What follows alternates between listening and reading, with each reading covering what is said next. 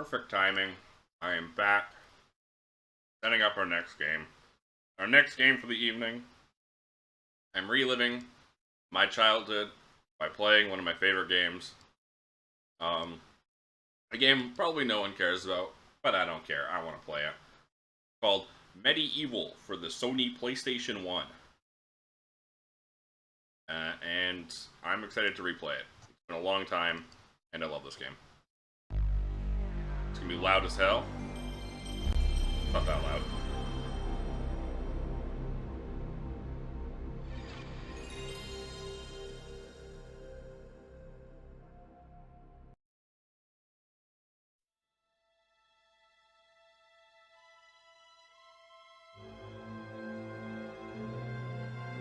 Dirt incoming? Yep.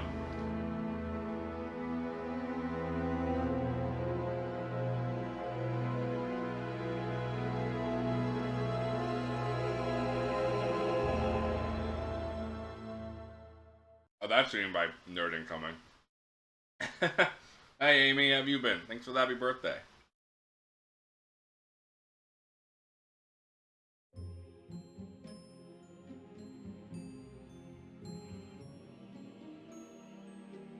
In a time long ago, there lived in the kingdom of Galloway Chaos Control! a sorcerer named Zarok. This arrogant, pitiless man hated his fellow citizens for their simple and peaceful ways. So he raised an army of demons and set out to take the realm for his own. The king's champion, Sir Daniel Fortescue, led You know what I hate people for just against this being peasants? horde. Songs are still sung of how he spearheaded the charge deep into the accursed multitude, how demons fell before him like wheat before the scythe, and how at last, though mortally wounded, he destroyed the sorcerer utterly. Fortescue went down in history that day as the hero of Galloway, and a time of peace began, which was to last for 100 years. And then the sorcerer returned.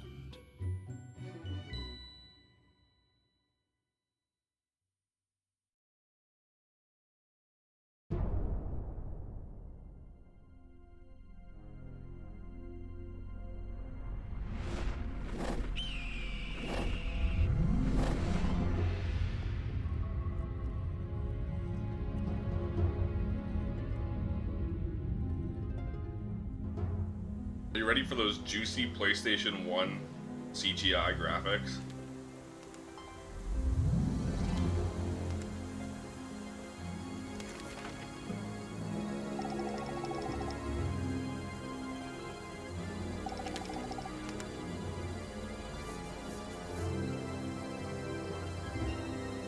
Chaos Control!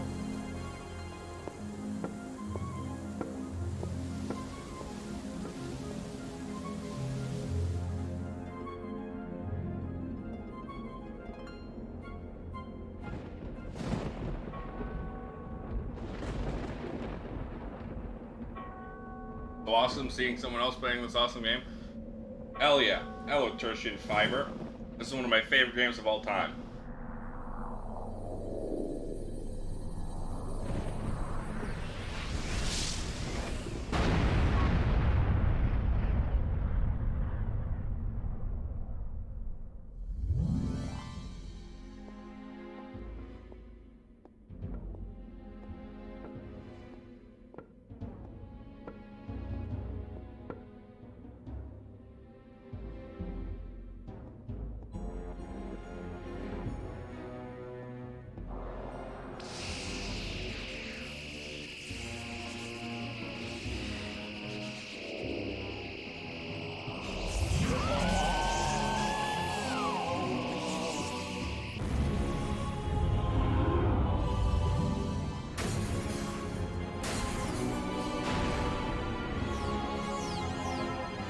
Thanks for the follow. Sorry that I'm currently eating while this is playing, so I've got a mouthful of food constantly.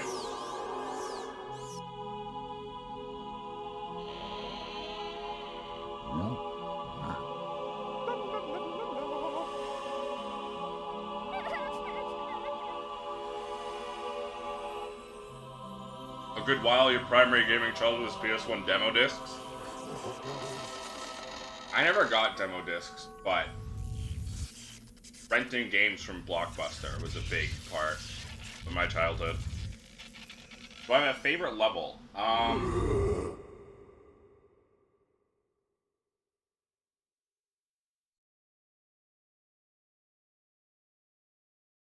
not sure. I have a lot of levels I really enjoy.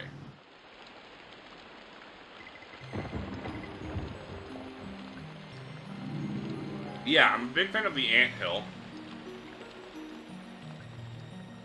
I also really like the Asylum grounds.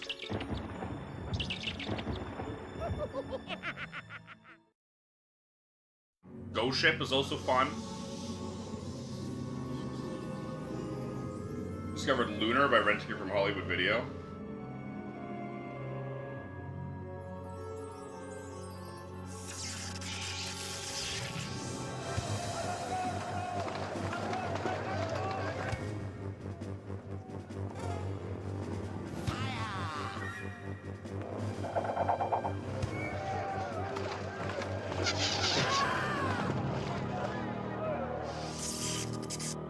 Renting video games is so tragic. Such an experience that we'll never be able to be experiencing again.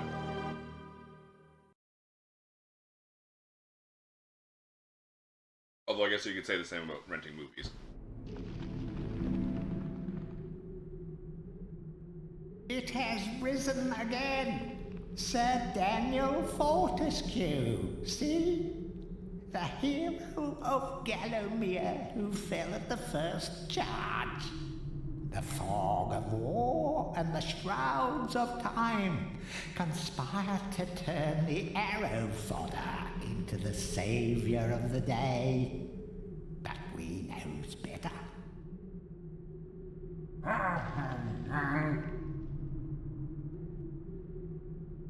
Let it alone. Fate has given it a second chance. A chance to forget the ignoble truth. A chance to defeat Zarok and live up to the legend. We hopes it does well.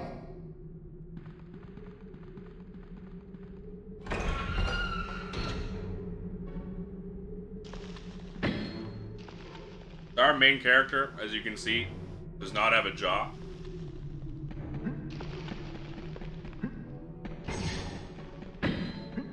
And because of that, he cannot talk. Taking your travels through the world of Gallowmere, you will collect many items. Look at your inventory, press the select button on the controller.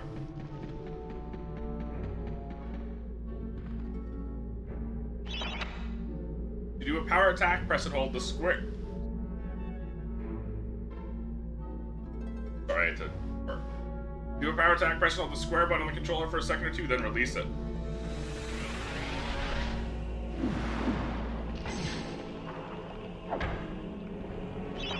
Feel free to have a paddle in the shallow water, but don't be tempted to go for a swim. Buoyancy can be a problem for those of a dead disposition.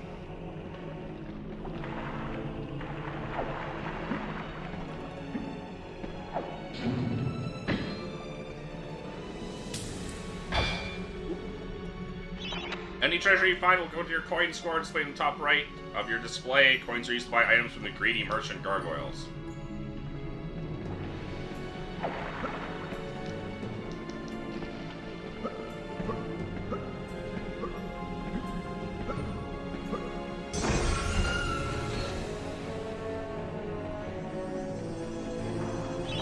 Track down Zarok by retracing his diabolical odyssey through Gallowmere. You can spot the exits from an area by looking out for a stinking trail of magic slime. That's funny. I don't think I ever really read the tutorials as a kid. And then I definitely never as an adult, because I never needed to.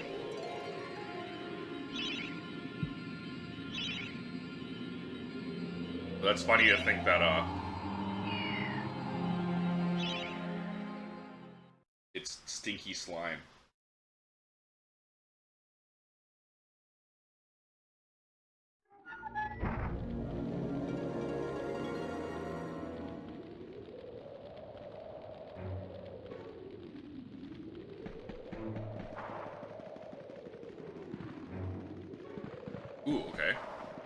don't think I ever knew that you could strafe.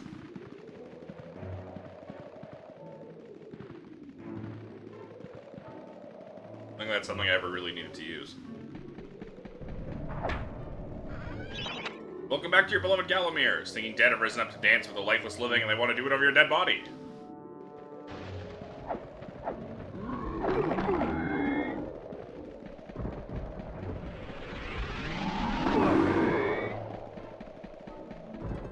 You really managed to clip me with that, huh?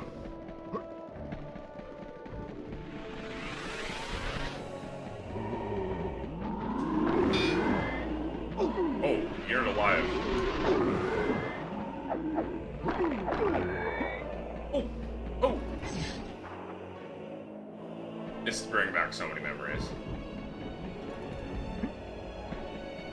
The amount of times I used to try and jump over this fence.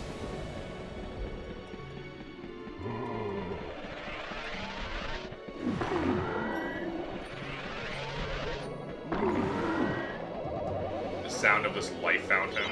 Don't let those zombies get you down. Tend to those wounds by stepping into this fountain of rejuvenation.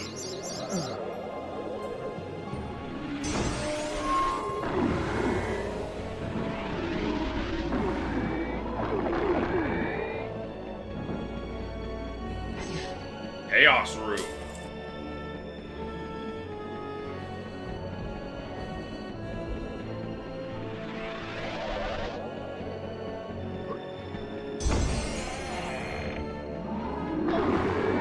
Come hit me, master.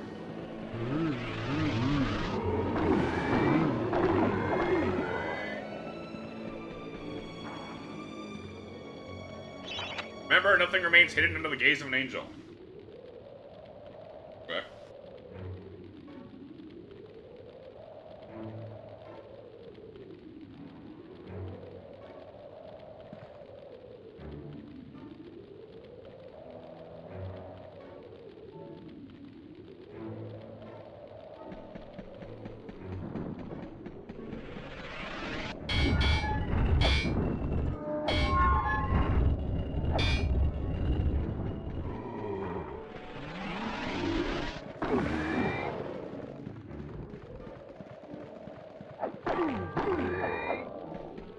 These graphics. Oh man, the nostalgia.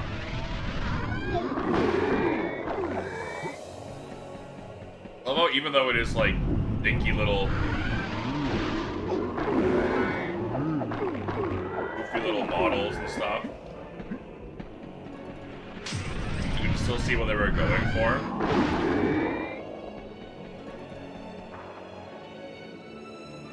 The greedy merchant gargoyle.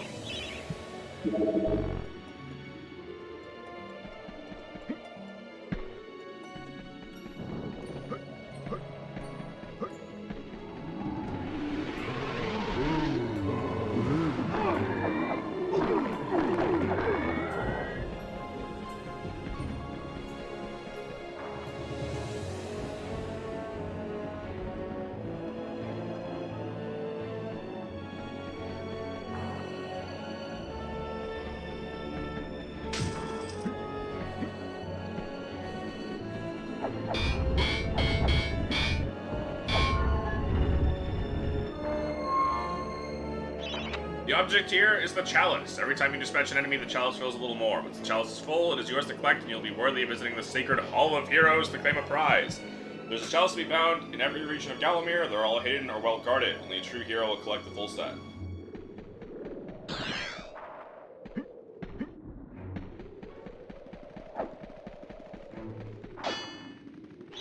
The living world lies beyond these skull gates. The master of the Hilltop Mausoleum, the stained glass demon, has possession of the skull key.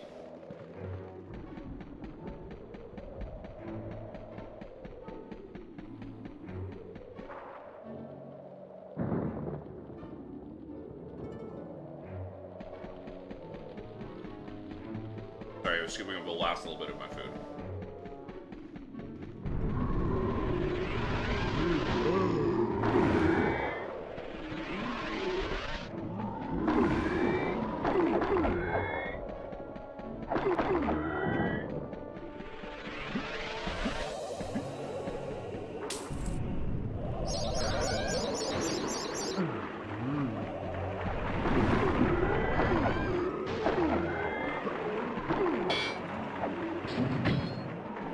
for shields.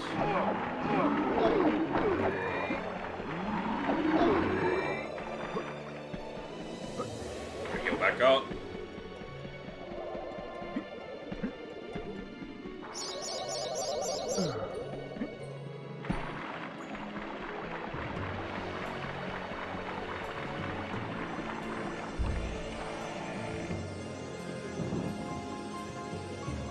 Tread softly. Zarek awaits beyond these gates. The Master meets with the demon from the mausoleum, hatching plots of purest evil. Forgotten nobodies would be wise to make themselves scarce. Yeah, but that's not me, right? Not a forgotten nobody, right? So, basically, every level has a chalice hidden in it. You have to kill a certain amount of enemies to unlock the chalice. And in doing so, when you finish a level, you get access to the Hall of Heroes. How you unlock new things. Welcome to the Hall of Heroes, where the bravest warriors from history spend eternity, feasting, singing, and arm wrestling. If they think you're worthy enough, you may be able to persuade them to give you a new weapon.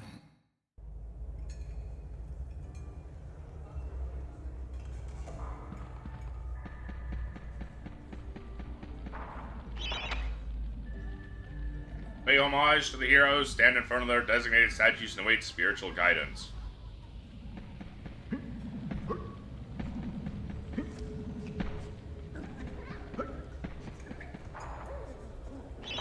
Only when you're truly worthy as a hero will you be able to ascend to the higher level of this hall. When you've paid homage to all the heroes in the lower hall, the ghostly stairs will then become solid. So right now we have only these guys, and specifically, you get them in a specific order. Oh, would you look at that?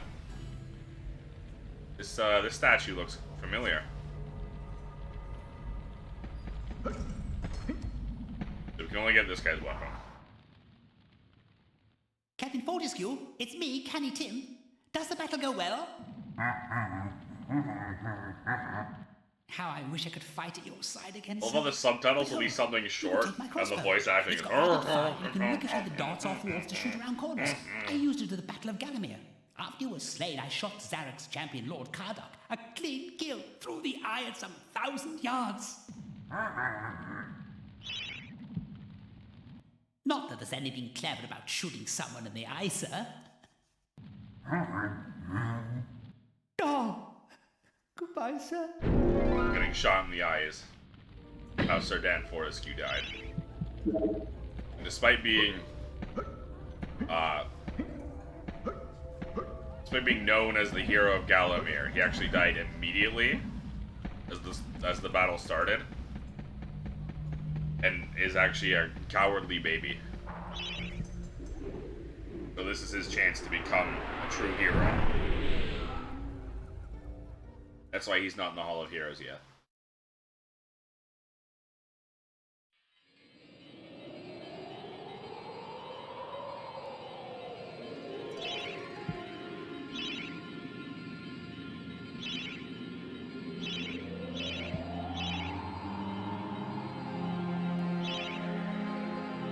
It's the only one that doesn't assault you to your face, right? What do you mean?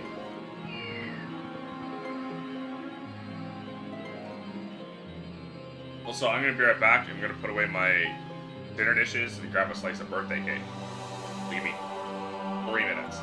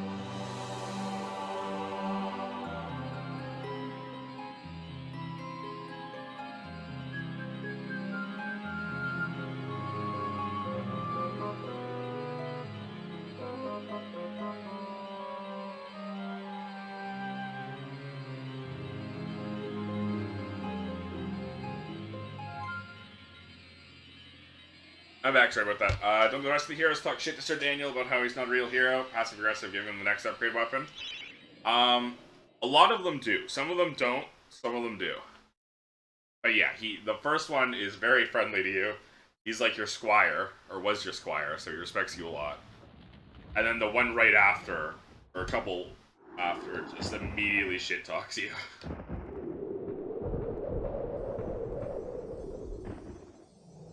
So, even from the shackles of death, my old enemy pursues me. You're too late, Fortescue. Already my army has risen from the grave. You will never leave this necropolis.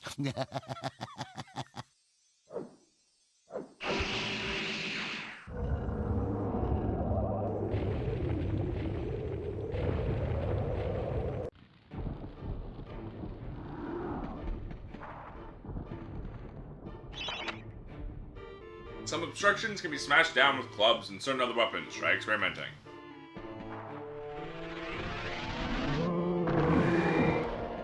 Pathetic.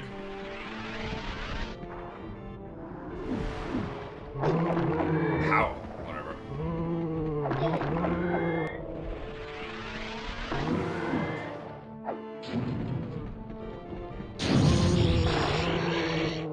That's a bomb.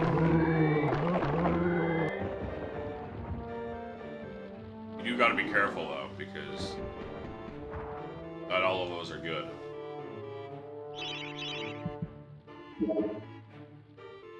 Gonna have the one in Gallows Gauntlet.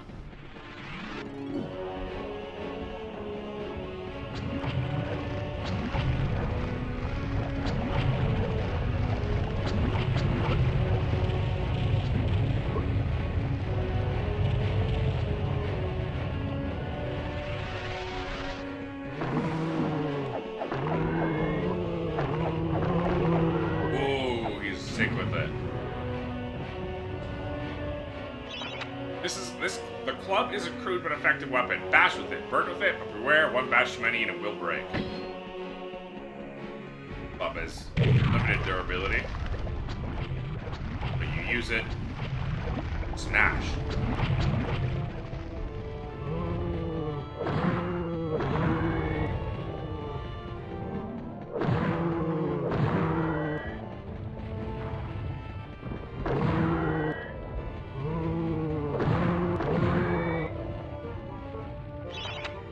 Great archaeological interest, destroy the boulder and plunder the valuable treasures within.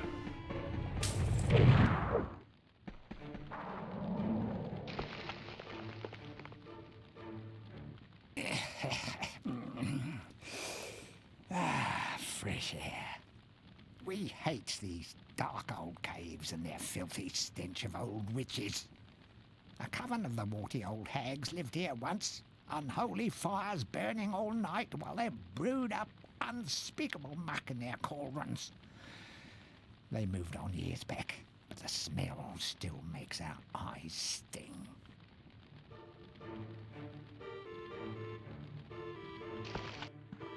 Damn, I wonder if that'll be relevant.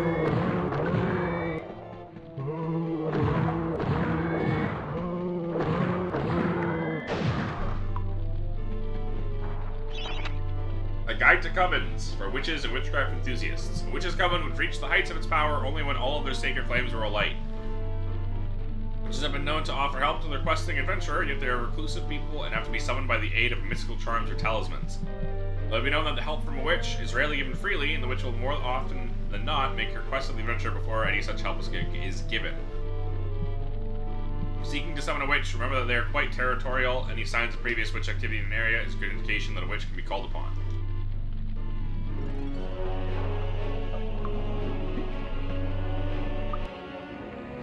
You can light your club on fire. Do stuff like that.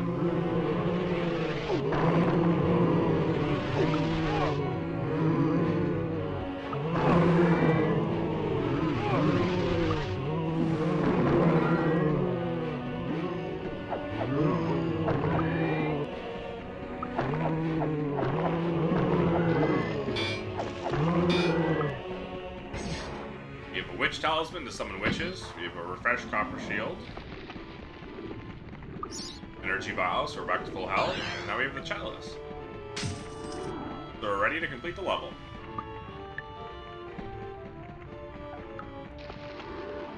The music in this game is phenomenal.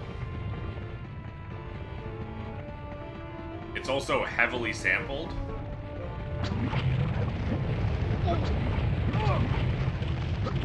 So you can actually hear much of this game's soundtrack in other pieces of media. Other video games, TV shows.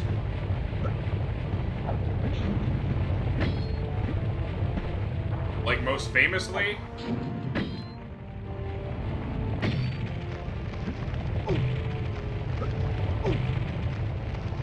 okay, so you don't have your shield up when jumping. There goes my shield. Or probably infamously is a better way of phrasing that.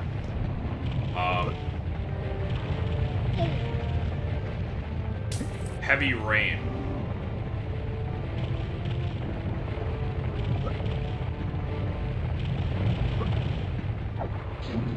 David Cage's Heavy Rain sampled the same thing, or one of the fights, one of the major fights.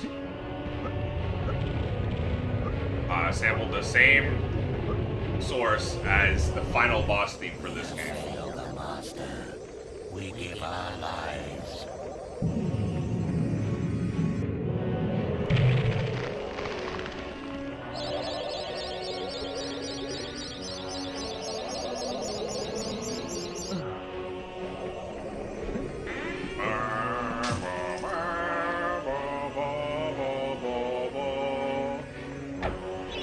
The adventure would be wise to be thorough in the exploration of an area. Hidden locations reap great rewards. It's talking about the club. You do need the club to progress. So if you don't pick it up, you can't actually progress through the next level.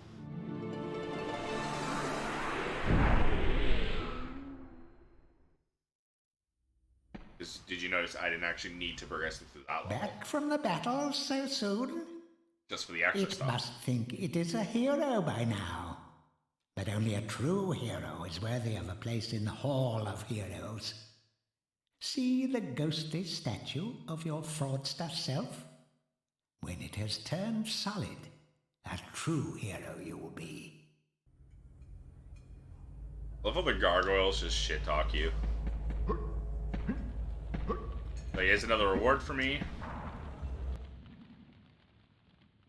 Hurrah! I knew it would take more than an army of the evil dead to throw your strider. I've something that may help you on your quest, Captain. I give it to you freely, though I have no idea what it is. The light bottle, dingus. Light bottles are basically lives, I guess. If I run out of my 300 health, that life bottle will heal me back to 300 and empty. And if I overheal, it'll fill up my life bottles. They're not exactly lives, because they're not like a binary thing. They're not full or empty. They have any overhealing unless they're already full. And they don't reset the level on consumption. But it's the closest analogy I could think of. They're like Metal Gear Solid rations, except you can't manually eat them. We're entering a house of pain. Rumors abound of evil doings in the secret catacombs of this very hall.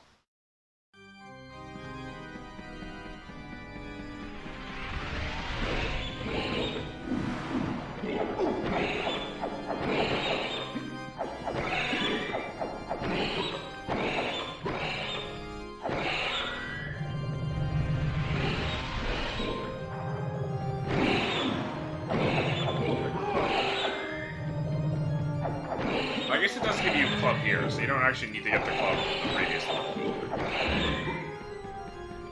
Because it does provide you with one, if you need it. However, you do actually need the Witch's Talisman that I picked up later in the game.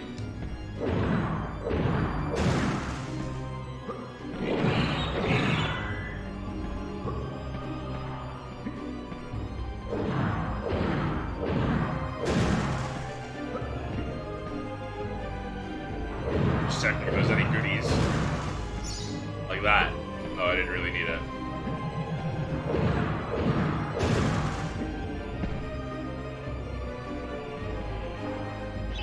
Watch out for sticky-fingered imps. These thieves will strip you down to your armored undies. You see how these imps have torches? There are some imps that don't have torches in their hand, and they will steal your weapon. And then run off, and you will lose your weapon and have to repurchase it from the gargoyles. Currently not a big deal. Well, it's a bit of a big deal. I've only got the one weapon, right?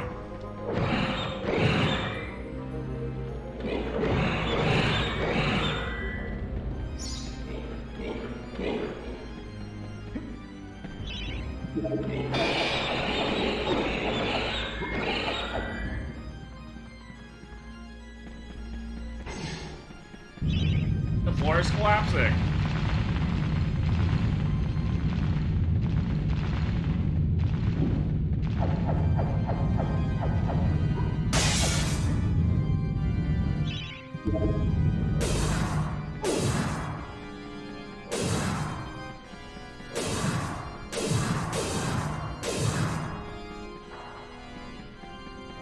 I require the moon rune for that one. Ow.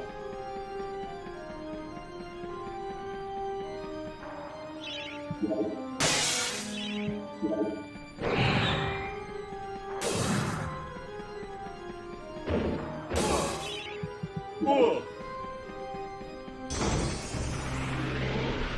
That guy. That empty weapon imp. He's coming for my hand. Or not my hand, my sword. But of course, you always have your own arm. Same glass demon as the master of the mausoleum. His wretched soul lies preserved inside of a frozen glass heart. Shrouded in a veil of darkness beneath the mausoleum, you'll find this pre-frozen menace.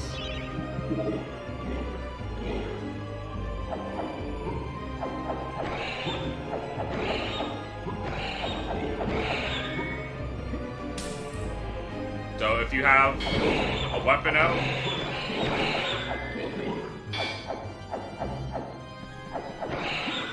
that imp will try and steal it. And then run back into his little hell.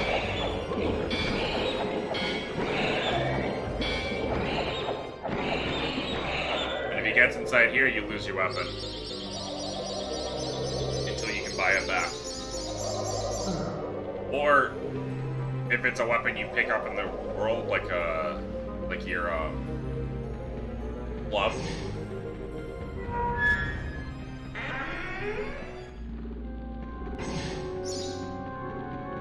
You can find it again. Your club and your short sword, because your short sword you find in your crypt for free. The would-be Phantom of the Opera longs to play a new tune. He seems doomed to repeat the same chords of despair over and over.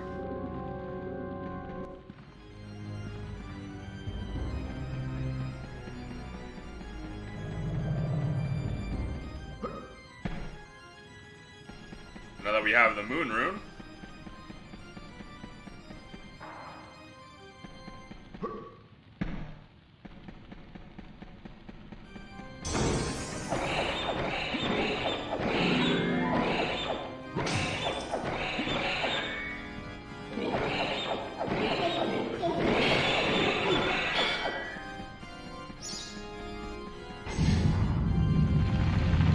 Oi!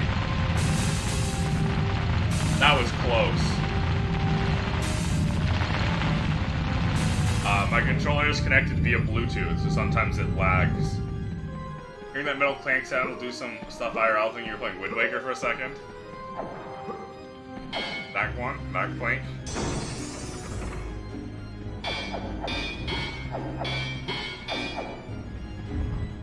I could always play another Wind Waker randomizer. Oh, we actually don't want to do this yet.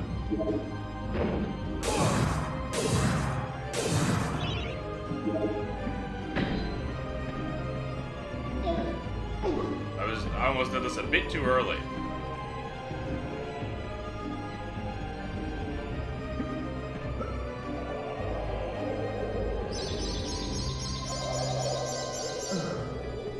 Gives sounds when you drop enemy? Yeah. Dun, dun, dun. As you launch a moblin across the map.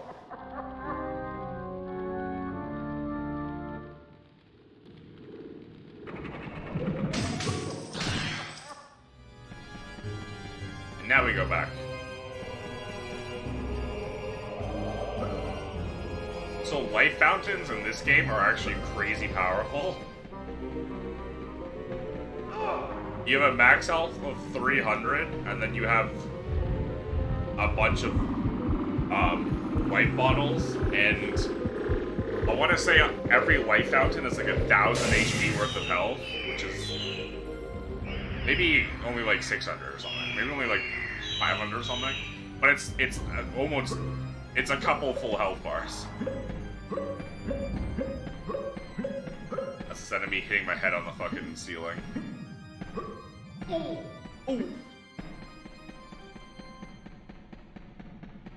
So for added context, I think I spent 10 years, 10 different Halloweens dressing up as this character for Halloween as a kid. We could just do this.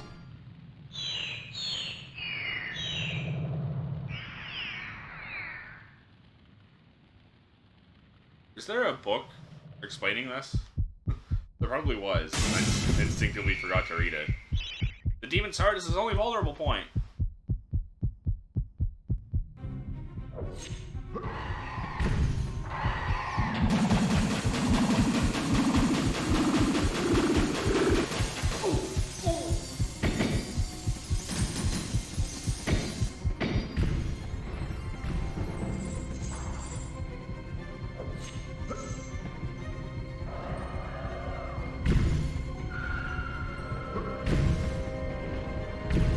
What a cool first boss.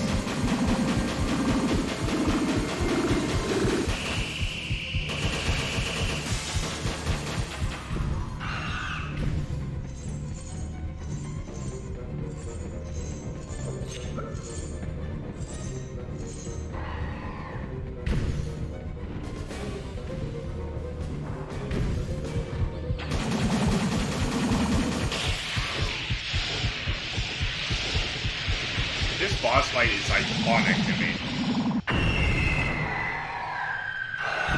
I can literally never forget the stained glass demon.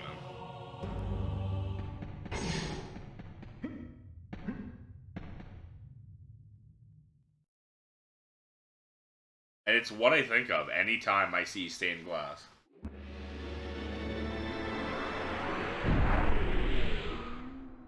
I wonder what he looked like in the remaster. I played the PS4 remaster. I don't remember. I mean, they didn't change anything, I don't think. But I don't remember stuff like that. Like, I don't remember what the Shadow Demons looked like either.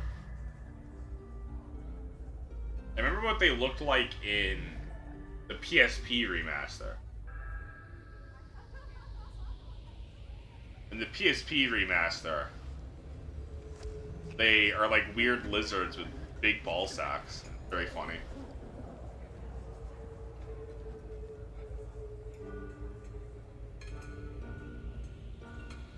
Okay, this is... I'm not sure if this is the PlayStation 4 remaster or the PSP remaster of this stained glass demon. This looks like the PSP one, though.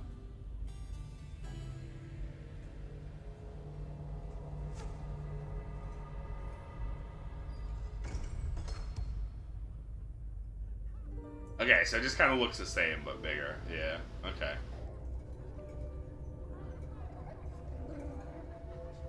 God, how do I not remember this? I played it. I played it, but it feels like I didn't. I'm looking at these screenshots.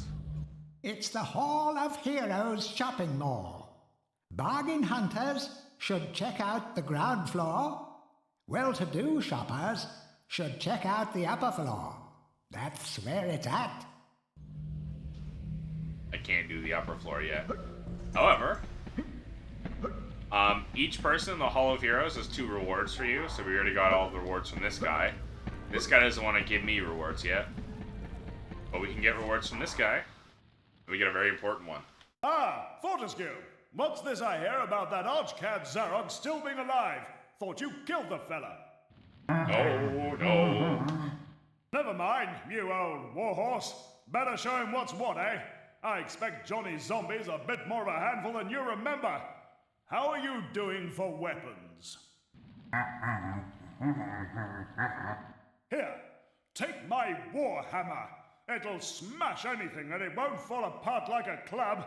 I only ever get to use it cracking walnuts around this place. Hooray! Nonsense, Fortescue. I said won't yes. take no for an answer. Knock a few heads for old Stanier Ironhewer, eh? Now this is a very important weapon because it's a club that is used infinite that has no durability. It can't be lit on fire like the wooden club can, but this is your smasher for the rest of the game.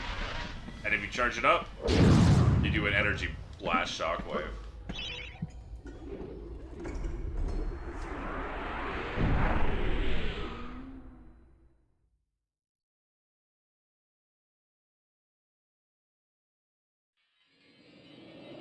And trust me, even though it seems like we already just did the level that requires a smasher, we will still need a smasher.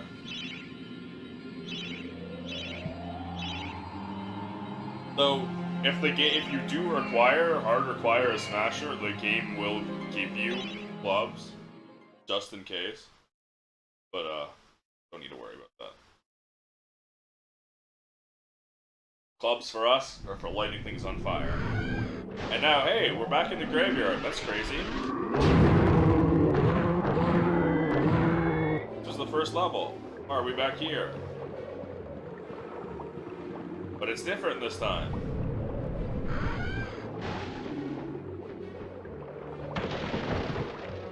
Oi! PlayStation 1 platforming.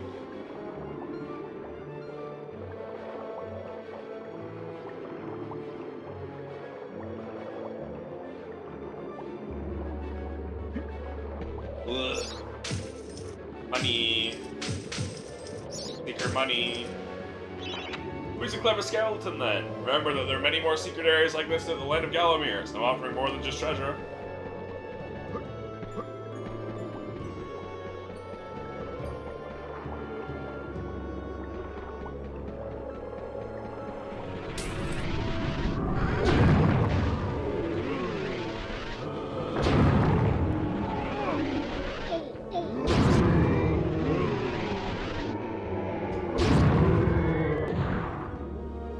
Right, those headless guys shred you.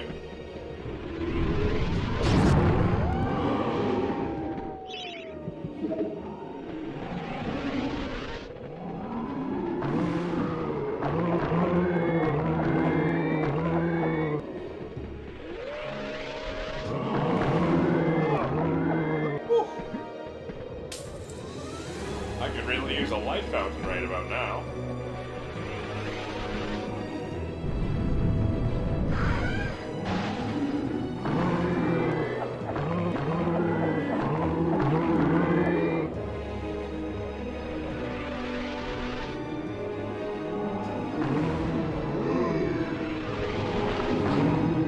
Oh.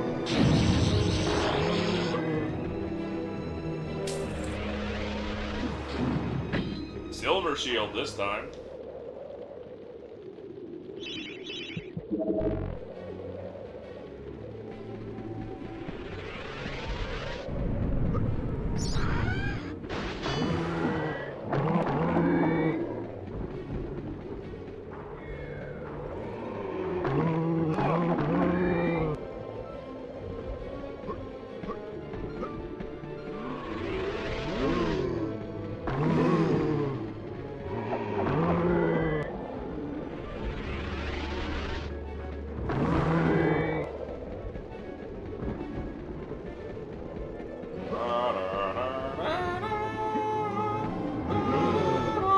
Oop, I didn't make it all the way before falling. That's fine. There'll be other light fountains.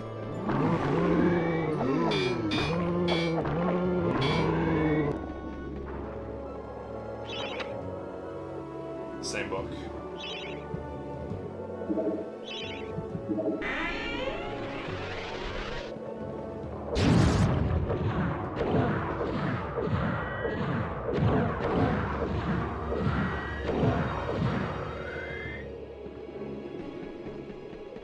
I think the hammer actually has sweet spot damage. Like you saw how I one-shot that one, but two-shot the others. But it's jankier, the PlayStation 1 game. So like if it hits the non-sweet spots at all, even if it does hit the sweet spot, it won't get the sweet spot damage.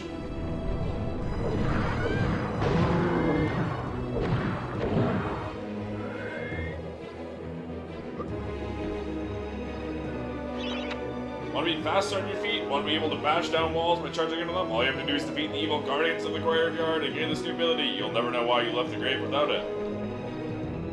Oh yeah, you see these heads, these hands running around? You can squish them for 1 coin.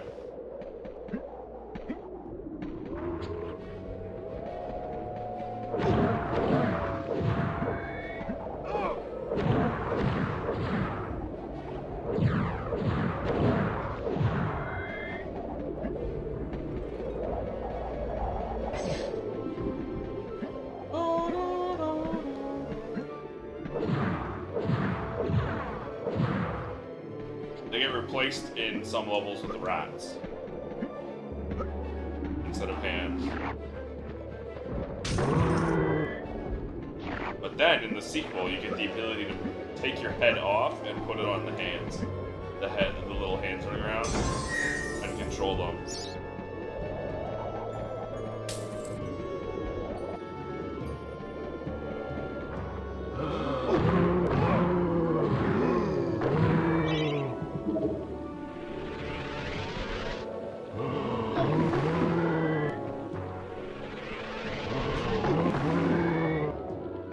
Guys suck.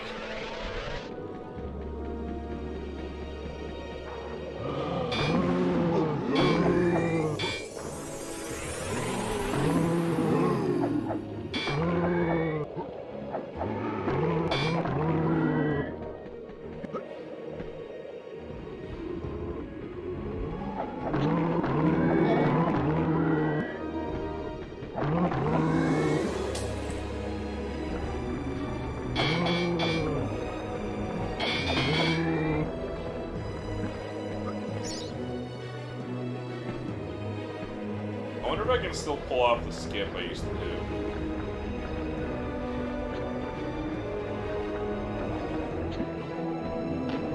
So normally you're supposed to go and push the 3 rocks down to make a bridge, but I'm pretty sure I can just do this instead.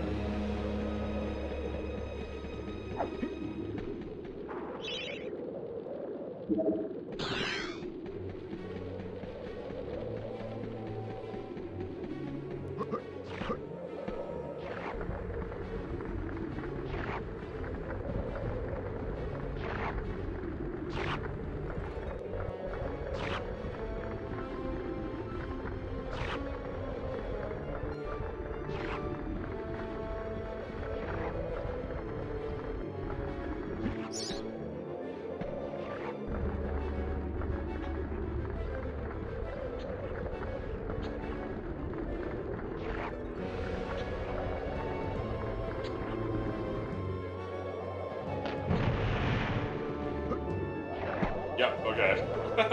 I'm still sick with it. You're supposed to push 3 blocks and then jump across them. But if you're me, you just jump.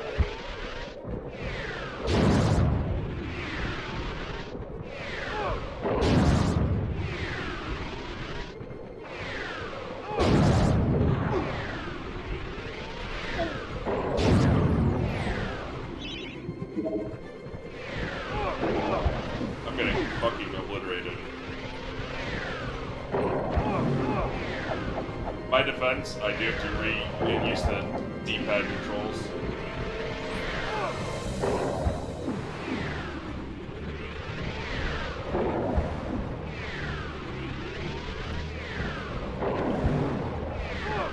Ow.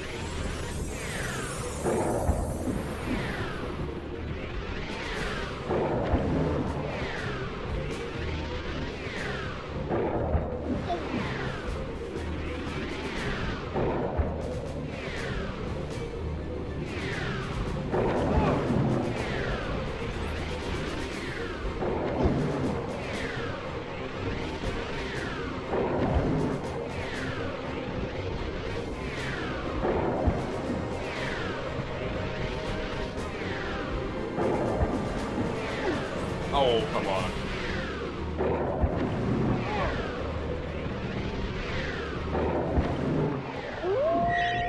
Evil Guardians of the Graveyard have been vanquished. You've been the daring dash ability. Use it well, so Dan.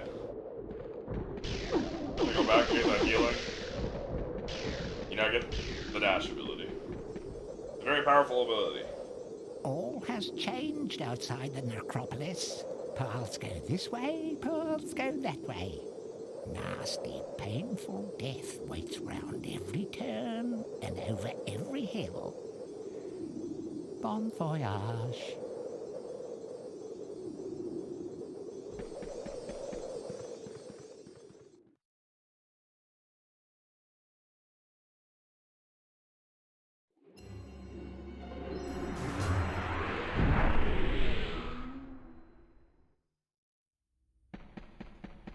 No snarky comment from you this time? That's fine. I love the frame rate, the classic Hall of Heroes frame rate drop. Bravo, Fortescue! Some of the other chaps wagered Zarok would be using your ribcage as a toast rack by now, but I knew you'd pull through. Here, I have a little extra something here I can give you. Could help the old quest. You want it? Of course. I think this is the lamest reward of just money. Yeah.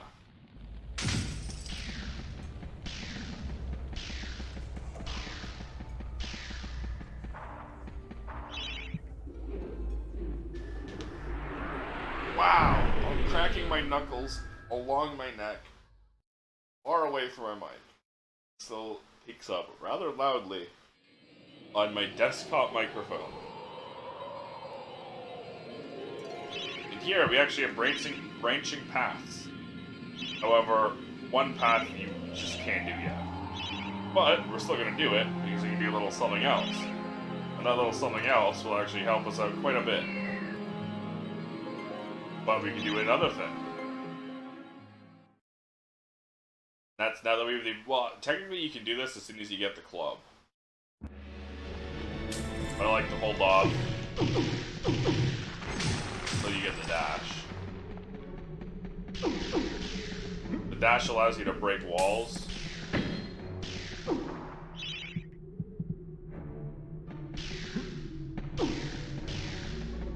Oh, you don't get a short sword here anymore.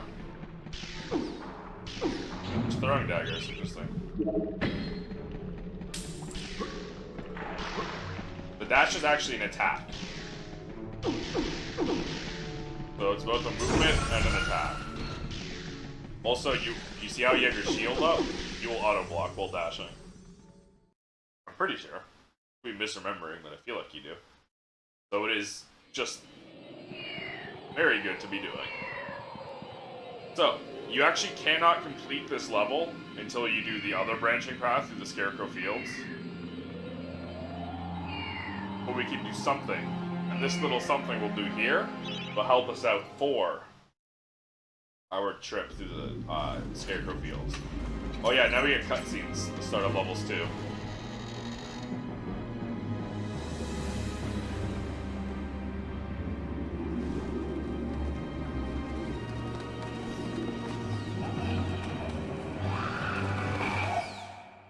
I love these PS1 graphics. The Enchanted Earth. Yes, that is smoke coming out of that frog's nose. I think they're called dragon toads. They're fucking annoying, is what they are. Yes, you do auto block.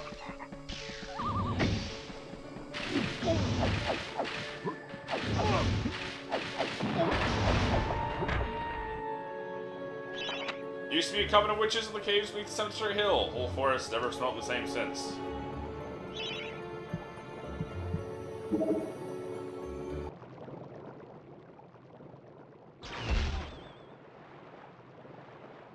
Who has summoned the Witch of the Forest? Oh, it is you, Sir Fortescue. Forgive me, my lord. I have never met a real hero.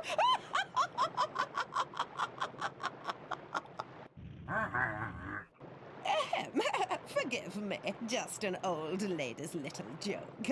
In truth, I am glad to see you, Sir Fortescue. I need In 7 the pieces of PSP armor remaster, that are hidden if in I the remember ice correctly, nest. Bring them to me, and maybe I can it's the grant you other. a special Maybe it's the other reward. witch. I will only But offer one you of the this witches quest in the this PSP once. remaster Are you is willing to give it a exceedingly try? horny for Sir Fortescue.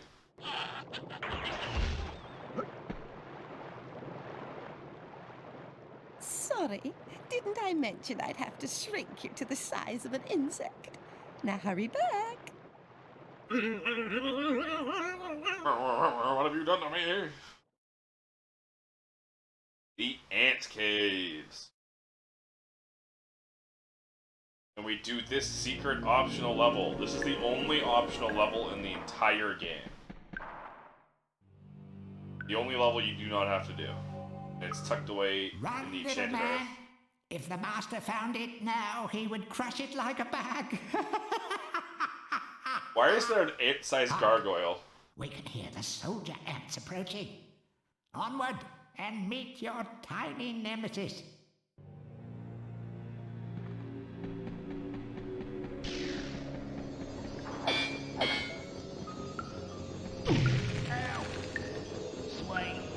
Thank you for releasing me, sir. My people wish only to live our lives in blissful harmony with nature. But alas, the wicked Ant Queen has many of us in prison.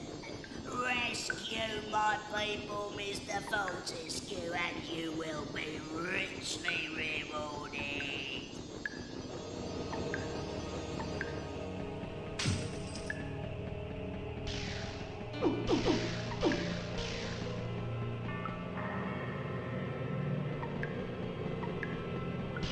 Where we came from.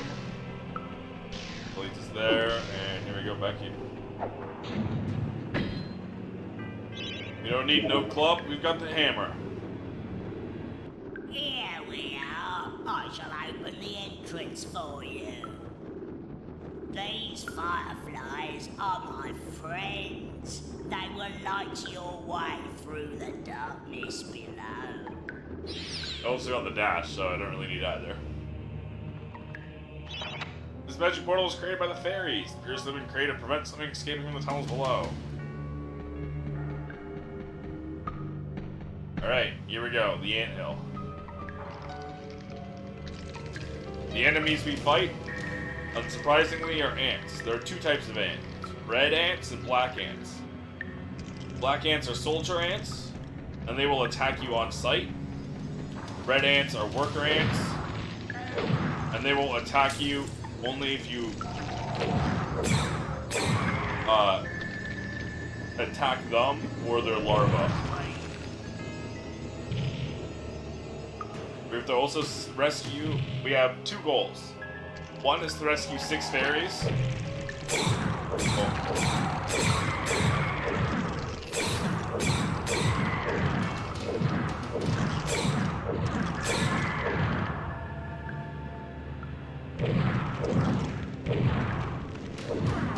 So one is to rescue 6 fairies, the other is to find 7 pieces of amber.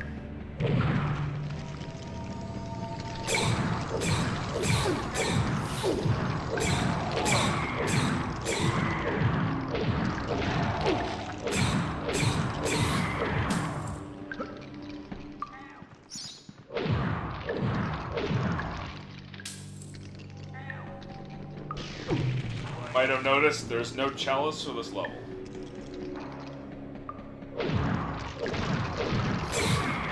The only other level to not have a chalice is, of course, Dan's Crypt.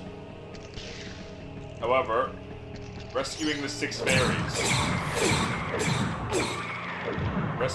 fairies takes you to the Hall of Heroes as if it was a chalice.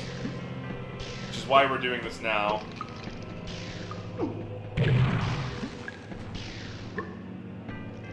Because this gets us an early weapon.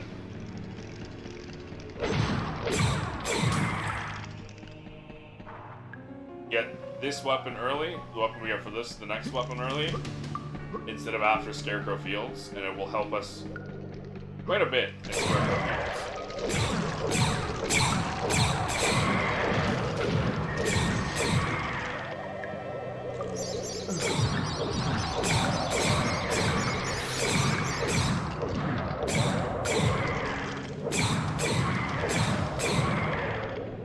can see the ants are very susceptible to hammer.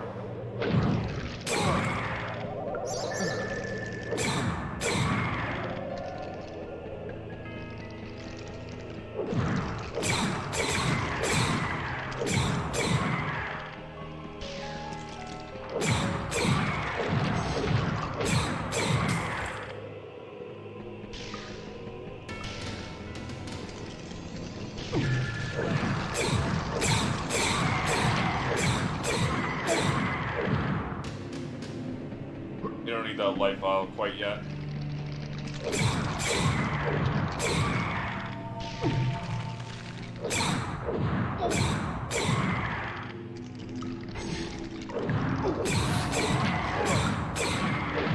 We need one final amber piece.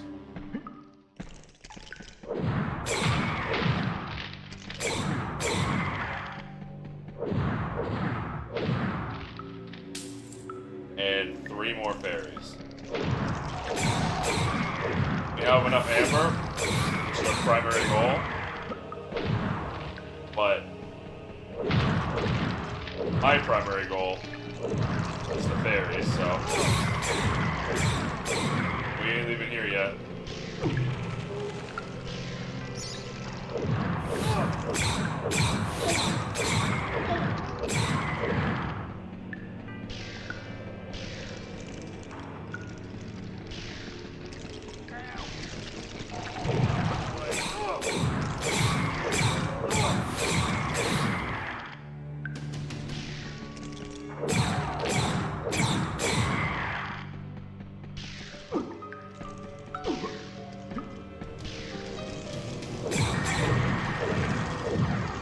Just need to find the last fairy and we're good. We can get out of here. There's more than 7 pieces of amber. 7 individual pieces of amber you can find. It's actually quite easy. Oh, there's the last fairy. Perfect, because we're at the end of the level.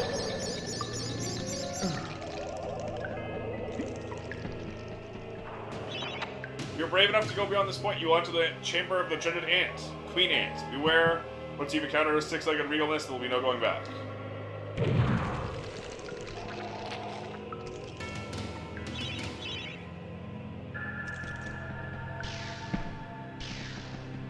It's a one-way drop, you can't get back up, and now we have a boss.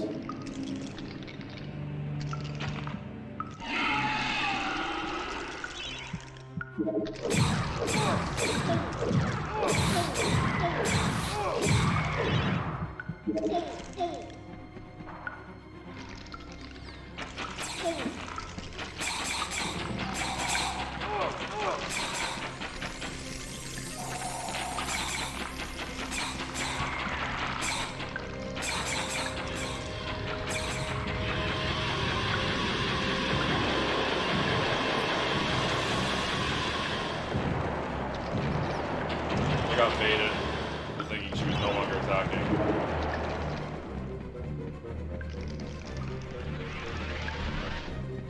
Oh, come on. Ow.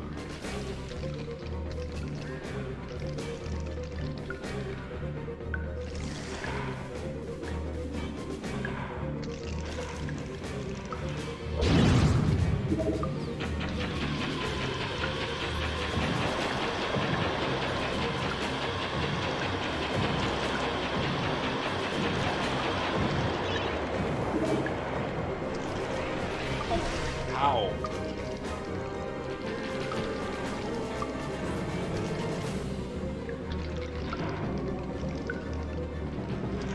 Woo.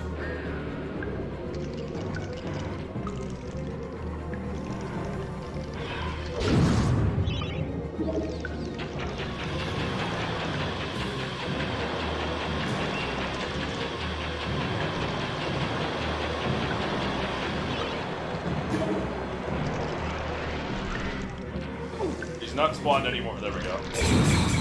I was just about to say, she hasn't spawned any more ads.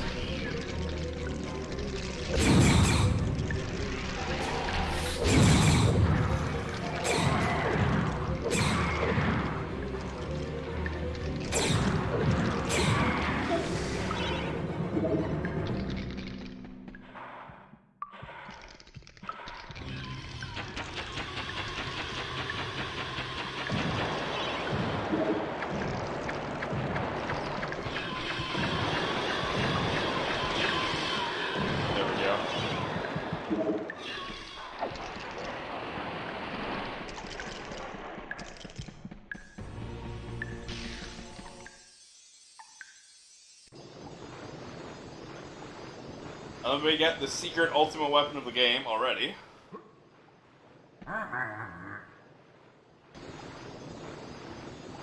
Bless me, if it isn't Daniel, Lord of the Ants. Hold still, and I'll remove the shrink spell. Only 17 more hours. 18. Oh, lovely, lovely Amber. Here you are, Sir Knight. A wart-covered and cabbage-smelling old crone I may be, but I always keep my promises. I grant you my reward. Here we go, the secret ultimate weapon of the entire game. Chicken drumstick. You have helped to free all the fairy people from the clutches of the filthy ant scum. As a reward, I can grant you passage to all the heroes. I've never been there myself, but I've heard they got a free bar.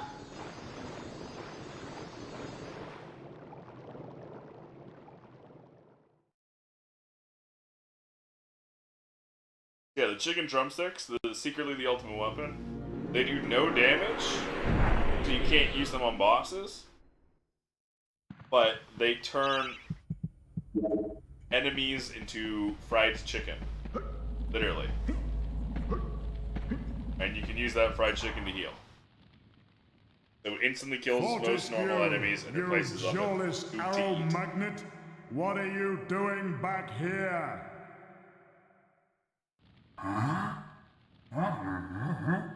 What? Call me Mr. Woden the Mighty. How I pity the people of Gallowmere, that their fate should once again be in the hands of a chump like you.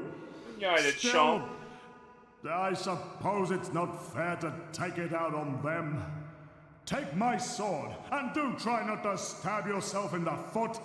You know, I've always had my doubts about you, Fortescue. You're just not carved from hero material.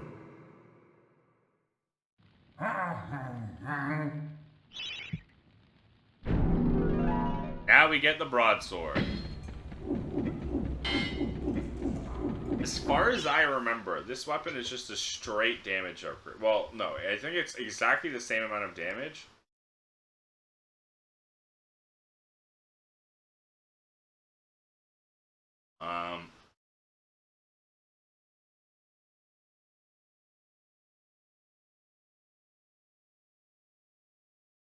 I don't actually know if it does by deep. So you can enchant it. What makes it strong is you can enchant it, and it'll do significantly more damage when enchanted.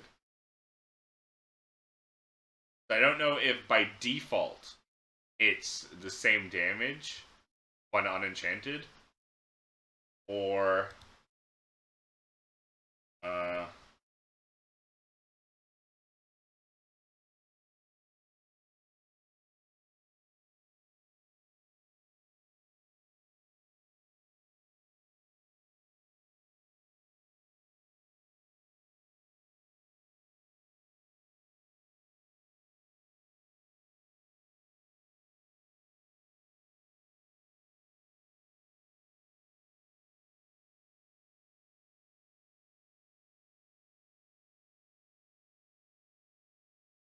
yeah, so I think it's the same amount of damage by default as the normal sword, and then when enchanted, it's as much damage as the actual best sword in the game.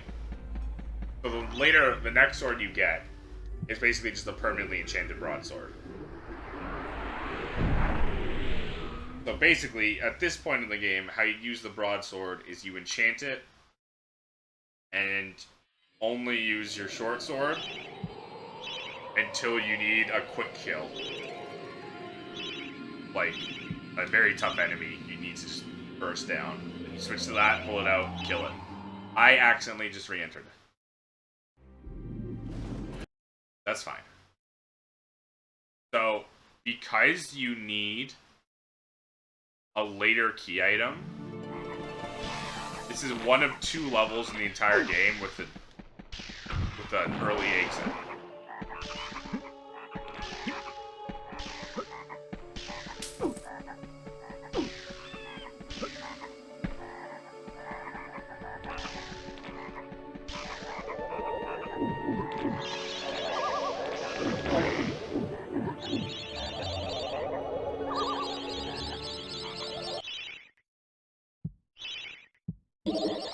think I can also just quit level, like that. We did just save, so even if that quits the menu instead of the world map. Okay, so that does quit the menu. Luckily, we just saved.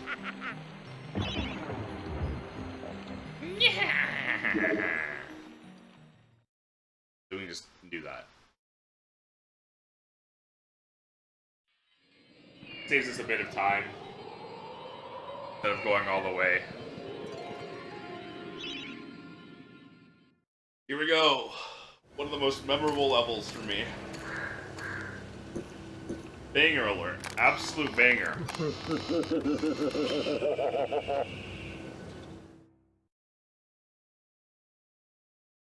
One of the best themes in the entire game.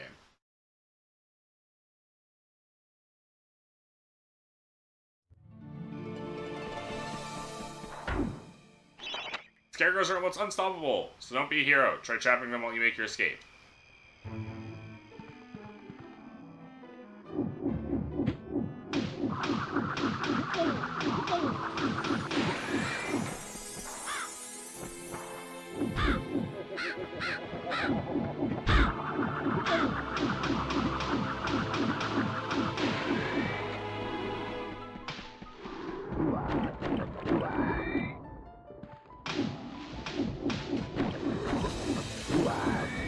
Wow.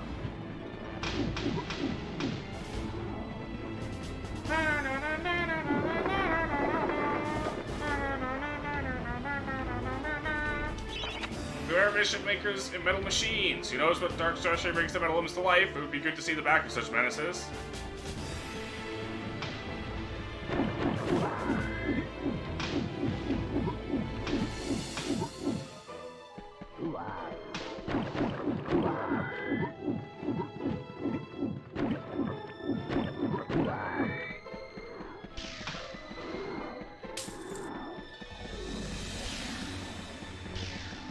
So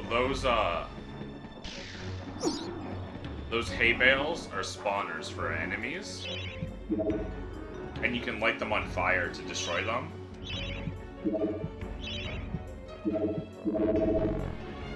But if you do that, you don't. Like, I don't think they infinitely spawn enemies, and if you do destroy them, you don't get chalice percentage. But you wind up just losing out.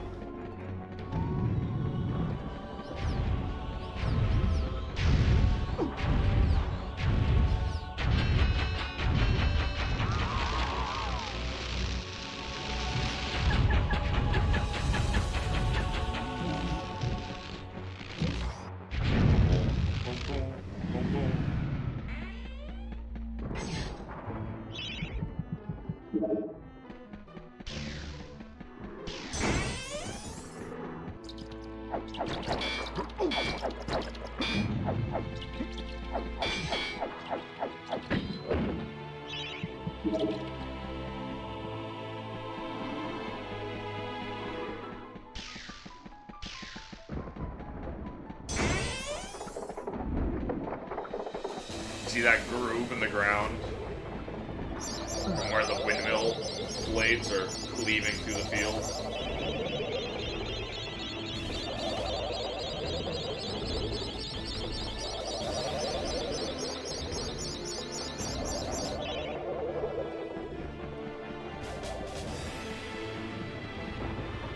And this is why we get the broadsword early.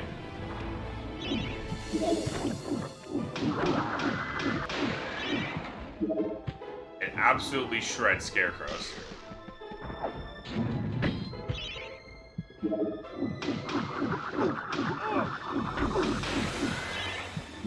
That sucked. Come behind me. So if you don't do Enchanted Earth early for the anthill, you don't get you don't get the broadsword till after this level.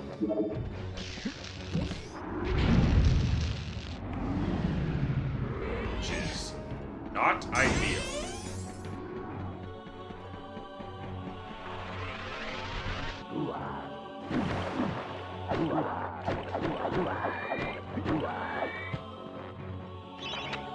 Kul Katura, the Serpent Lord, yearns to fight alongside you, but has been captured by Zarok and sealed within a chest.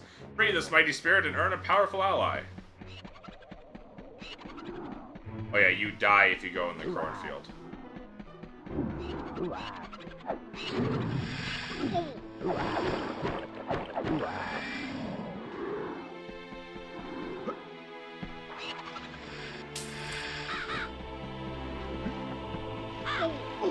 Ow. I was in the cornfield for too long.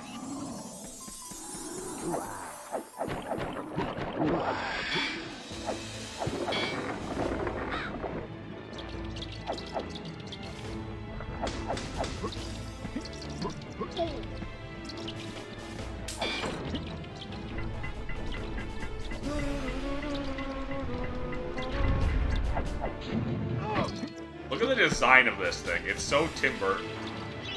The corn cutting machine is missing a part. Cog fell off this miracle of modern agriculture and hasn't worked since. You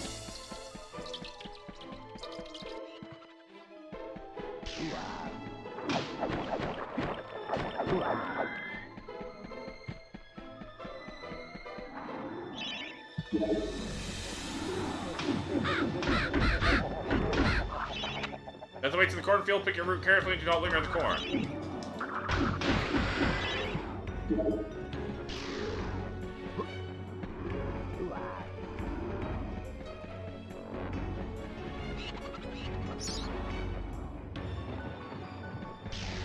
Oh yeah, you see that guy that just ran across the path there to kill me?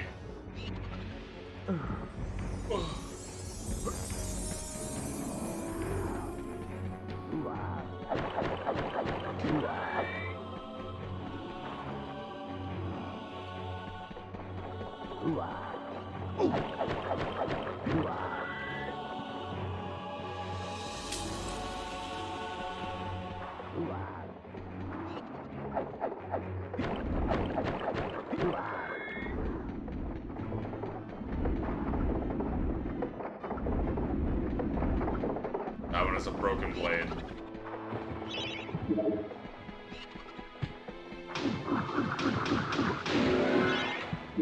You know, collect the chalice, however we actually physically can't yet. We don't have access to it.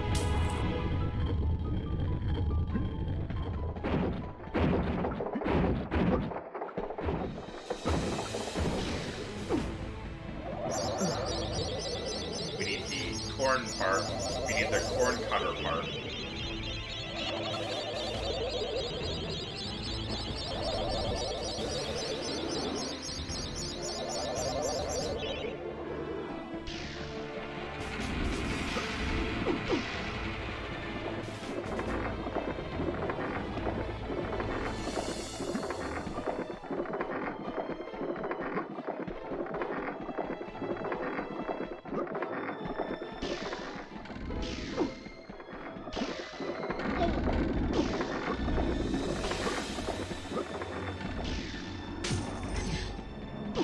There we go. I have to go all the way back to Chicksaw's farm. It's actually a lot easier on the way back. Because you're on the way. You're along the route. For the path of the traps instead of going against them.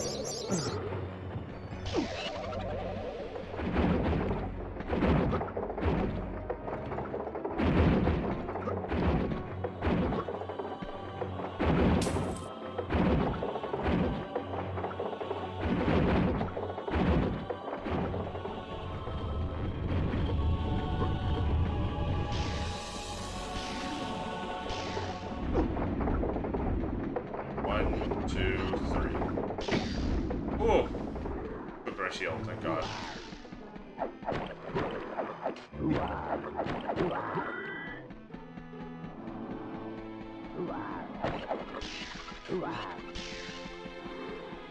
Maybe they do infinitely spawn enemies.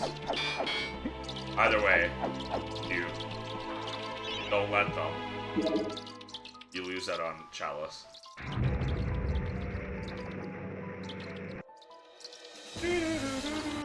Oh, sorry, I'm just getting rid of quick ping.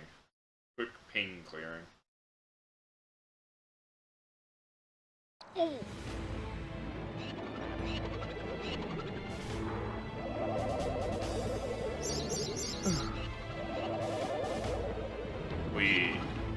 scary when you're not when you have the input delay and lag of I should have bought that.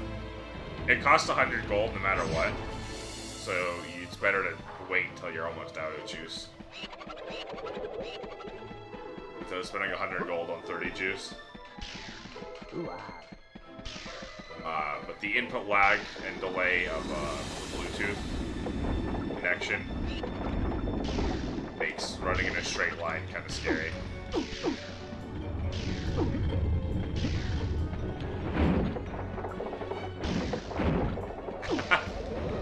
Power of jumping.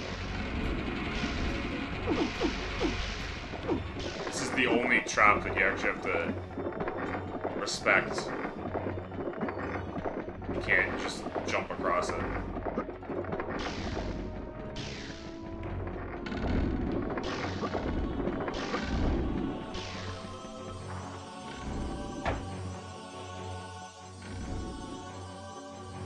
Pumpkin Gorge, dead ahead.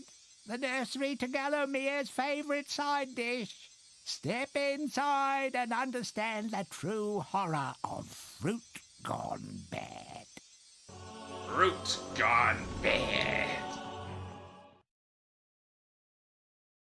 This is the last reward from the lower floor that we get. After this, we're on the top floor. Gaining allies in the Hall of the Heroes is the way forward. Hack, choppity chop, off with a few zombies' heads, and it thinks Those it can cars outside redeem picking up? itself in battle. You still have a long way to go to rank as the best. God, I'm so tired and we're only 11 hours in to a 28-hour stream. Well, we're not even 11 hours. Even worse. By God, Fortescue, you must be the luckiest corpse ever to walk the face of the earth. I have something here I can lend to you.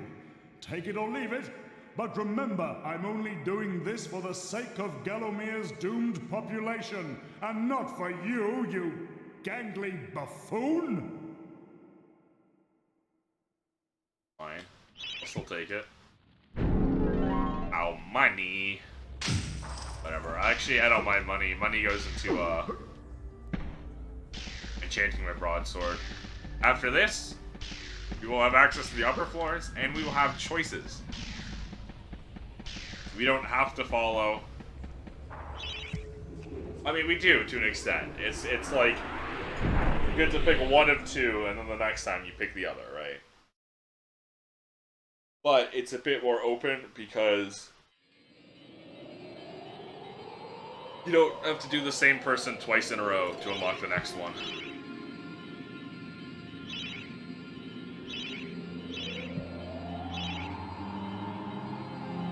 Here's another branching path that we have. Once again, we actually do have to do both of these. So we're gonna do the Pumpkin Gorge first.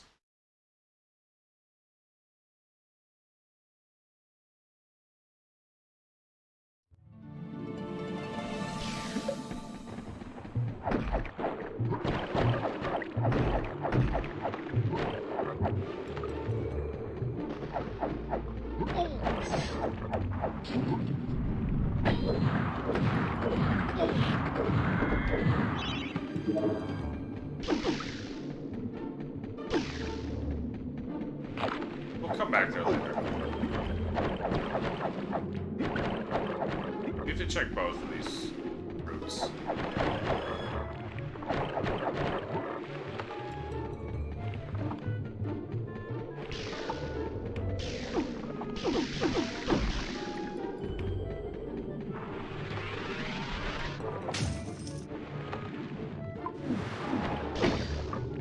How do we know? Have to be more enemies down here. Owl.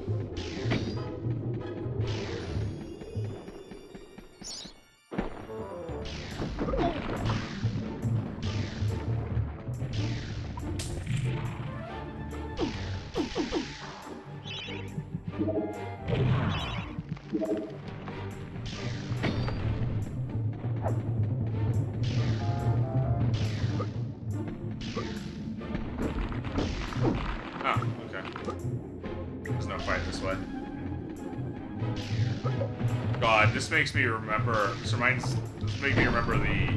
Oh, there is. The pumpkin level in the sequel. All my homies hate the pumpkin level in the sequel.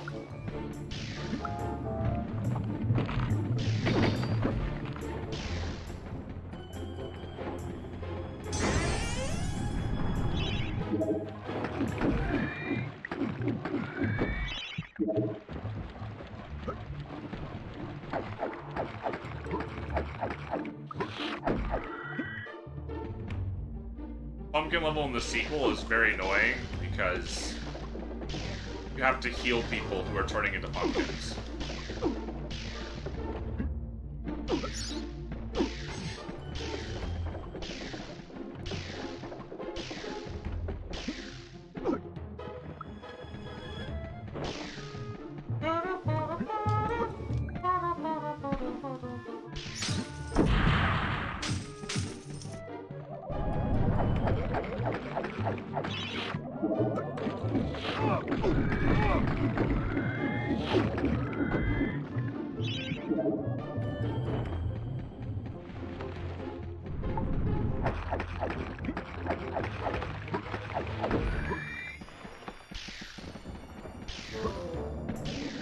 If you don't heal them in time, they die and you lose out on the chalice. You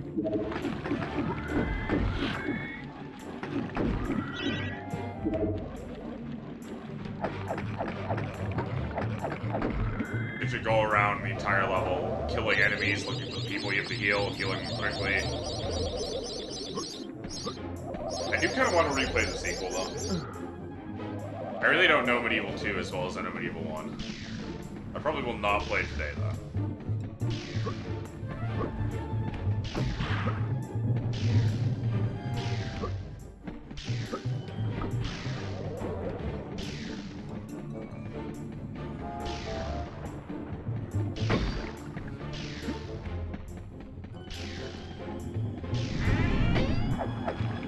Oh, there goes my shield.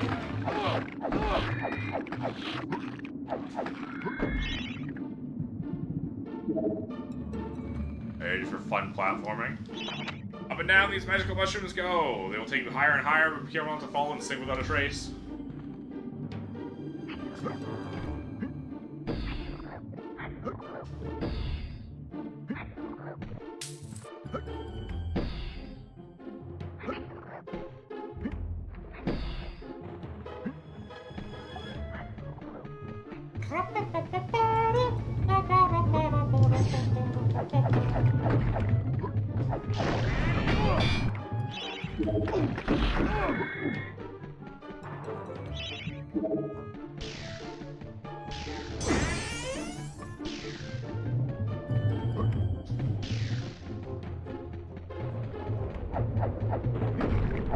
How are those pumpkins rolling uphill?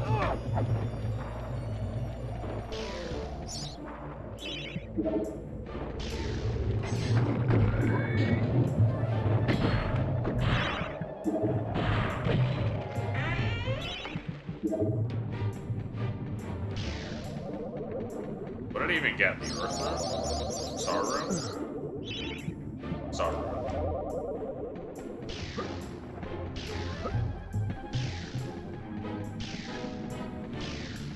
Now, we could go back that way to get up the mushrooms. Or we could just go this way. Do a fancy little thing called jumping.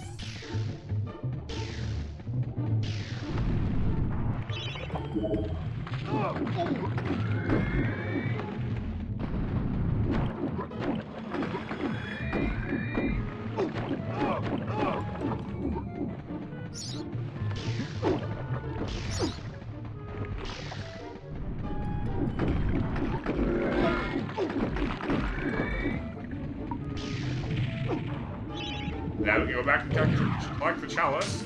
Unfortunately, the chalice is all the way at the very beginning of the level. So it's kind of annoying to get. But we'll live. Oh! That was crazy. That was crazy. That was the most ill-advised jump I could have made. And I made it. I'm sick with it. That's how you know this guy knows That's how you know this guy knows what he's doing. Or at least knows well enough how to fake it.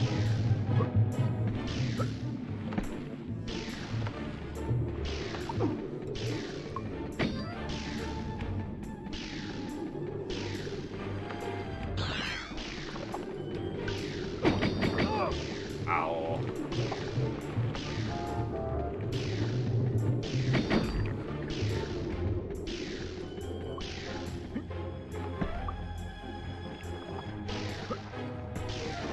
Now, or I guess not now, but we'll get our first weapon choice.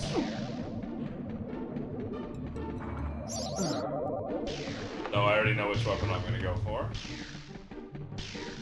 We do get both. It's a matter of which one we get first.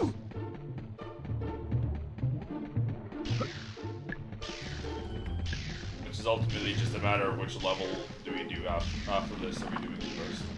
And we're going to be doing the next pumpkin level first.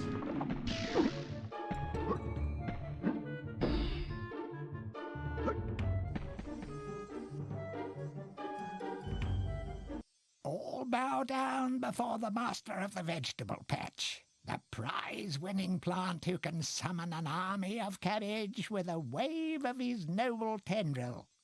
He's delicious, he's nutritious, he's Zarok's secret recipe. He's the Pumpkin King. I feel like you should have told me that at the start of next level, not this level.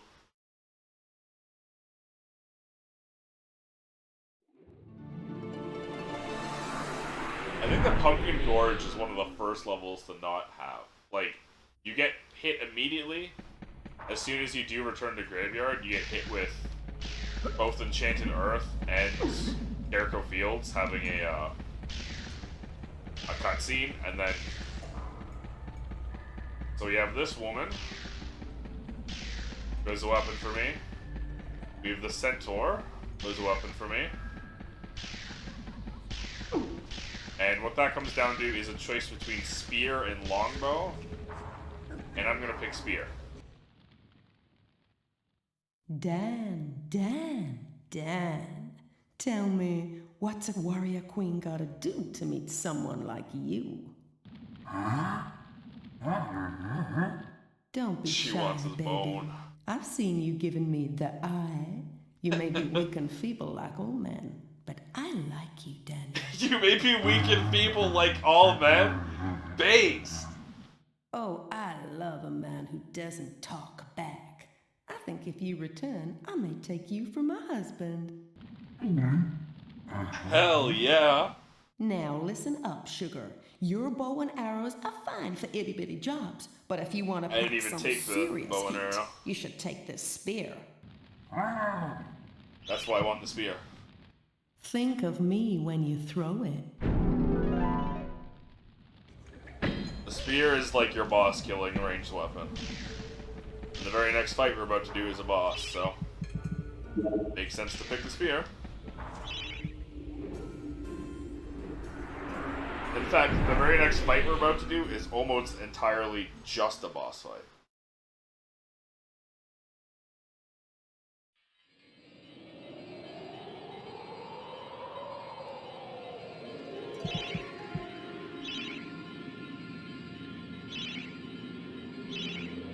We're like halfway through the game already, by the way. This is a PlayStation 1 game, it's not very long. It's also a one disc. It's not a Final Fantasy game.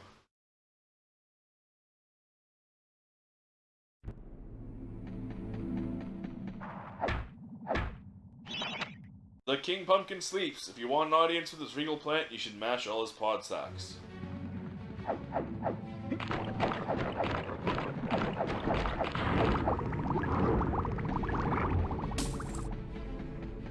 People want to talk to me, they just fucking slash my balls up.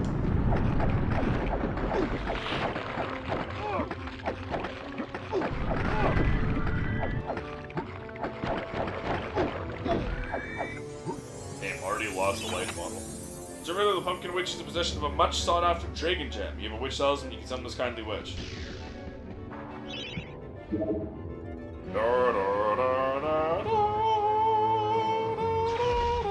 Greetings, kind sir. I am the Pumpkin Witch. I'm like a mother to those pumpkins. I give them all the love and care a young fruit could ever ask for. From the moment they first push a shoot above the soil, right up until their heads are cut off and eaten. And look, see how they repay me, running around and causing mischief. That nasty old big pumpkin has a bad influence on the young seedlings. If you teach him a lesson in manners, I might give you a nice present.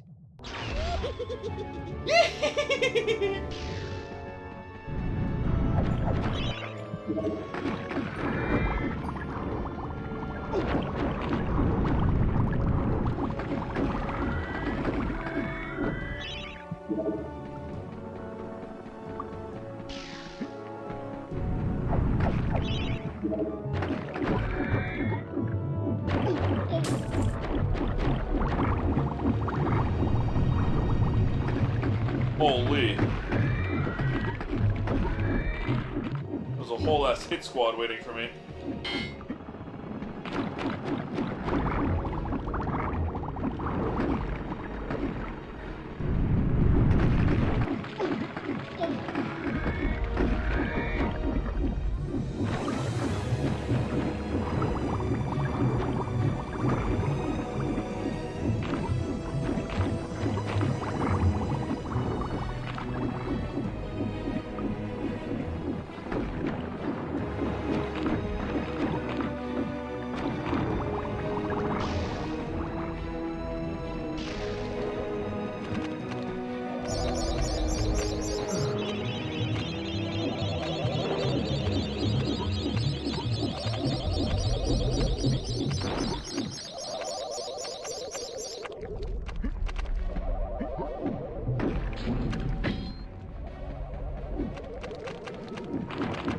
Like the empty pond.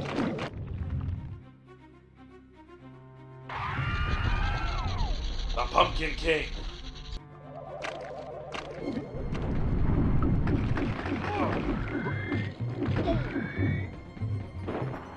This is why we brought the spears.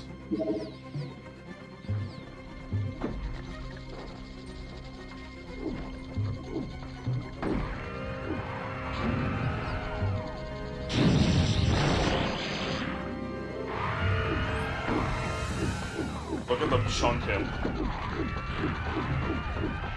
Holy. Spears are powerful. Powerful, powerful weapon given to me by a powerful, powerful lady.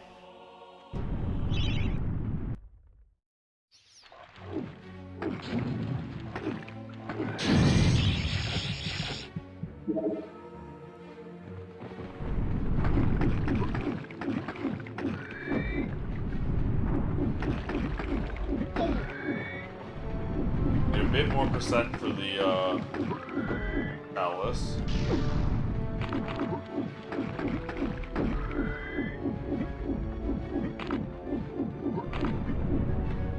They just infinitely spawn. So you get the chalice. Okay.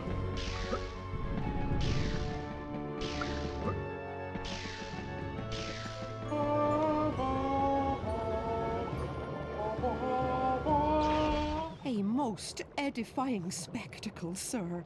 Man and vegetable in a magnificent duel to the death. Oh, I've come over all of a doodah. Here, have this lovely dragon gem as your reward. Oh, lovely, majestic creatures dragons are.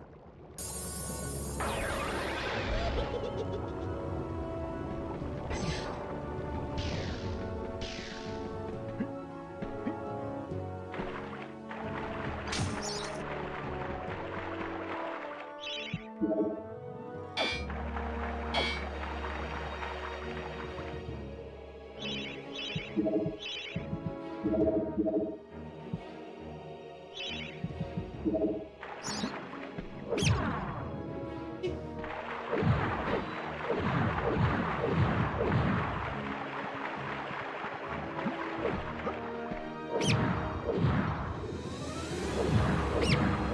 coin is one coin.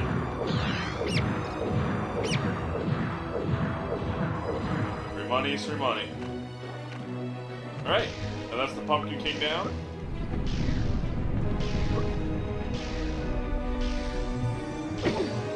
Wow, that hurts me. Come on. And we needed to do that for the Dragon Gem, which we need much later in the game. Much, much later. But both of these branches, the pumpkins and the village we're about to do, are needed for the Dragon Gems. Although actually, you need to do the village to get to the Enchanted Earth. And then after that, the section after, you need. See, the Spear Lady wasn't glowing green. She has nothing else for me now. To get the bow. Look at you running around in your bones, Fortescue. You're so nouveau dead. I, Ravenhooves, last prince of the centaurs, have not galloped the earth in over 10,000 years. Do yourself a favor, Fortescue. Take my longbow, more powerful than a crossbow. The option of flaming arrows, it is truly the weapon of noblemen. Yes, I will accept. The longbow has its uses. Congratulations! You don't quite have my breeding, Mr. Johnny-come-lately, but there's hope for you yet. The longbow has its uses, but we picked the spear earlier for the boss damage. You saw how it obliterated the pumpkin. And the longbow ultimately is outclassed by itself. It's like you said, the option of flaming arrows. Well, one of the other things you can get from him is flaming longbow.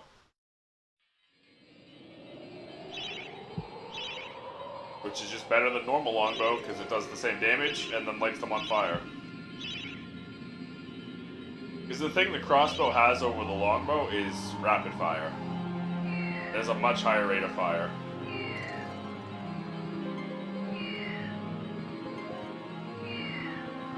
Yeah, it is the Pumpkin Serpent. One thing I always forget is that the level is actually called the Pumpkin Serpent. Which it is. The Sleeping Village.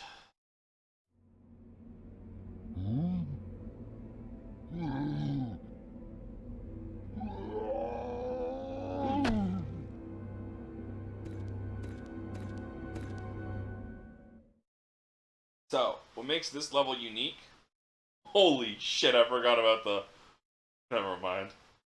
What makes this level unique is you see at the top, you actually start with 60% chalice already. Poor villagers. The master possesses them. It mustn't hurt them. Hurt guards, though. They seek out an object of great power. So if you kill the civilians, Sleeping Village, you lose chalice. You lose chalice progress. 261 stood here, the mayor took it. Find a replacement and see how the church should really look.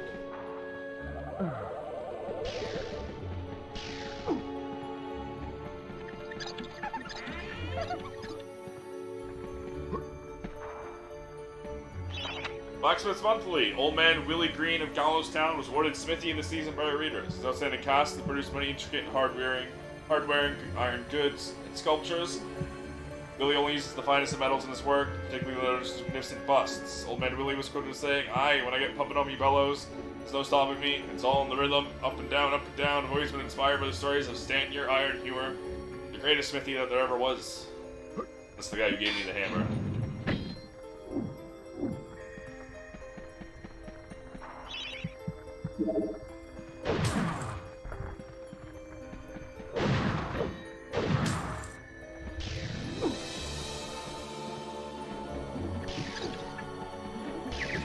So, what you can do, however, is if you dash into them, you will stun them.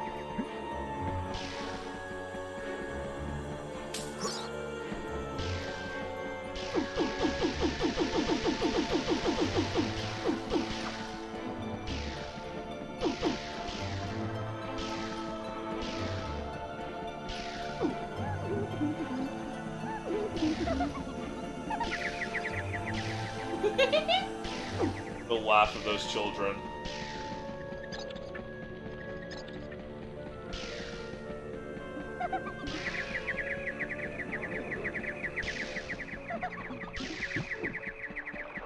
Unforgettable.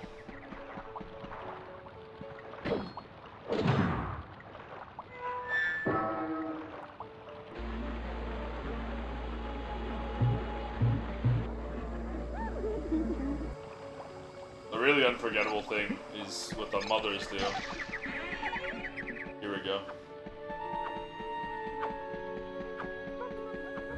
There, she said it.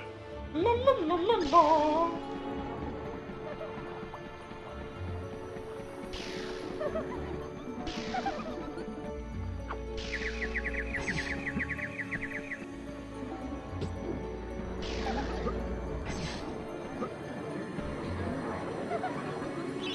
Broom keys held aloft by the flow of the water from the fountain. You may have to wait for the next drought.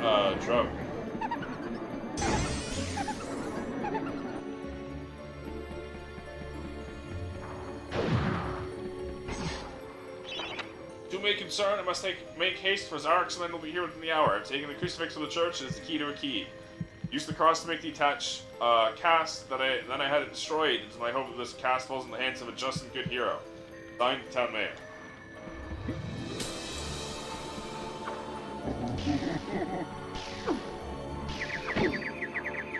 Wow. Here's guide to Galway Part 2. It's mystery you're looking for. Seasoned adventurer should travel to the ruins of King Peregrine's castle. Yes, it's the fortress from which the fabled King Peregrine once hailed. It is said that the king's crown was lost in dungeons below the castle, and the ghost of the regent himself now haunts these cobblestone passageways. Spooky! Want to take to the swamps and seek out the mythical town of Mellowmead. This place is once said to be a place of fantastical arcane alchemy, but an age has passed since it was consumed by the murky swamps. Perhaps great treasure awaits any adventurer that can locate its watery resting place. Land of Galamir's wondrous land of breathtaking sights and adventures. If it's beauty you're looking for, be sure to check out the sights of the Enchanted Forest. Scale the heights and see the nests of giant dragon birds. Seek out weird and wonderful plant life. Go ooh and ah at the sight of baby dragon toads splashing about the crystal clear ponds. Want to take a walk through the Pumpkin Valley? Pumpkin is Galamir's favorite dish, and about now the valley is just about bulging under the weight of young podlings awaiting harvest. Here's for Mystery Retrospective, Chapter 1. In addition to being the strongest man who ever lived, Senior Iron Humor was unsurpassed in his skill as a blacksmith. He was equally happy pounding on his anvil at home as he was pounding on someone's head in battle. It was said that his only fear was the end of the village smithy as the focus of manufacture, in favor of more centralized units. As if. Chapter 2, born to humble peasants, one of the nomadic tribes of Eastlands. Born a humble peasant to one of the nomadic tribes from the Eastlands, Blood Monoth Skullcleaver gathered an army of horsemen and swept over half the civilized world. He finally died, attempting a single-handed attack on a garrison in the north while armed only with the spike in his helmet. He was the richest and most powerful peasant of his day. Chapter 3, Karl Sterngard spent most of his formative years under siege of his family castle. With his impregnable magic shield, Sterngard's motto is the best form of attack is defense. Sadly, his shield can protect him against poor eating habits, and he died during a post-battle feast while swallowing a large sausage and failed to chew. Chapter 4. Truly the hero's hero, Woden the Mighty, was fearless, single-minded, and uncompromising, unbeaten in combat, and inspired raw fear in friends and enemies alike, not to mention close family members and pets. Chapter 5. Trained for birth in all forms of combat, Amanzi Shangama was the warrior queen of a tribe of Amazons. The bold and beautiful Shangama banished all males from her territory, except the handful she kept on to mow the lawns of her people. Oh, that's a metaphor and a half. Full-time mother and homemaker, Megwin Stormbinder had to defend her settlement from barbarian raiders while the menfolk were away on a hunting trip. She fought off repeated attacks armed with only a pitchfork and a rolling pin, and with one arm holding her baby. Legend has it that the gods, impressed by her indomitable courage, intervened and added thunderbolts to her arsenal. She won the battle with a couple of bolts to spare on her husband when he finally returned.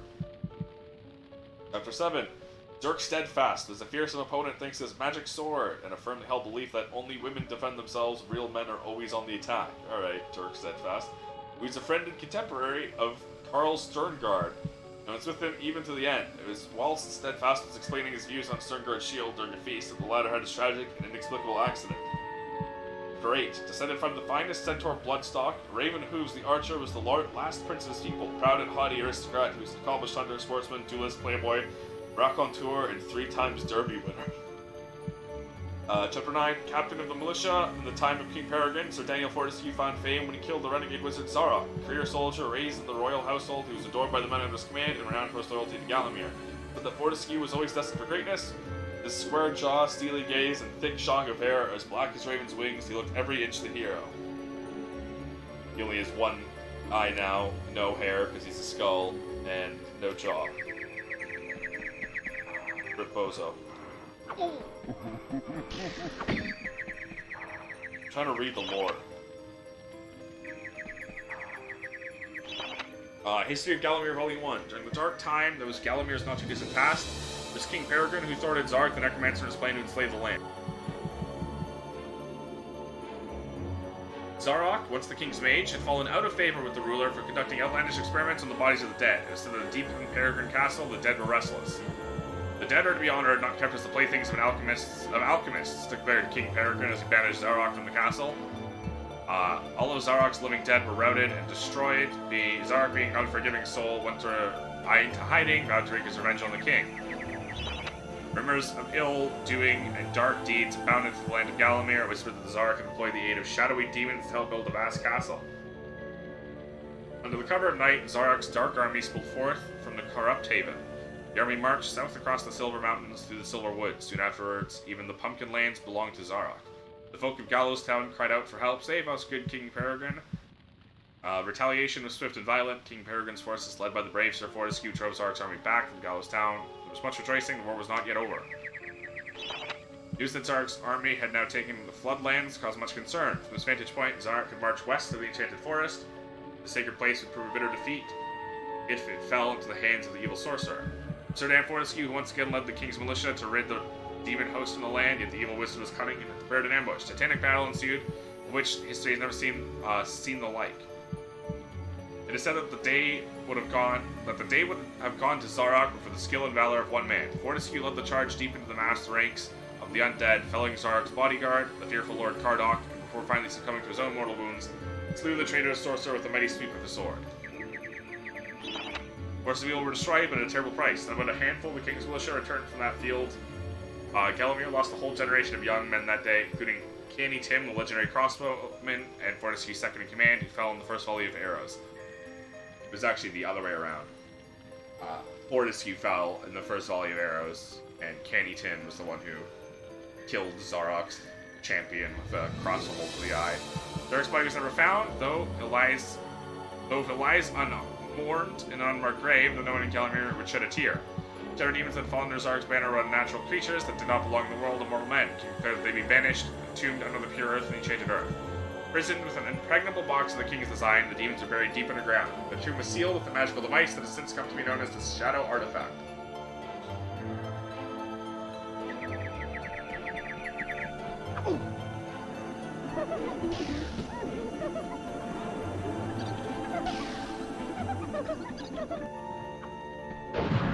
Wait, I actually need this.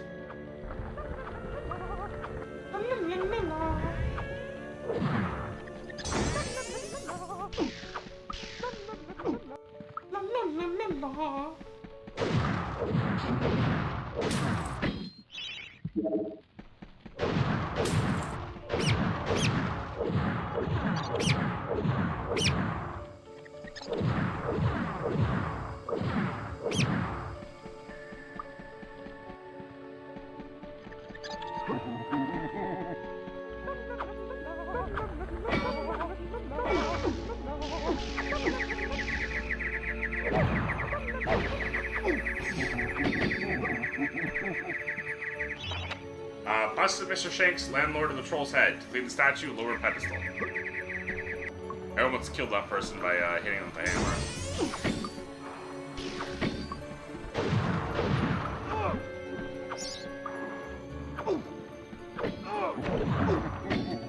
Oh my god.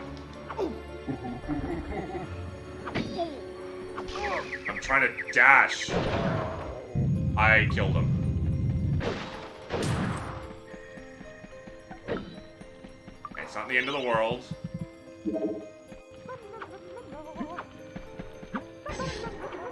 Thankfully, you're allowed a little accidental killing.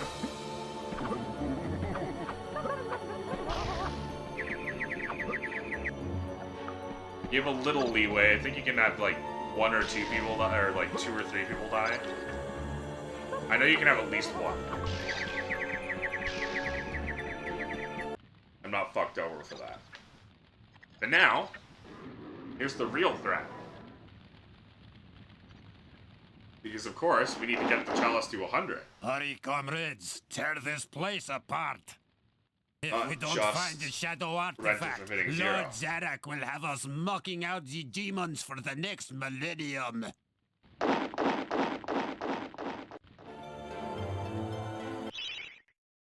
Sorry, I'm blowing my nose.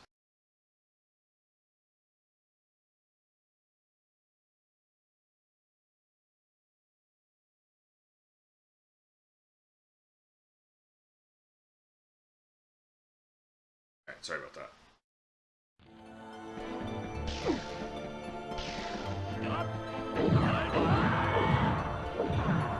And now all the outside people have been replaced with,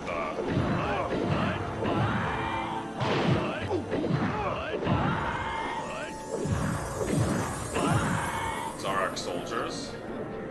Except for one guy. There's still one more. For whatever reason.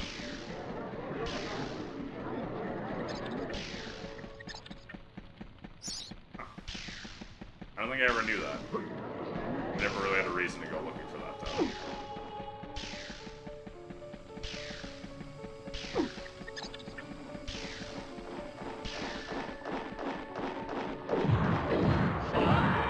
The spear also shreds these dudes. That's another reason why you get the spear early. The spear just does high damage. It's your damage dealing projectile. Unfortunately, because we killed that guy, it's going to be a bit longer to get the chalice.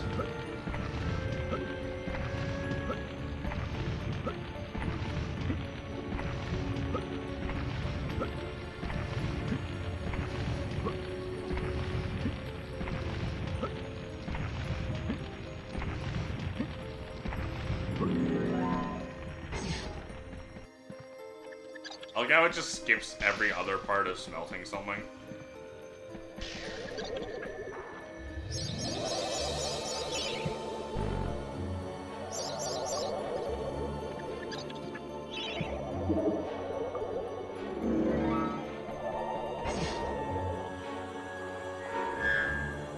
That's the one guy who's not replaced with the guard for some reason. Dear story, madam, on my travels across Galamir, come across many mysterious enchanting finds. That which filled me with the deepest dread was the discovery of the tomb of the Shadow Demons. The key to the dank prison and the mysterious shadow artifact is now in my possession. That dress-wearing bully boy, the robe, Zarak, who strongly wearing dress as an asshole, will stop at nothing to retrieve this item. Fear that he already knows that it is I who possesses it. Yours fearfully, the town mayor.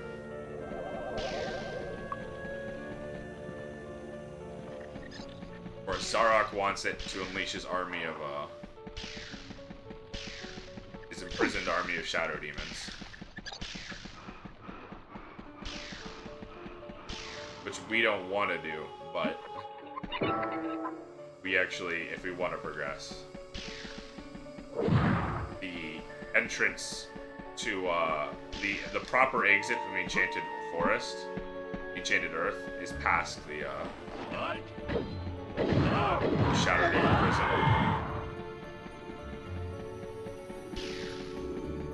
Yeah, so we're 6% lower than normal, so we're 10% off instead of 5% off.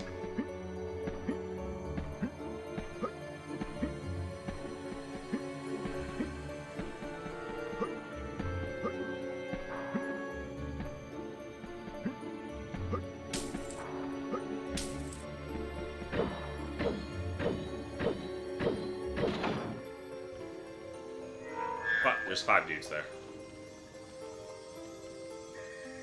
So actually, even if we didn't kill the dude, we'd still have to go there and kill those those 4. Not 5. The Shadow Artifact.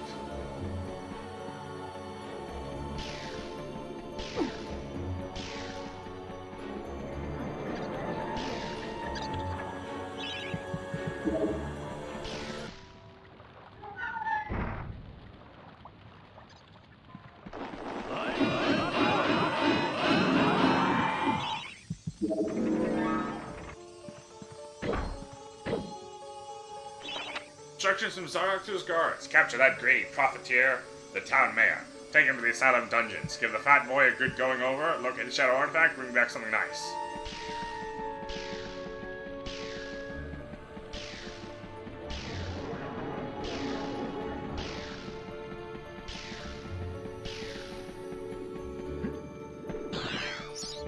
All of here's awaits. Now, if we wanted to, we already have the Chalice, so if we really did want to, we could go around killing every hostile enemy, every possessed human being.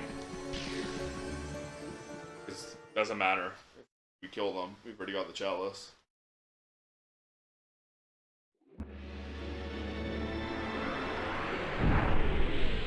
You see my head fall in last when I spawn in like that? Very funny. Back and forth like a supernatural yo-yo. Maybe the master will make it harder to find those magic egg cups.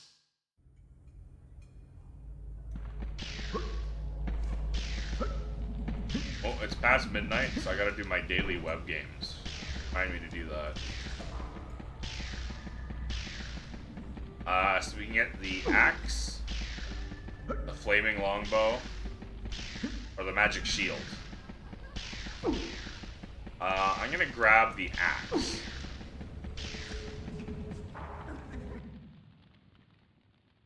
Hey, Mr. Fortescue, I want to talk with you. If this Zorak's so bad, why'd you get to go back? Why'd you of all people, Fortescue? It should be I, Blood Monatha Skull Cleaver. When I lived, always I had a pile of slain strewn around me. You spend most of your time organizing and changing of the guard and playing croquet with the king. Still, I lend you my axe. You swing her, you throw her. She thirsts for a slaughter as much as I. Drink deep of demon blood, my beauty. Drink deep of demon blood, my proud beauty. That line, rent free in my head. So the axe. Well, I actually did that. I did that by accident. The axe is a melee weapon, but it's actually a ranged weapon. That's why it's useful.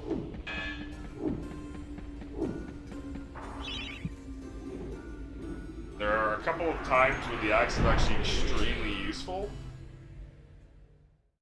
And this next level is one of them.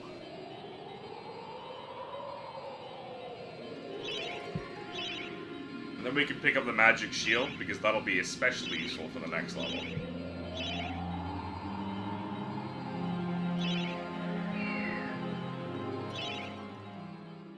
The Asylum Grounds.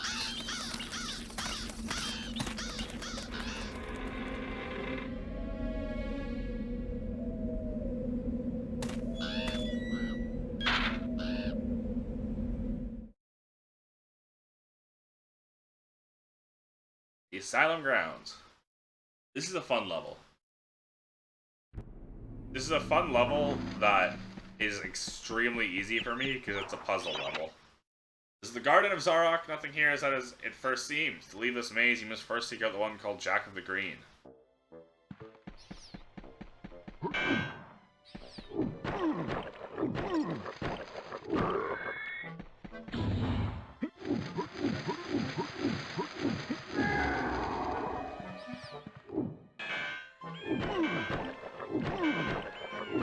And that's why the axe is very good.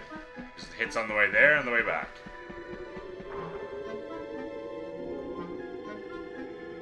Greetings, Sir Fortescue. My name is Jack of the Green. I am the master of riddles, and this maze is my domain. You are free to leave, but only once you've answered 4 riddles. Puzzles so fiendishly difficult, so perplexingly complex, that no man has ever solved them. Ha, ha, ha. Now, try my first riddle. At night they come without being fetched. By day they are lost without being stolen.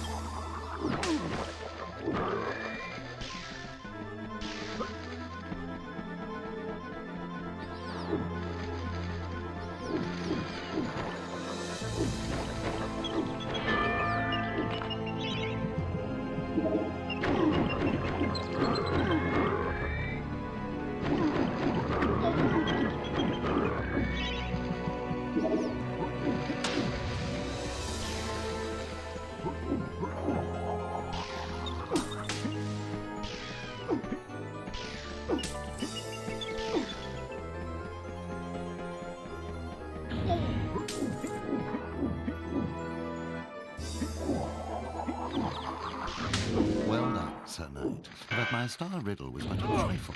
I always like to begin with an easy one. Return hither. You will not find my next conundrum so simple.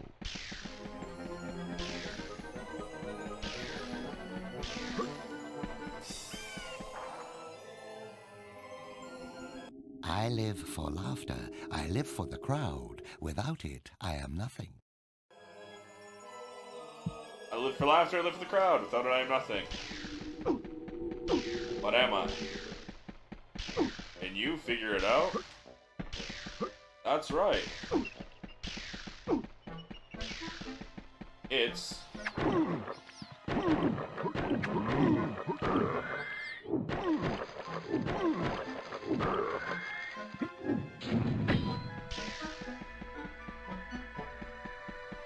a clown!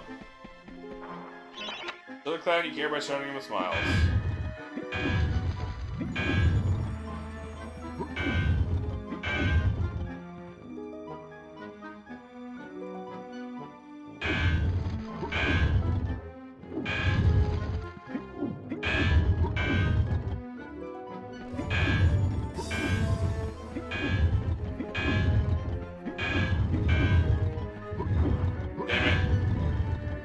Fucked up by not resetting it. Okay, so the important one is... the top one is instant.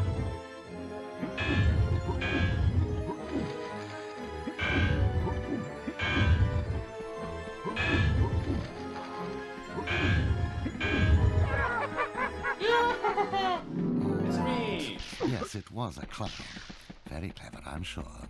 Return in haste, Sir Knight, for I wish to see the despair on your face when you hear my next cryptic puzzler. I was the answer, the clown. Now this is the annoying one.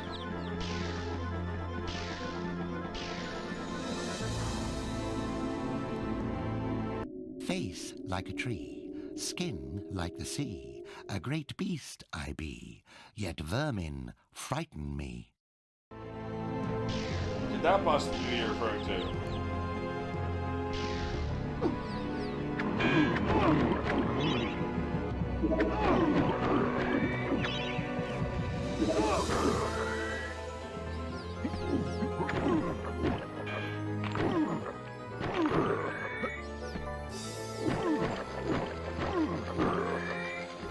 I love the cats. The way the cats walk. They just slide.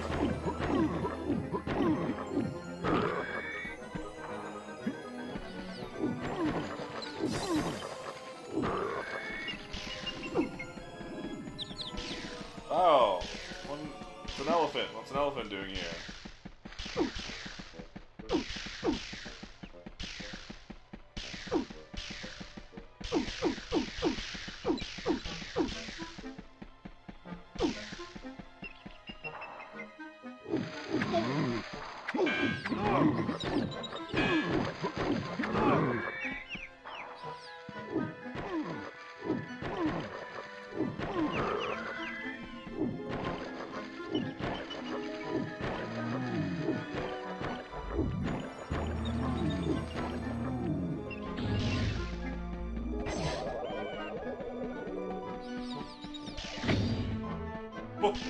That speed boost from taking damage. Well, blocking damage, I guess.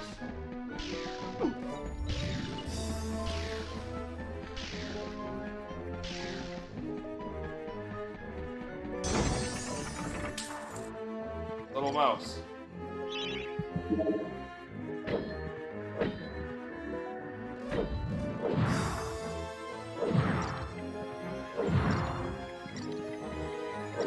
Okay, you can't kill it.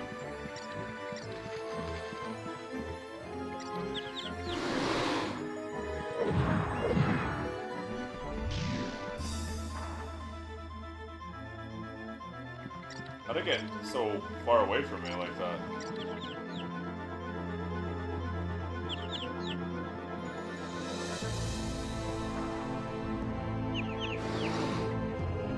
How are you, like, where are you? What are you doing, mouse? This is why I hate this one. Because you're escorting this mouse there, but the mouse just gets stuck on things like that.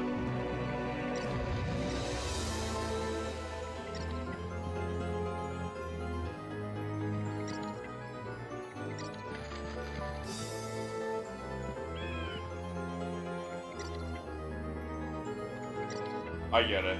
The mouse loses line of sight with you very easily.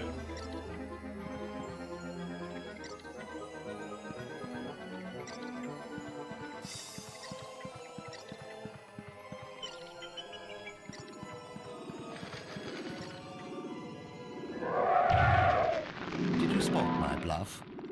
I pretended that riddle was hard, but in truth it was obviously an elephant. This time, however, I almost pity you. The answer to my next vexing enigma has eluded the finest minds of a whole generation. Come to me. I love that. Oh, did you catch my lie? I said it was hard, but it was actually I can't easy. abide the sun. Banish me with torchlight, and you'll see me turn and run. I tolerate the moon and stars, I can't abide the sun. Banish me with torchlight, and you'll see me turn and run. Damn, I wonder what that could possibly be. What exists at night, not during the day, and if you turn a light on, it goes away. I wonder what that could possibly be.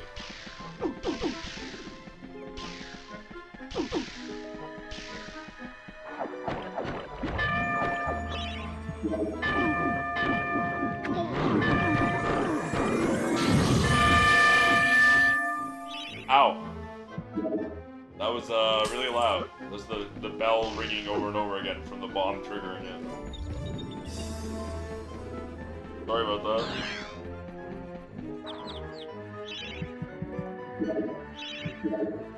But quite the wake-up call. A reminder.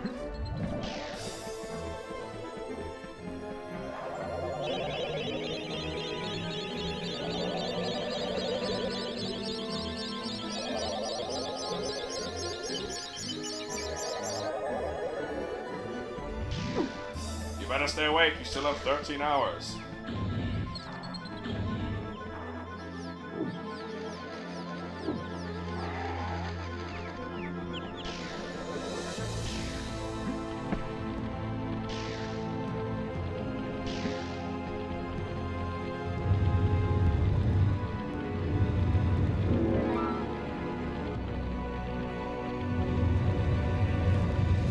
Anyways, the answer was darkness. You were unsure.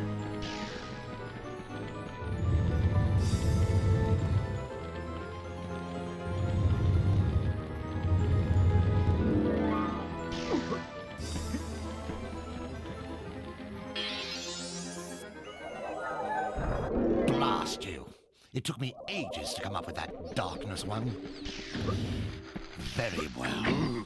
Outrageous as it seems, my vast intellect has been matched by your badly decomposed brain. Return at once and I shall give you your prize.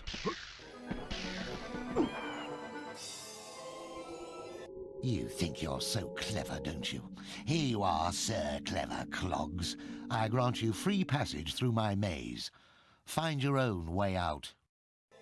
Someone's a sore loser.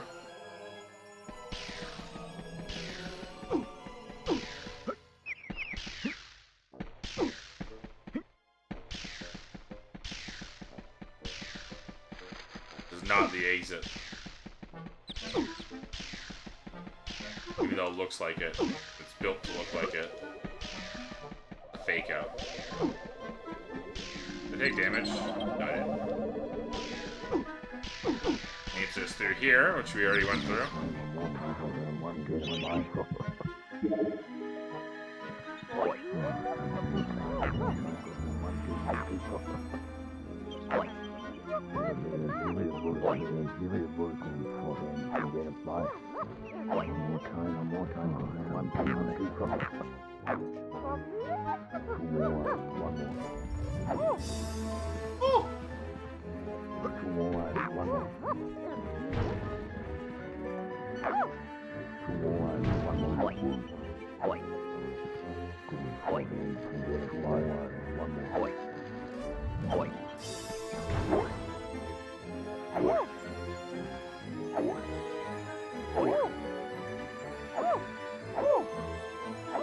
Trying to hit through her.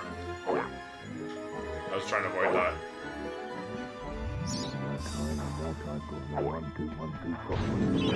Solve this last puzzle and you'll open the secret entrance to the asylum. The town mayor is imprisoned here along with an army of madmen. Alright. Now time to one of the more boring levels, because there isn't much to do in this level. It's literally just fight, fight, fight, fight. Not the mayor.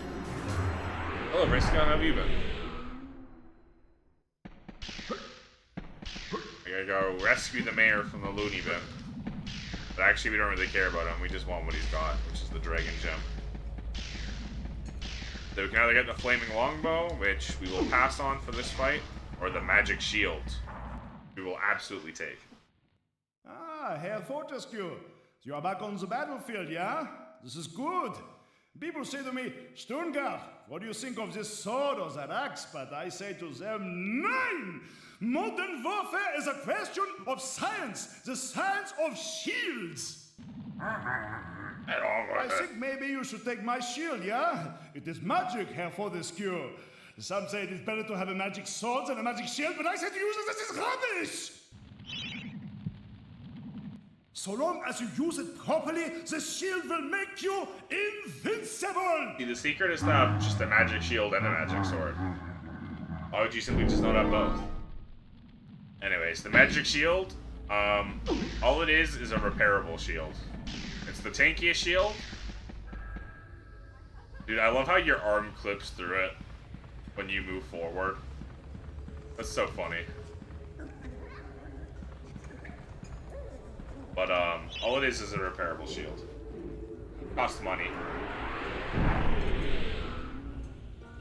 I guess it's also 400 defense instead of 250 like the silver shield.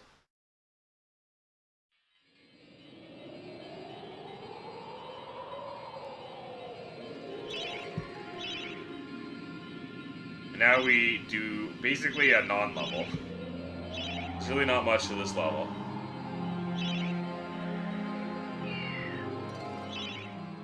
Probably, you know, tricks to make it not suck. But it is ultimately a very straightforward.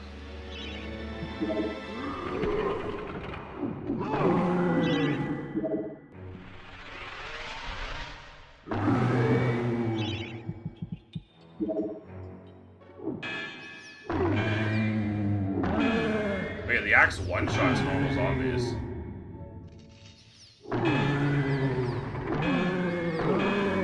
But you see how slowly my chalice is increasing?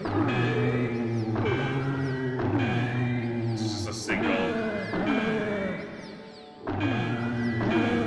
For 1% per enemy. Wow, that guy didn't even give me a percent. Oh, these guys hurt though.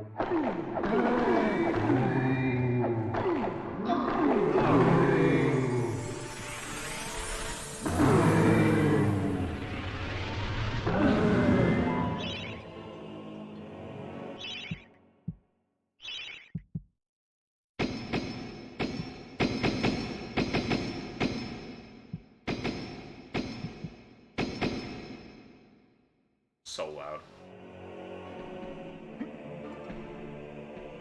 Let me check if there's anything inside.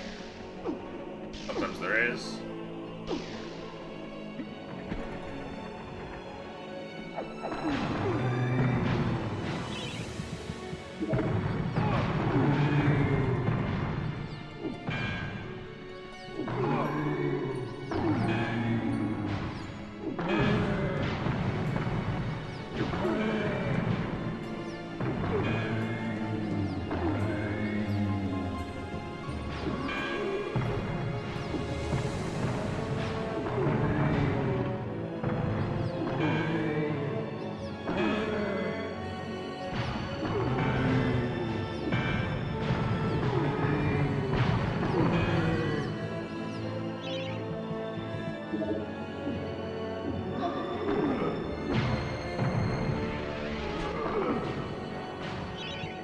Actually, this is the perfect time to use this.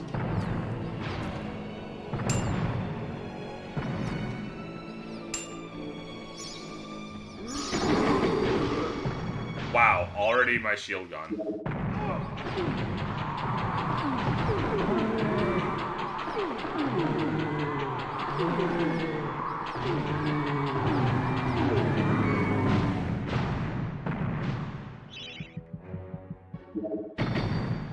Oh my gosh, my shield is gonzos.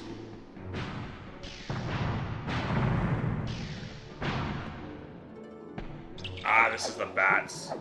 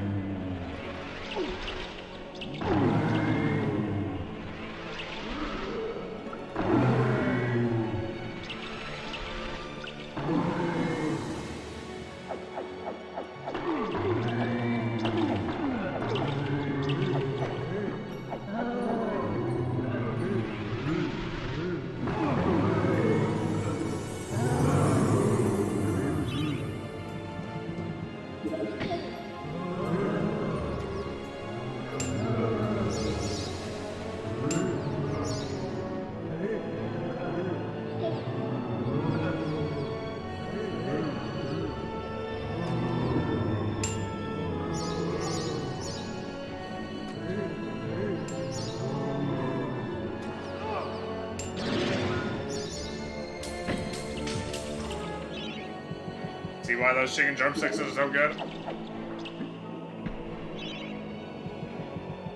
equip the silver shield for this one.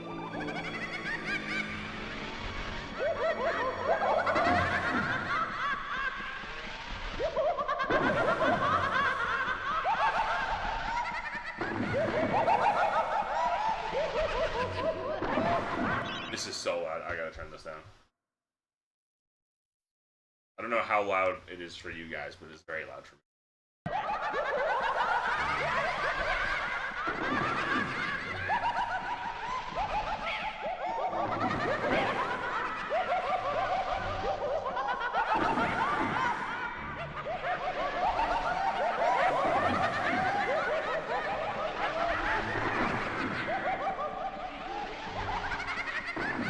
This is also the only chalice you can't really miss, because there's no optional fights. So to miss this chalice, you basically... 120 to repair it. Oh, it's only for 100 shield too. Ugh.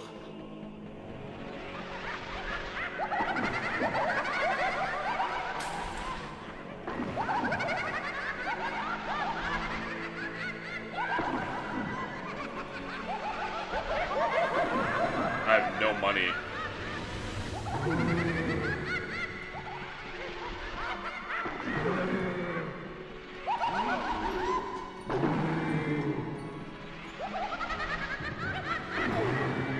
My thumb is fucked up from this D-pad, let me tell you.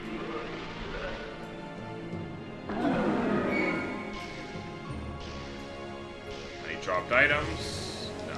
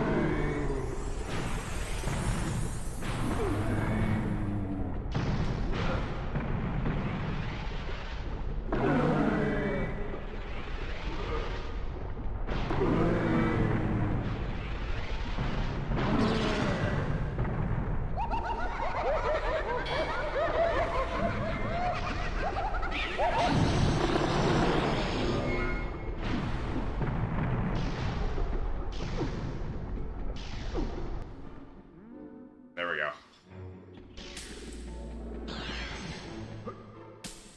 Dude, the worst part was they changed this in, I think, the PSP remaster, where you actually had to come back here again. You had to do the whole asylum twice for the chalice. You couldn't get it on the first time through. You had to come back to get it after you got the fire resistance. And you get the fire resistance from this, from the 2 dragon Glad to gems. see you. That Zarek tried to force me to hand over the shadow artifact. He means to release the demons from their tomb under the enchanted forest. But I said to him, I said, you can't touch me, you lanky windbag. I'm the Mer. Aye, that told him. I'm the But Mer. then he had me locked up in here with all these nutters. Oh, it's been terrible. I haven't managed to get a word of sense out of anyone in weeks. Right. Well, I'll see myself out, thanks. You have a good look around, lad. Zarek's left some stuff lying about that I think you might find useful.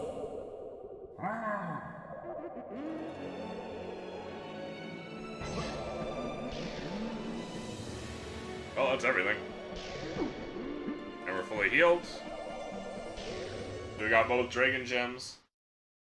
We got the chalice. We got the shadow artifact. We no longer have any branching paths. We're gonna grab the flaming longbow, which is actually the perfect time to grab the flaming longbow because there's a boss coming up that is absolutely weak to that flaming longbow.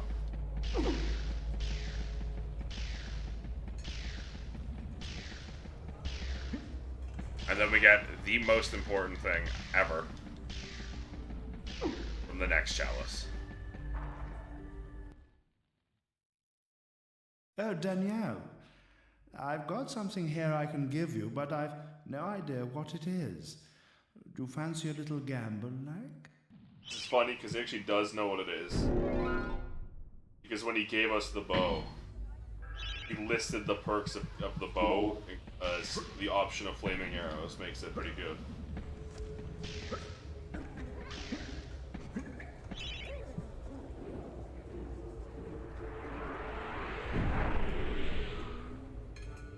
I might bind my thumbstick instead of D-pad because my thumb is fucking killing.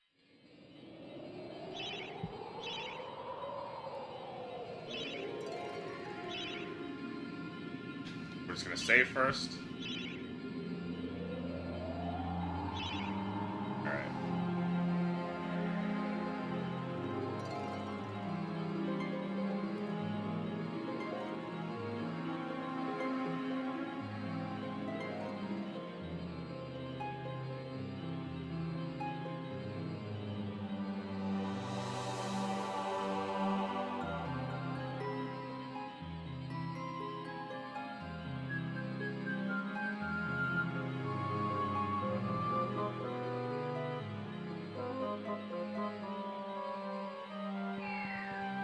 Oh, that is nice.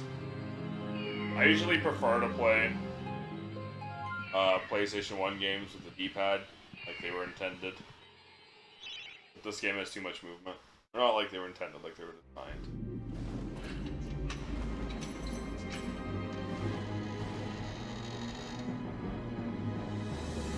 Especially when you have to double tap to run, because that feels weird on analog. But the problem is that hurts on D-pad.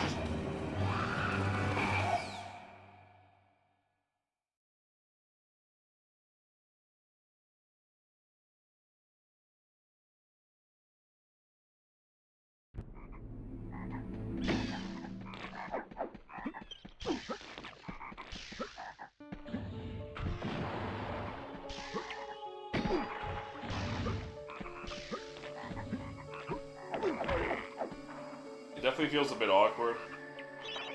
Like a giant magpie, the dragon birds that spawn its hoard of stolen treasures. High above the trees, you'll find a nest. Those eggs are worth their weight in gold.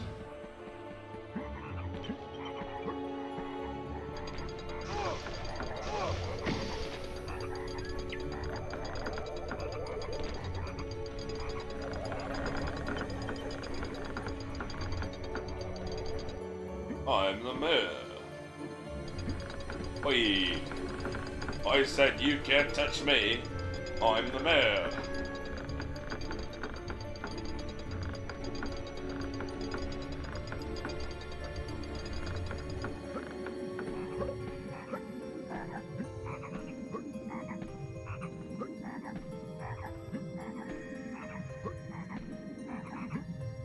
Hearing that head bonk while climbing this nest.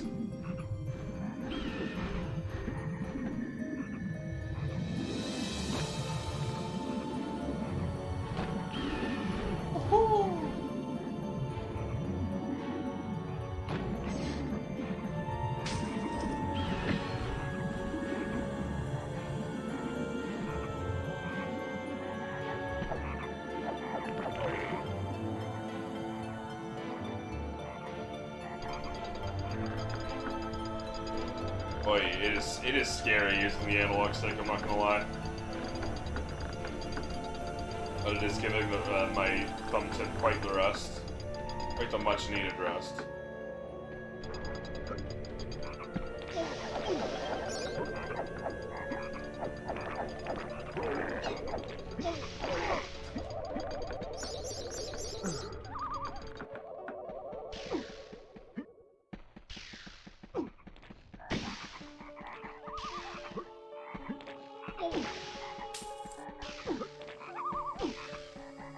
Now we got a rune.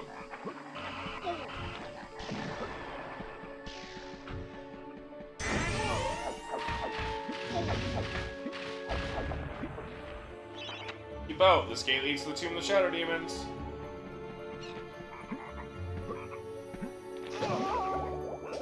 The frog. The dragon toad body blocks me.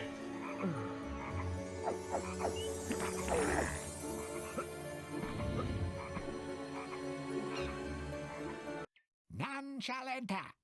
The shadow demons are entombed within, separated from the world of goodness and light until the earth cracks open. No one, not even the Dark Lord Zarek, can release them without the shadow artifact. Leave now, or share their doom. Why have this item that can unleash them? Why not destroy it?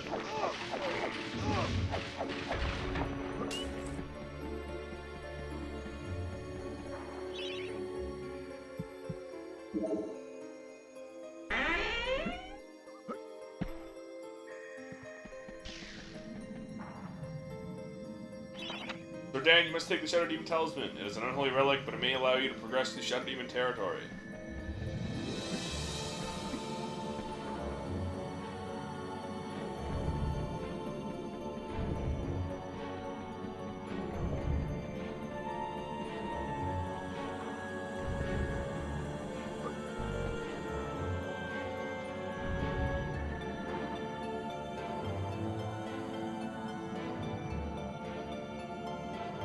I don't even know how you're supposed to tell.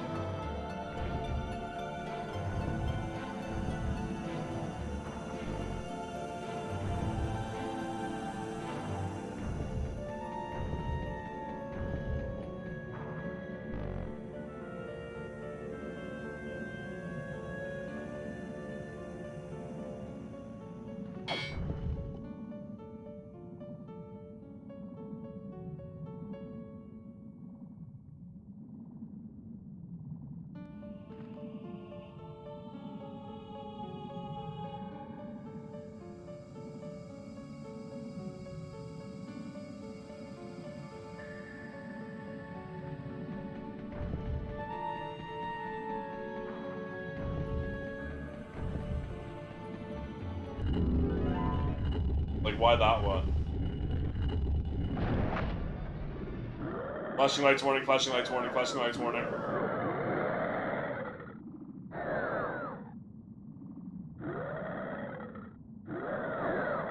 Really bad epilepsy warning, not gonna lie. Alright, flashing lights warning is done. You can now look at the screen again without worry.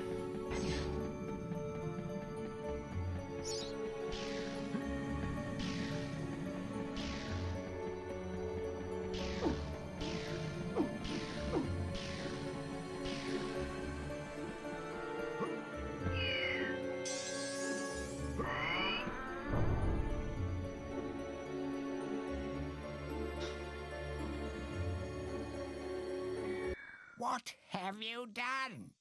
Once again, the shadow demons are wreaking havoc across the land, and it's all thanks to you.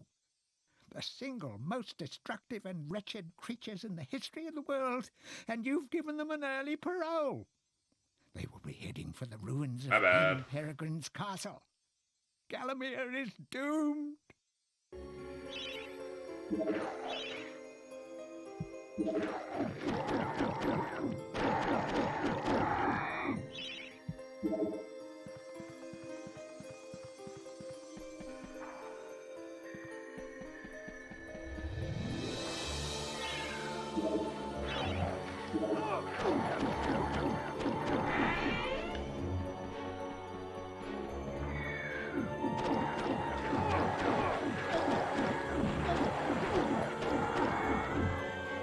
These guys fuck you up, huh?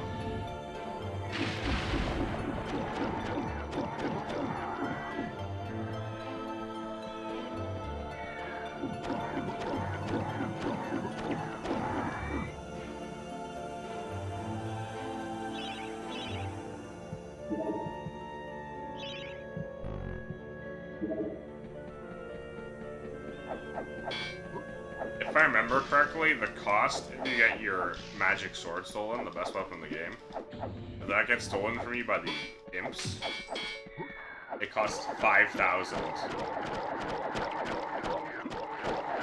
Tried to tap in while covering my eyes with my hands, and wow, that still hurts to look at. Whole game designer is just like, oh yeah. Like, at least this is a 30-year... This has the excuse of being a 20-year-old game. 25-year-old game, probably.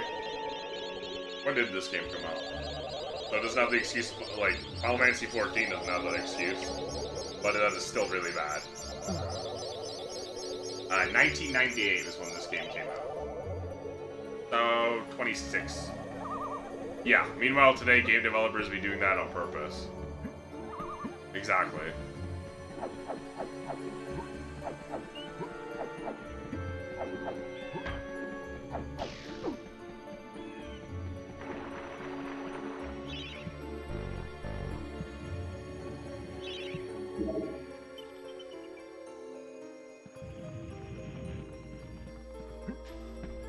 It's gonna be really awkward with thumbstick.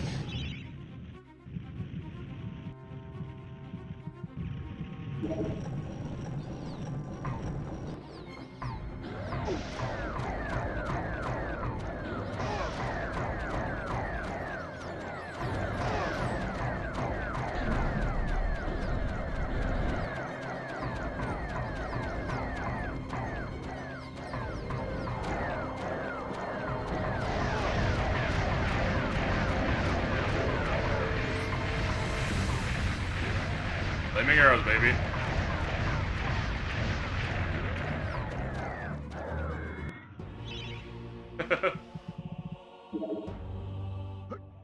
That boss fight was a bit of a joke, huh?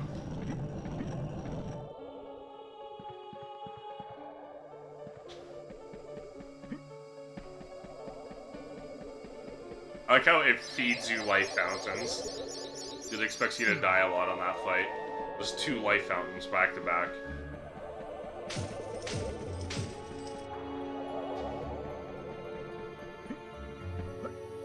And then even energy vials right after.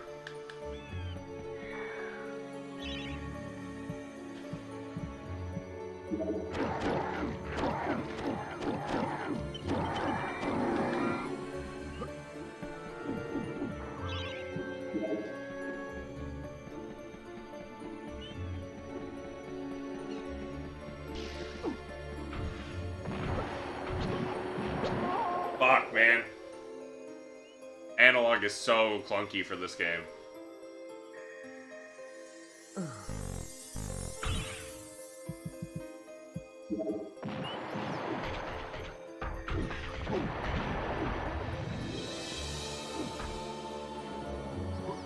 I hate that was my fault. I hit the completely wrong button to jump. But PlayStation 1 games, for original PlayStation 1 controller had no analog sticks. So it was all 4-directional movement.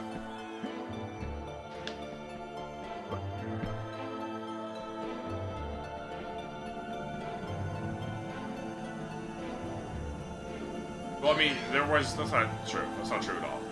You can clearly see me doing more than 4 directions. But it's 4-directional input. So there is no, like, down right. It's just down and right. If that makes sense to you.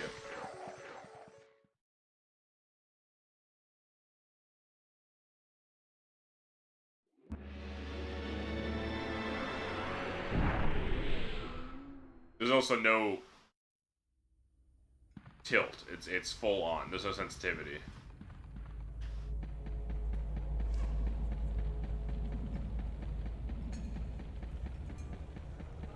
See how quickly it snaps between the two.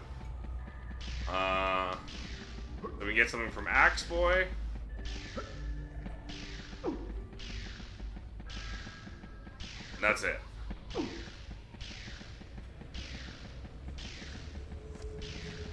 The next level, we get a very delicious reward. Unfortunately, it is not a very good reward. That's not true. It's the best reward. It's just not good for the level you get it at. Now. Hey, I have something here for you. You like it very much? You want? I accept. It's money.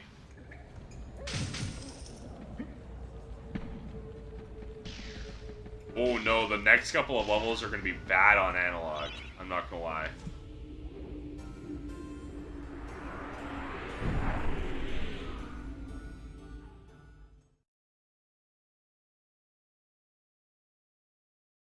I'm suddenly remembering what they are.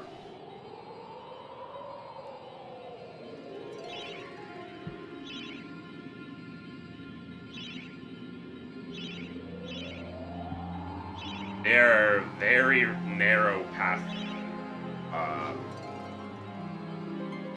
What's the word I'm looking for? Platforming.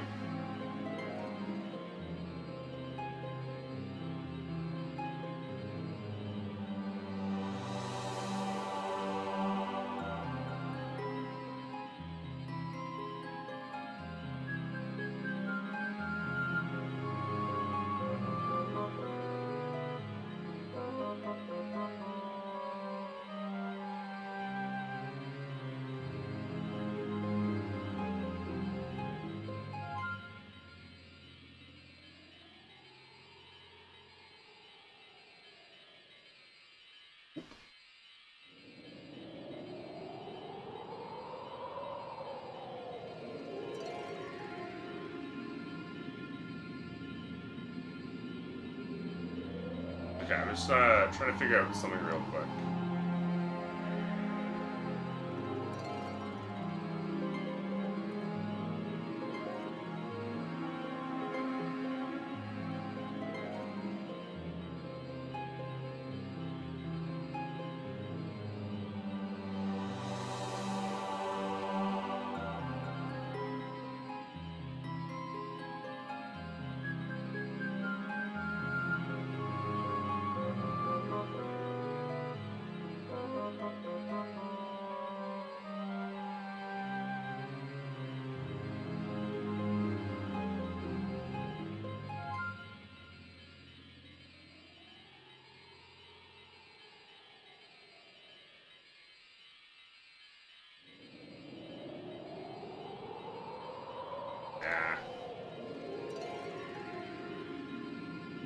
Okay. I'm gonna have to go back to D-pad for these two levels.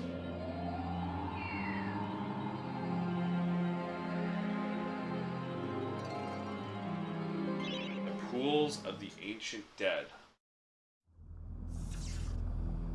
This is my mom's favorite level.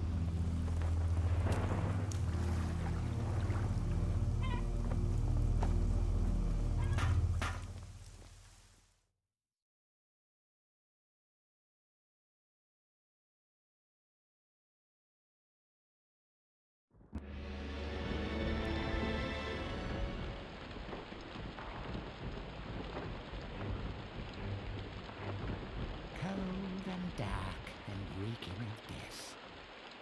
We remember an ancient battle fought here between the forces of good and the dark armies of Zarek. Now the marshes are full of the restless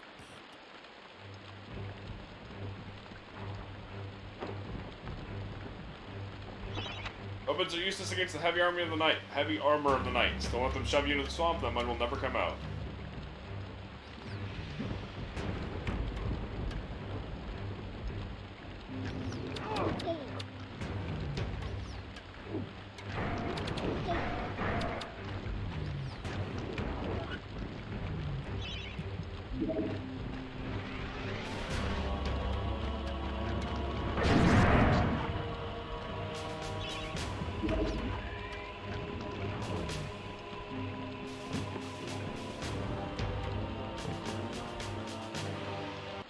Greetings, stranger.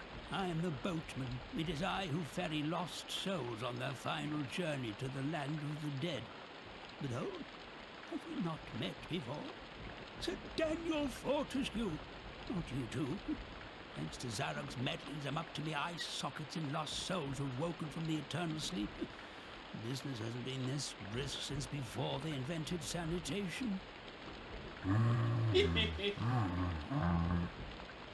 Look, if you help me to gather up a boatload of 8 lost souls and bring them here, I'll drop you off at the sunken town of Melamede. How's that sound?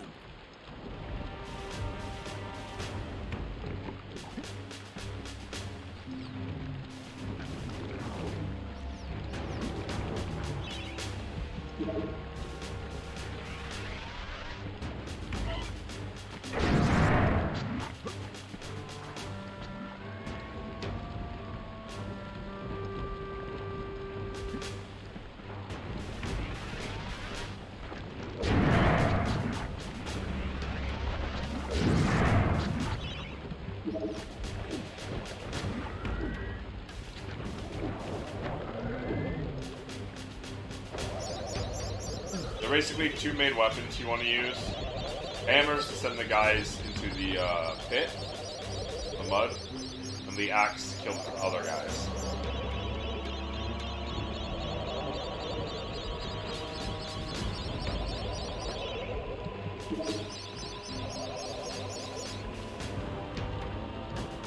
See, look at that. It was like almost 2, or maybe exactly 2 full life bottles.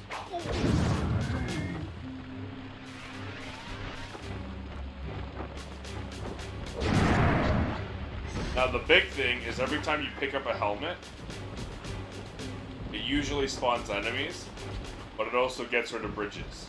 That bridge that was there, gone now. So you need to be very careful.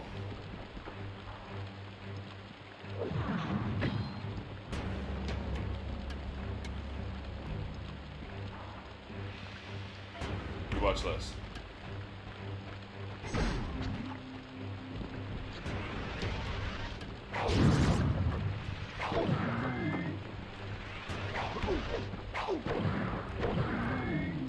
I kind of really want to play MediEvil 2 now. Just to revisit it as well. Not today.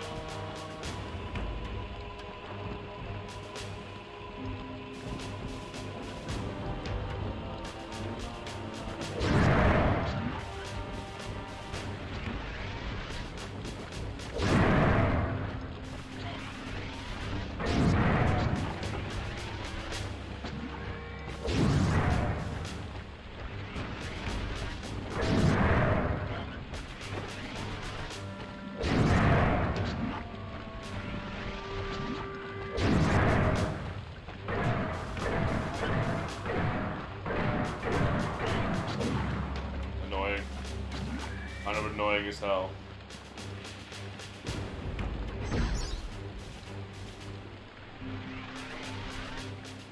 Another bridge gone.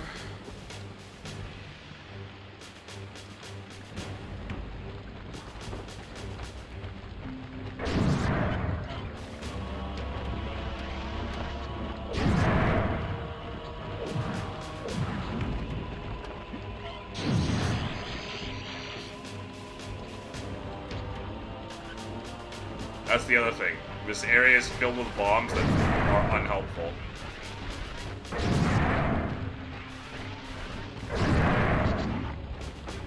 Fucking hell, finally. Fuck!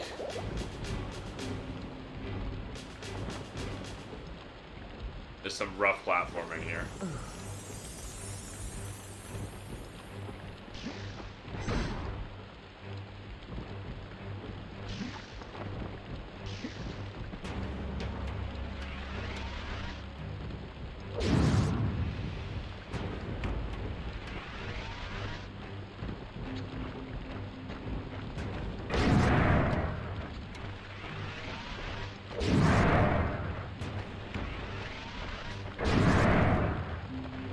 Stop curving.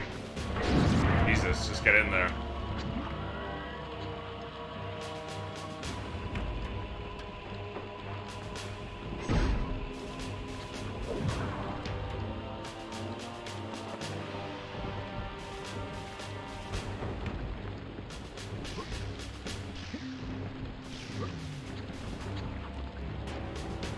It's a tentacle. I heard the I was like, huh?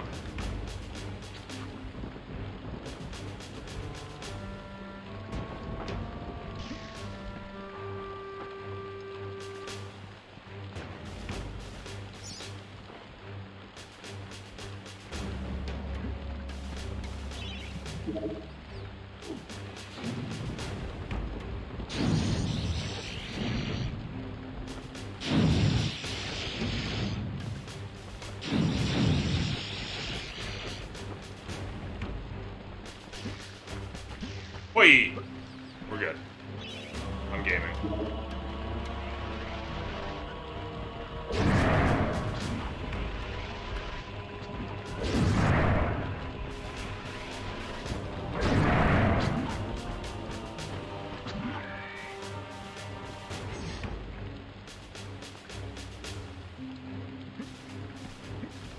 There's only 2 more left that we need.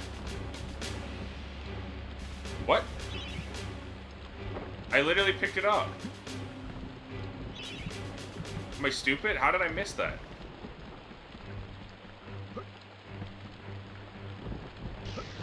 Oh yeah, take that jump.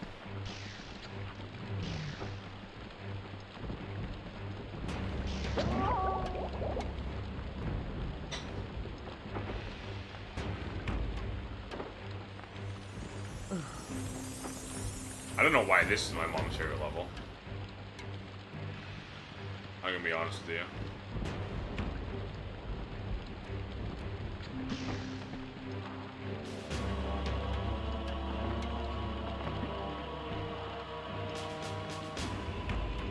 Did I not pick up the rune? Where is that? Oh, it's over there.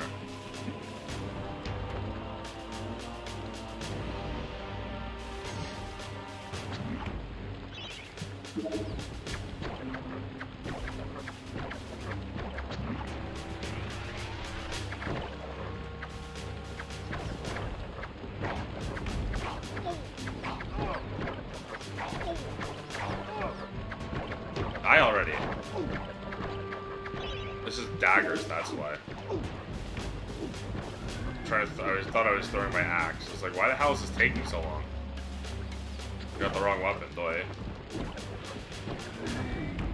I got the much weaker weapon equipped.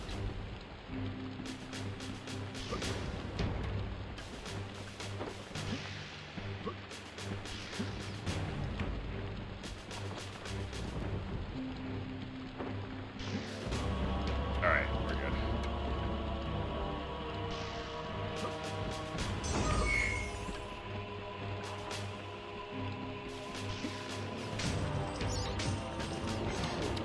Ow, rude. Right, the real treasure there was the life bottle. But I'll take the extra healing. And, come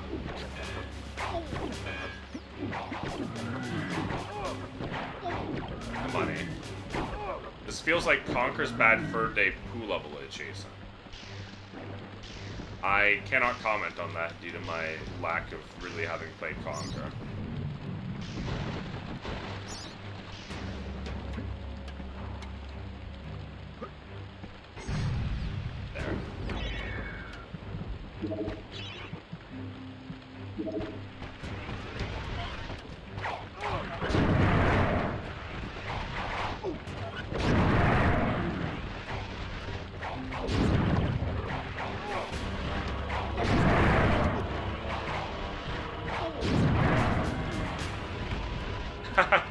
Launch that guy off.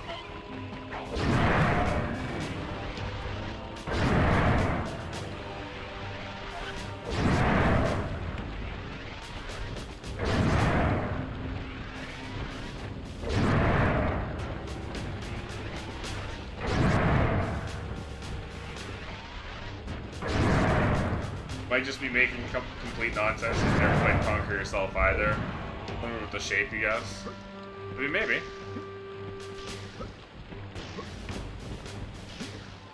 Alright, now that we've got all 8, there are these dudes. Little angels.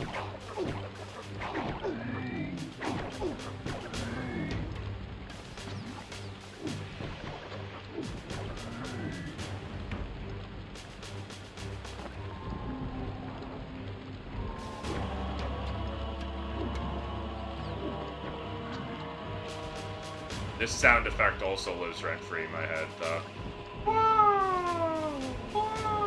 It's very iconic. Fuck. The worst part is, the level right after this one also sucks ass. From like a platforming perspective. It's another water level.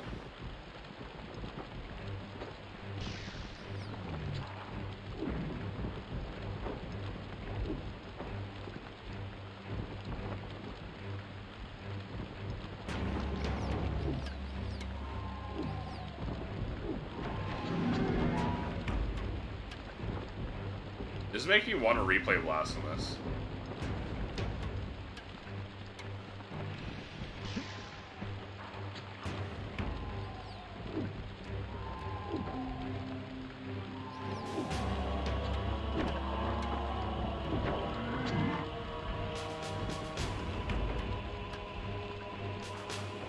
The gothic horror pipeline.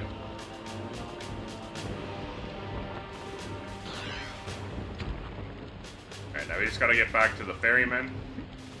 Give him his lost souls.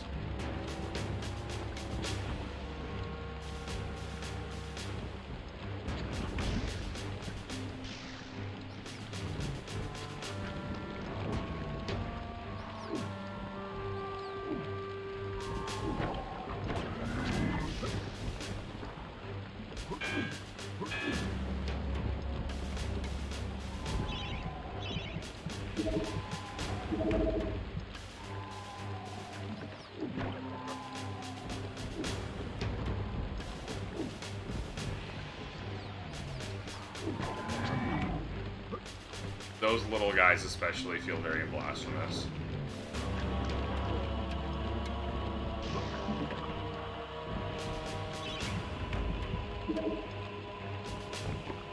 How gracious of you. Makes a change to meet a polite young skeleton after dealing with those filthy zombie types. Hop aboard.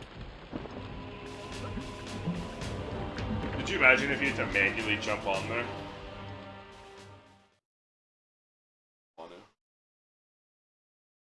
Don't even want to.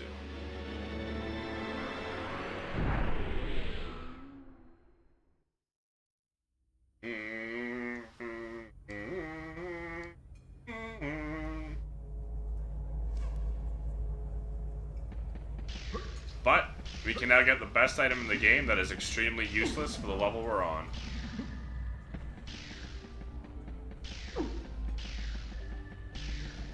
We can also, I think, get magic arrows, which are a bit more useful, but I don't really care. We're almost done the game, by the way. We've got the next level.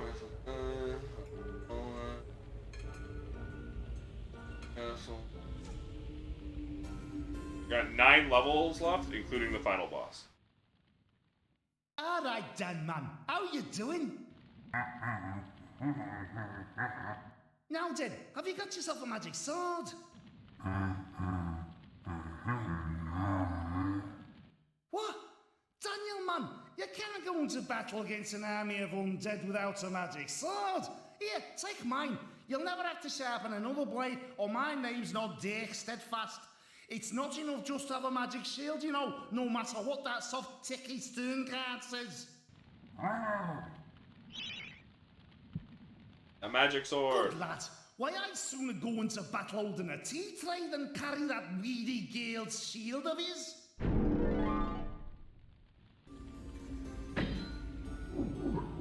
This is just the enchanted sword. Enchanted broadsword permanently, though. And it looks sick as fuck. Look at this. Look at this fucking thing. However, if it gets stolen by an imp, you have to pay $5,000. You better hope to God you do not get stolen by it. You do not have your weapon robbed. Now, it is very funny. This is the first level it becomes relevant, which is not this level, because this level is very poor for the magic sword. But the level after that, where the magic sword becomes much more relevant, the literal end of a level has a thief imp right by the exit, ready to steal your weapon. The lake. Alright, time for this piece of shit level.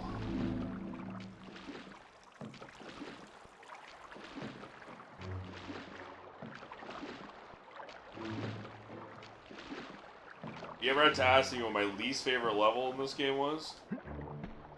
It was this one.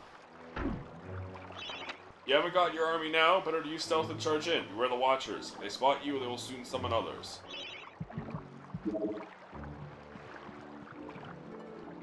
Yeah, but we need them to spot others, or summon others.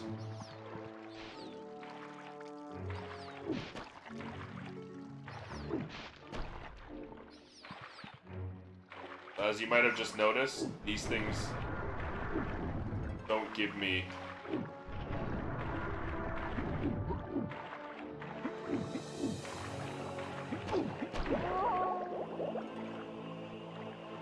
chalice. What I was gonna say. No chalice juice. Ugh. This is gonna be a long one.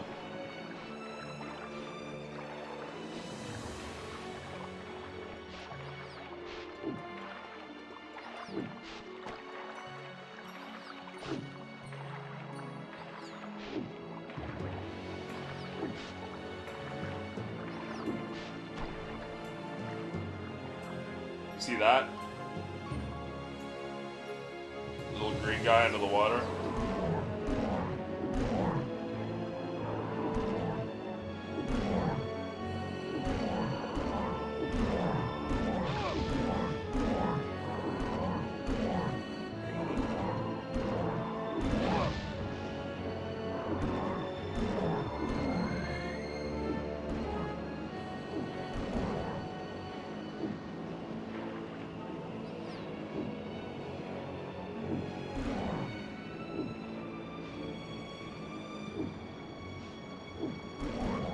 They're really annoying.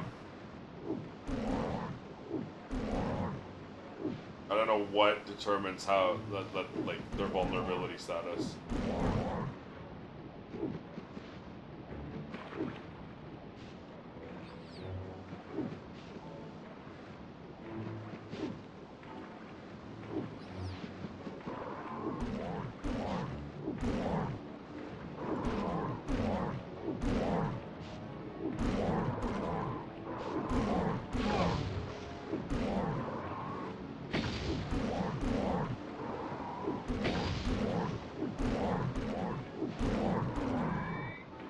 and probably the most important thing, if they fall into the water, they can pop back up. If I fall in the water, I die.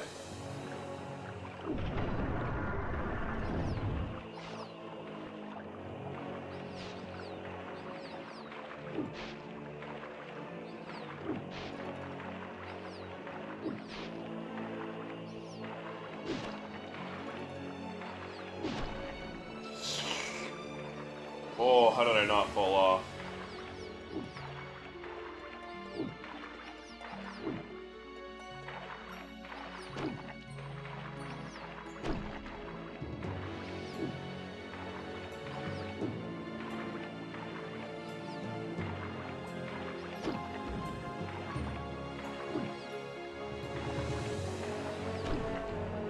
See that eyeball?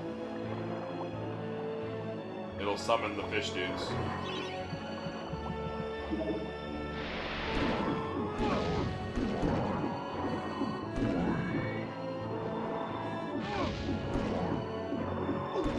But we need to for the chalice.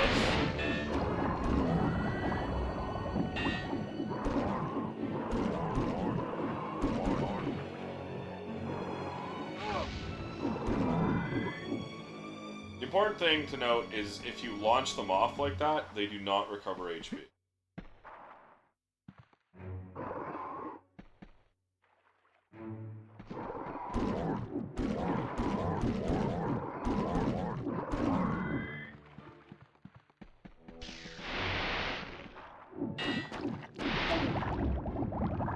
Fuck off.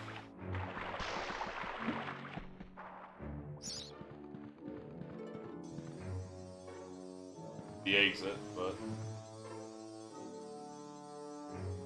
The ancient people of this long-vanished town once sought to harness the power of crystals found in the caverns below. Now, Zarek seeks to unlock the secrets of this arcane Power science. of crystals. This mine shaft leads deep into the earth, to certain doom in the crystal caverns.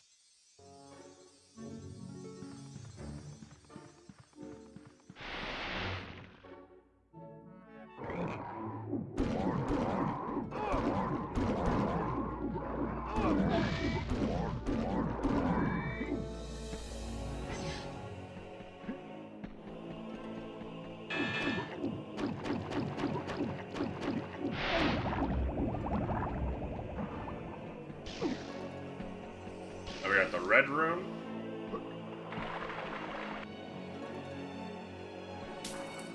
And the green room.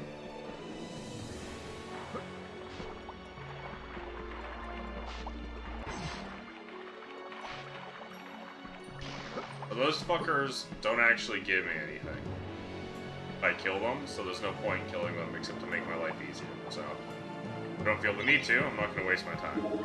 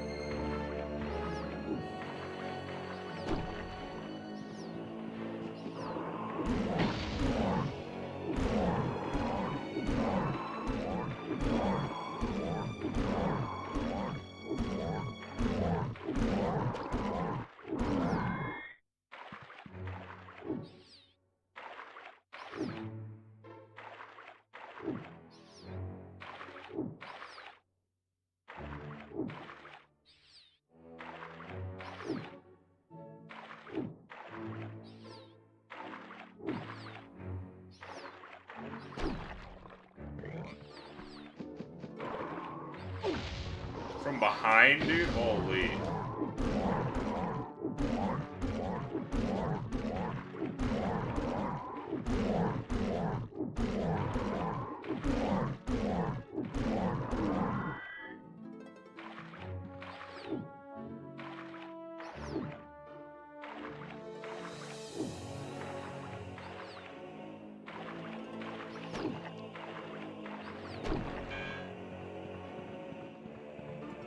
so we have to come through the other side. From the other side.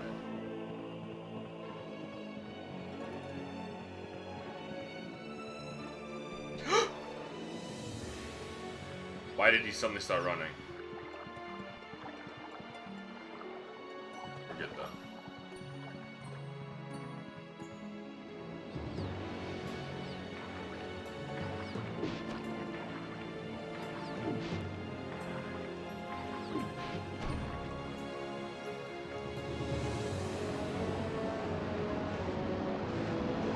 This reminds me of Legacy of Kain Soul Reaver, which now I also have the urge to replay.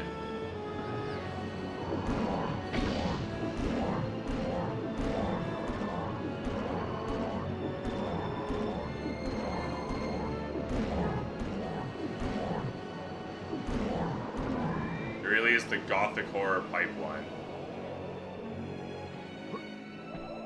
You play one, you want to play them all. Started with Resident Evil. Then it started with, then it turned into MediEvil. Now it's Legacy of Kain. Blasphemous. You just stared. Did you see him look at the camera like that?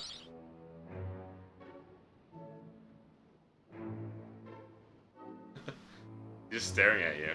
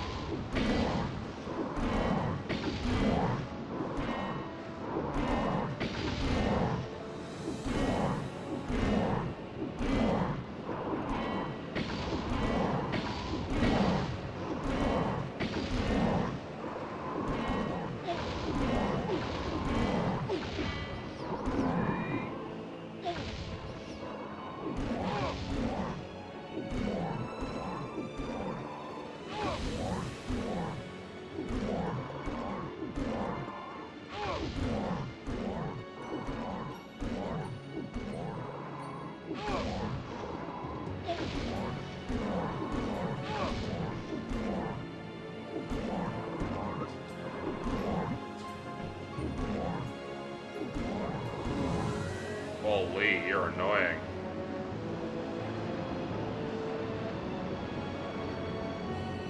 I have no shield now.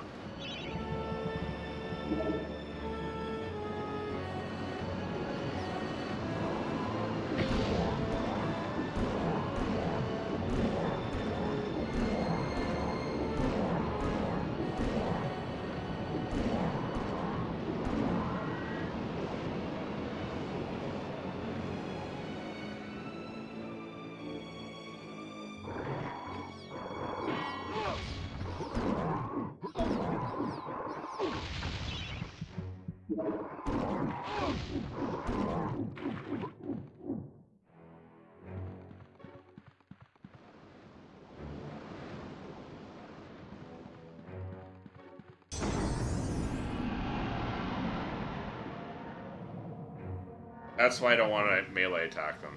Because now look, they're not coming back up. Not -2 enemies.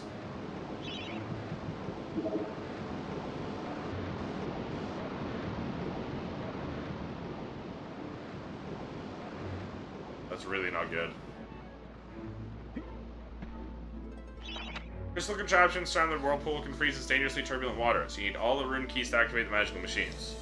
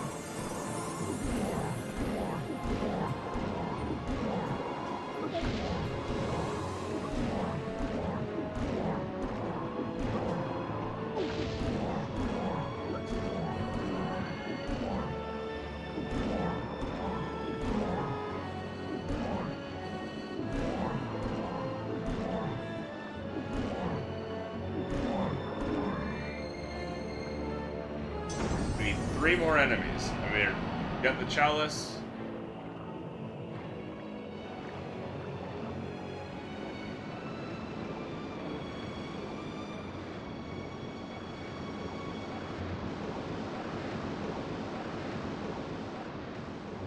We can kind of just rush through. I'm gonna check back over here at green.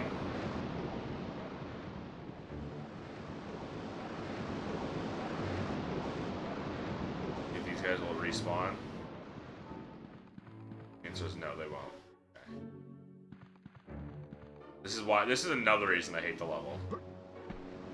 It's janky with those spawns and can be really stressful getting the chalice because of that. I haven't seen this game in so long. Yeah, Dead Brain, it's my favorite game, one of my favorite games of all time. Just throw on the worst level of the game.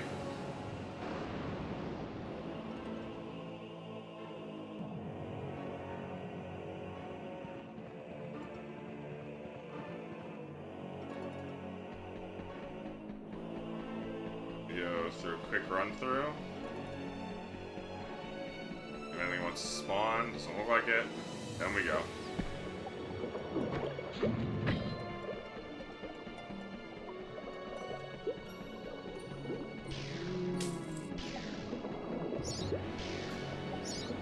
Nice and healthy.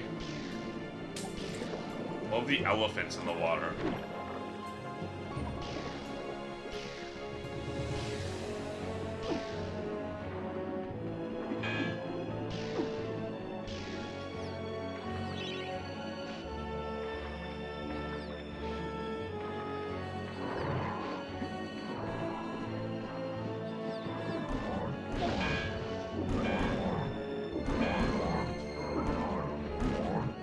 Yes.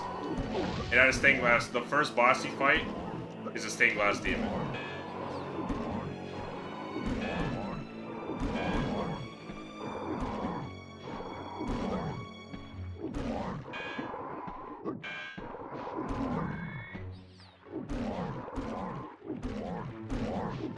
That thing was, yeah, it is so cool. It is a very strong way to open your game.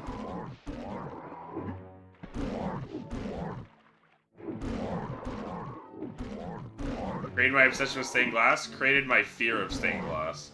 Well, I wouldn't say fear, but every time I looked at stained glass, I would think, damn, I wish a demon would pop out of that.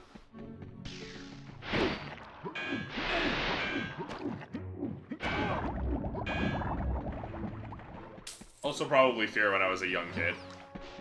I mean, I was like very young when I first played this game.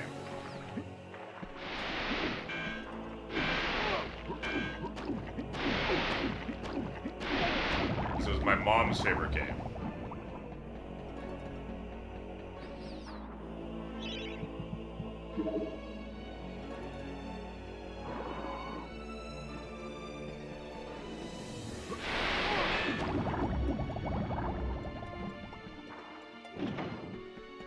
Uncle loved this game so much. Yeah, this was my mom's absolute favorite game.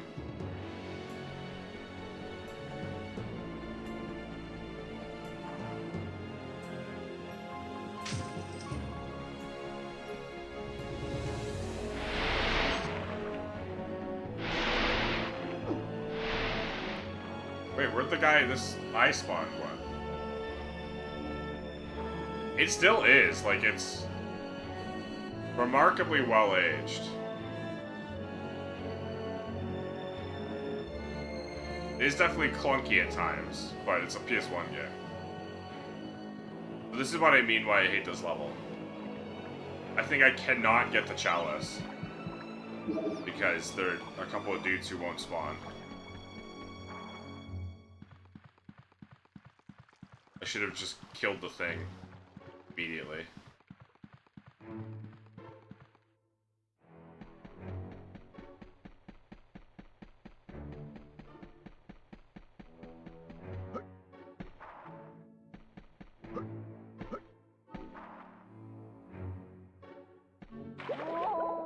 Fuck.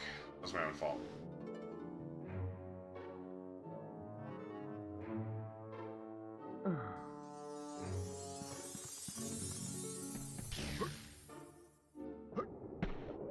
This sucks. All I need is just one enemy.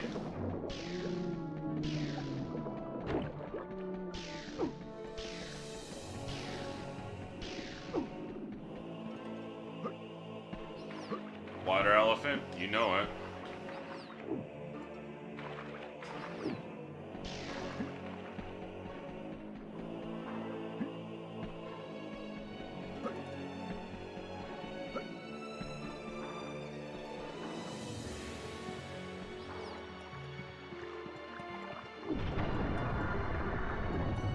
It's the very beginning. It is.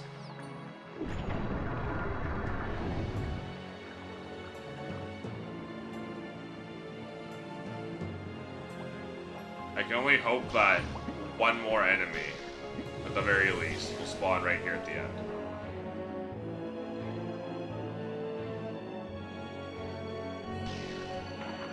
Otherwise, we gotta redo the whole level.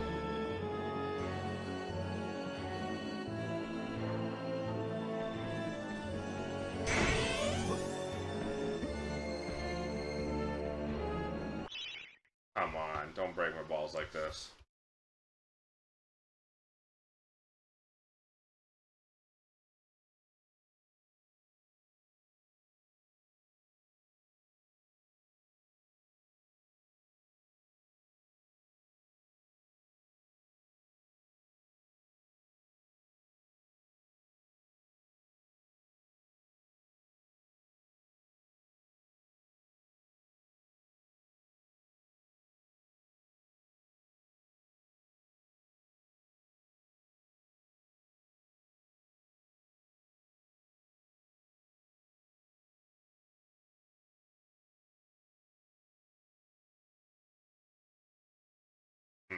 Okay.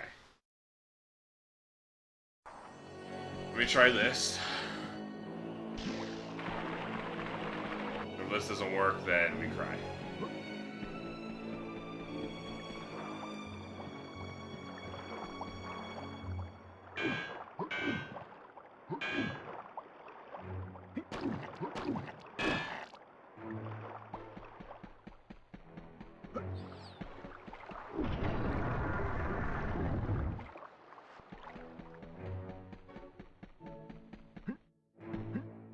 Holy, did you see that? I jumped on the thing, and that stopped me from dying.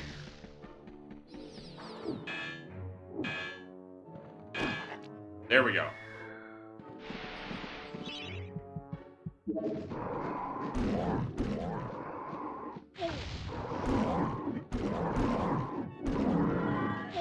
Okay, we're good. Ah, why are you not turning? Or more, why are you turning?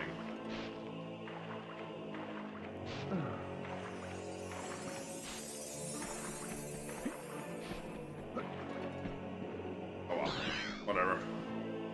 The next level's pretty easy.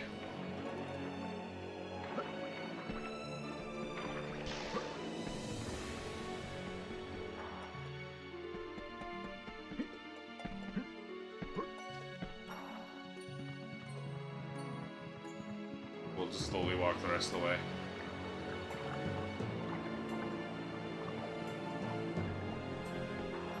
However, the next level is still a level we don't want to use our magic sword in. That's not true. There's a couple spots we don't want to use the sword in.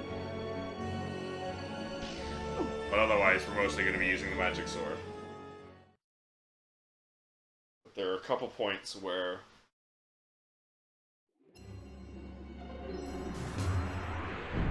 there are thief imps, and we don't want to lose our sword this level.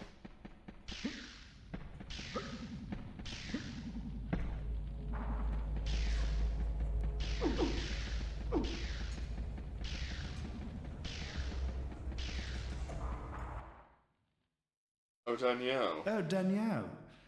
I've got something here I can give you, but I've no idea what it is. Do you fancy a little gamble, like? Magic arrows.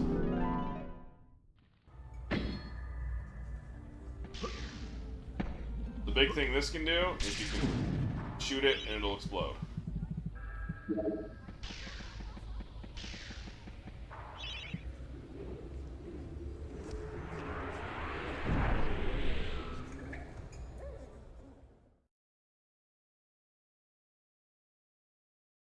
now we're on to the Crystal Caverns. This is when those dragon gems we collected will come into fruition. Collected them back in the Asylum and the Pumpkin Serpent. Will come into play now.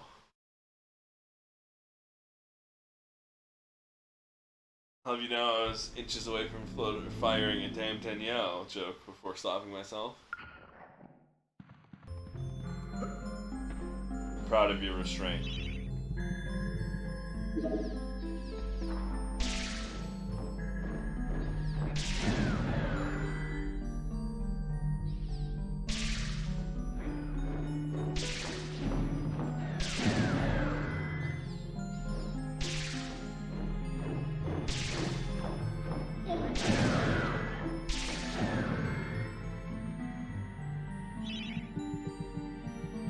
The best part about, right, that's the chalice. The best part about magic arrows and all the different kinds of arrows is, they do not share ammo. They have unique ammo, despite all being your bow.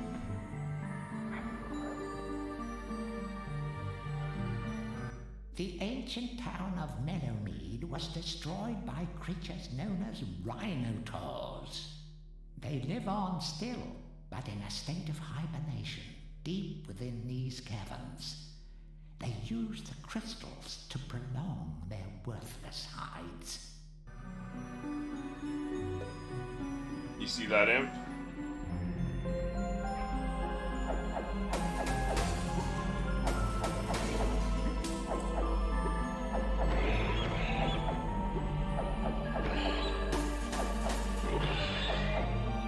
He's on the scary one. The scary ones are the imps without torches. Like that one.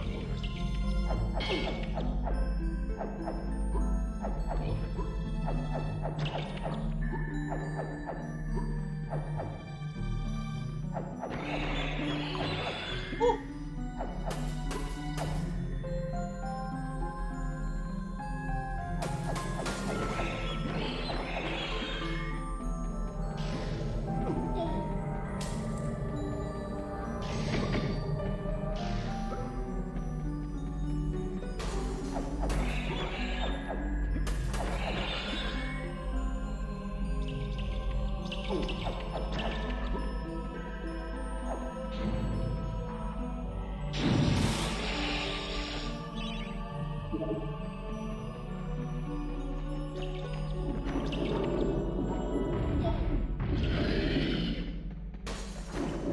Yes, the world design is so good for this game. It's such a good world. An aesthetic and everything. Oh, I love this game. Like, it absolutely has its flaws. From a gameplay perspective. It's a 1998 PlayStation 1 3D platformer.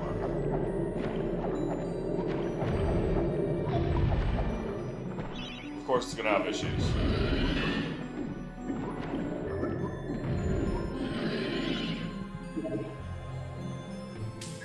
But damn, is it still so beautiful and awesome. And it manages to just nail its aesthetic. It's gothic horror, it's Tim Burton-esque.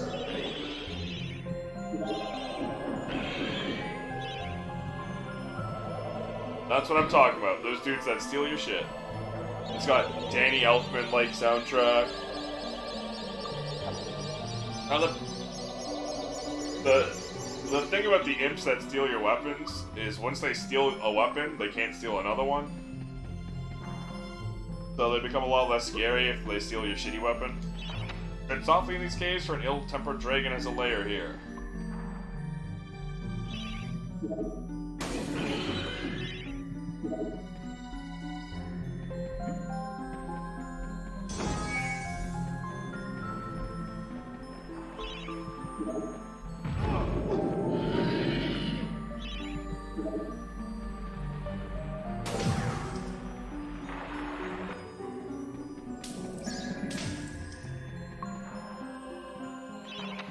The mean old dragon can be summoned by inserting 2 dragon gems into the eye sockets in the relief. The grouchy dragon doesn't come out much, as he is afraid of the roof collapsing over his head.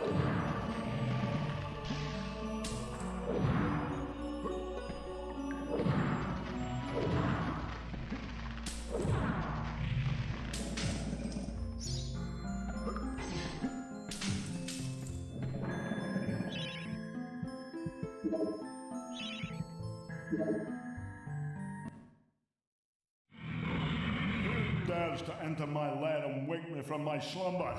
Aha! Prepare yourself, little man. I shall roast the flesh from your bones. Oh, That's already happened.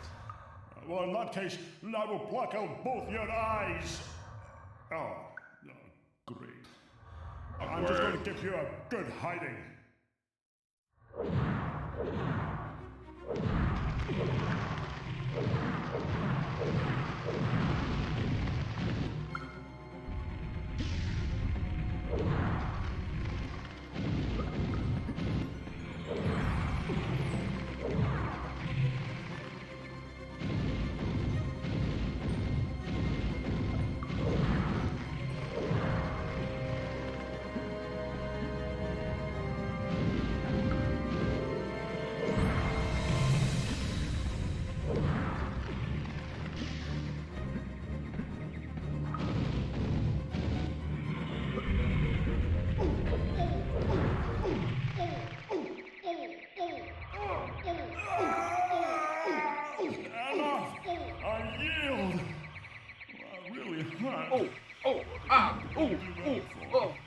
Here, take this dragon potion and leave me alone. Drink it when you need it. It gives you armor that is impervious to heat. Plus, it lets you breathe fire. Now go away. That's why we did all that. Now we got the dragon armor. And we do that. I like how even in the... you still have only one eye.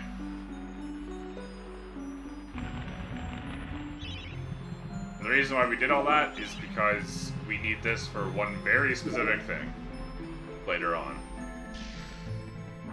There's a flame barrier.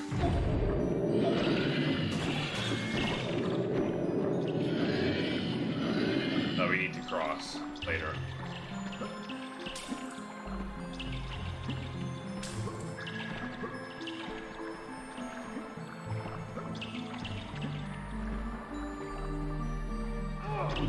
Goddamn bats. Yeah, I see the torch.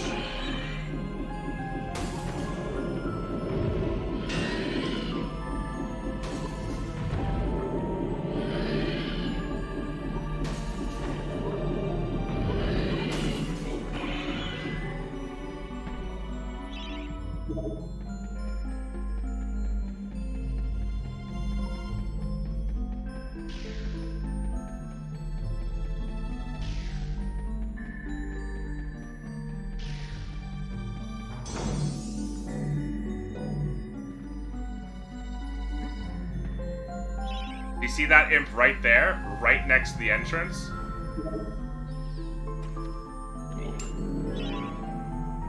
Absolutely the most fucked up gotcha in video games. Putting a thief imp right by the exit. Because that guy will just grab your weapon while you're leaving. And if you have your super powerful, super strong, super important magic sword, bam, gone. Suddenly just gone. 5,000 gold. Or get it back. It is so mean. Okay, it's probably not the most fucked up gotcha in all of video games because the super boss in Final Fantasy XII, Yazma, whose entire gimmick is it has 50 quadrillion HP. It is like over 50 million HP. So the entire fight is just, it's a very simple fight. Because Final Fantasy XII is a game where you program AI, basically. So it's a very easy. It's like as long as you know a strategy, like you can just literally tell the AI to do this, and it'll work every time. This make a wonderful tourist attraction.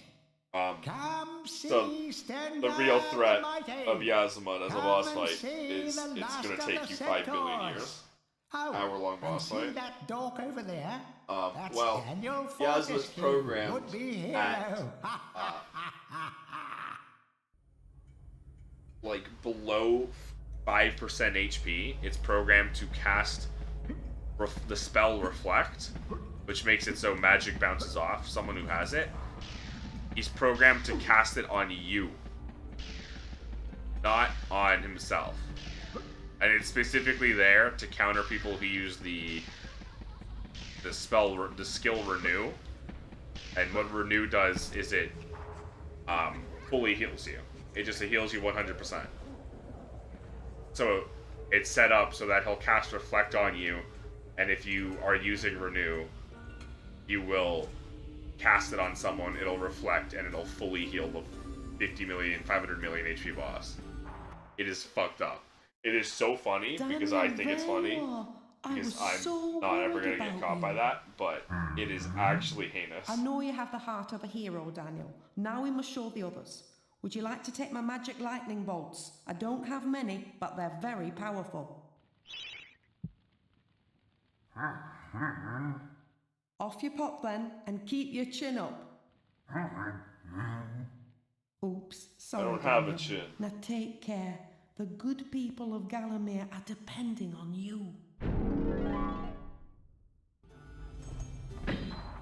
Lightning.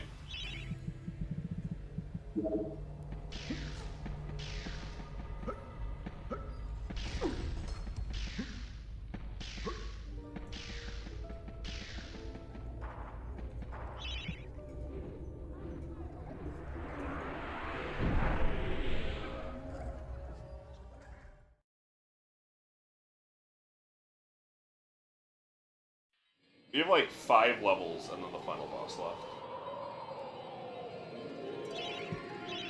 Gallows Gauntlet, Peregrine's Haunted Ruins, Ghost Ship, Entrance Hall, Time Device, Zarok's Castle.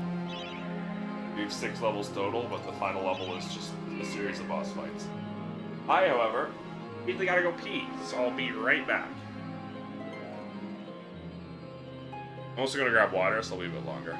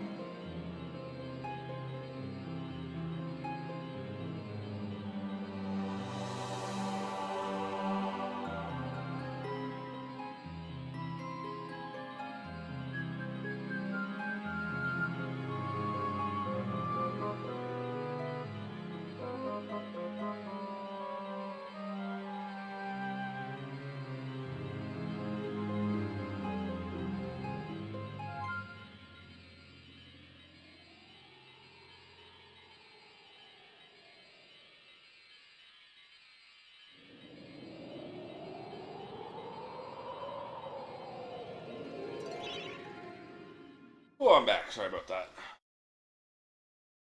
The Gallows Gauntlet. One of the hardest levels in the game.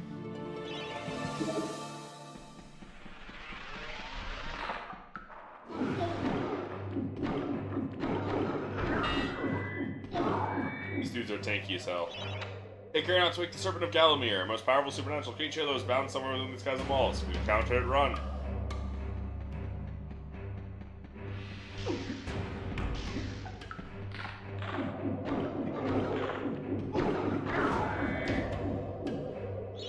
This level, however, is the gimmick heal level. Well, the gimmick, but it is, because you need that dragon armor to get through a certain section.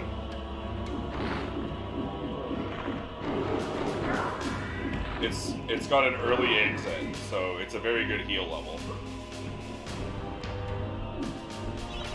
Papal dragon armor was forged by dragons from age long ago. Seek out any remaining dragons if you were to claim this mighty armor.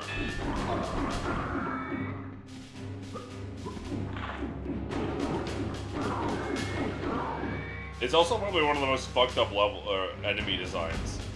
All of these guys are like impaled or hung. Very dark. Like, look at these guys. They're literally on the gallows. But yeah, there's an early exit if you don't have the armor. Unable to pass through the fiery dragon gate, only use this alternative route. No other is available. Return to the map of Gallowmere. It doesn't actually take you to the next level, but it opens up the strat of using the healing fountain at the very beginning and then going through there.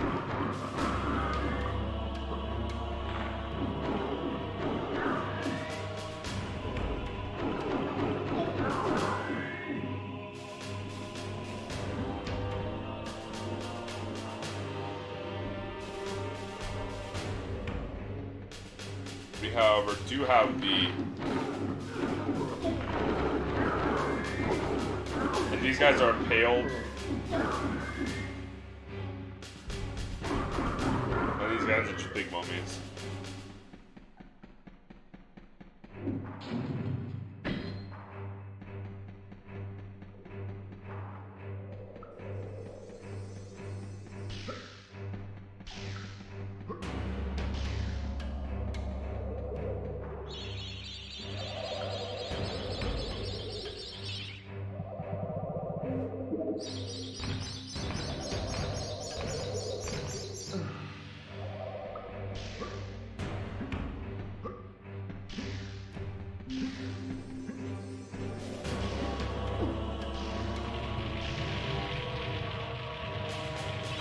Magical barriers constructed by the dragons of old. Those brave enough to adorn the dragon army and pass through this fiery gate.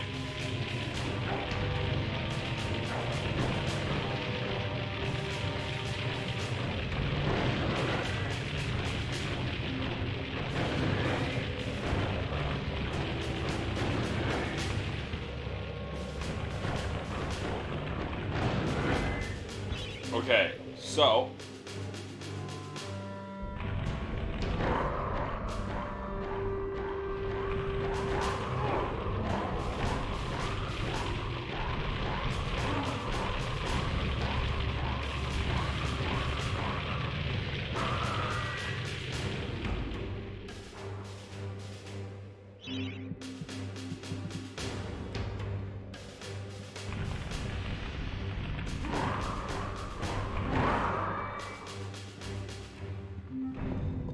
all those gates from earlier get opened up with these buttons.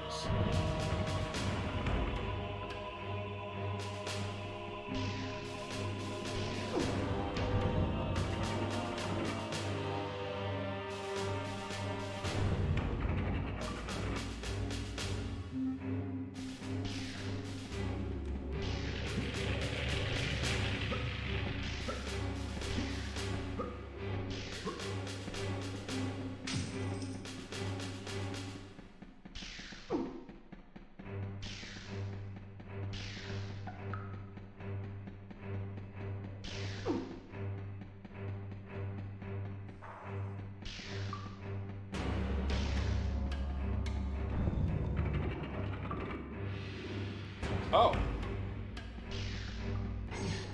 I was just gonna say, for the chalice. Huh. And what gate isn't open? 'Cause there's one gate that isn't open.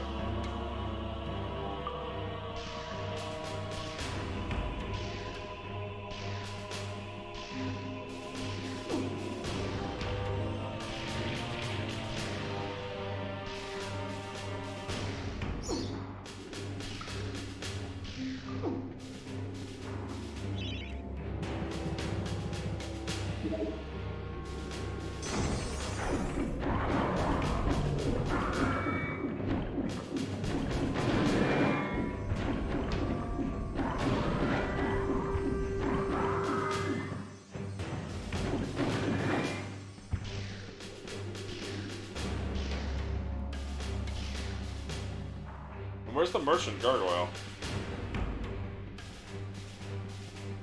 Merchant gargoyle was locked behind the gate. Which gate?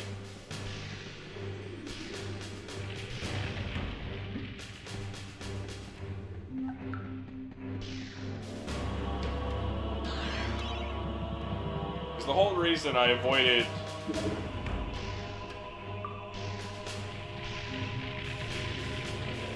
There's a secret button behind it? Oh, it's just a treasure chest. Uh-oh. If you step on that, mural, it opens that door with the evil dragon, who just absolutely destroys you.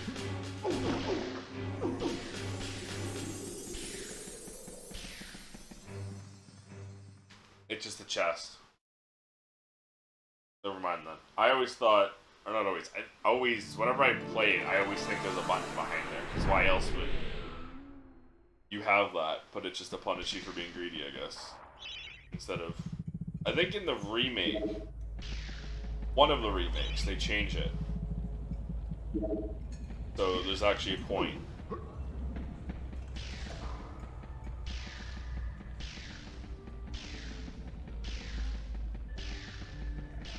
Really? Bow guy again? Holy. Bow guy has so many things for me. Oh, Danielle. Oh, Danielle. I've got something here I can give you, but I've no idea what it is. Do you fancy a little gamble? I do fancy a little gamble, like... The light bottle! Yee!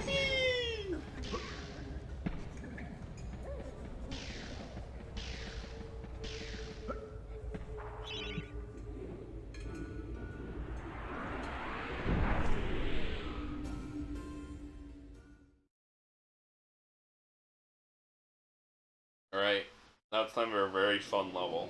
A very thematic level.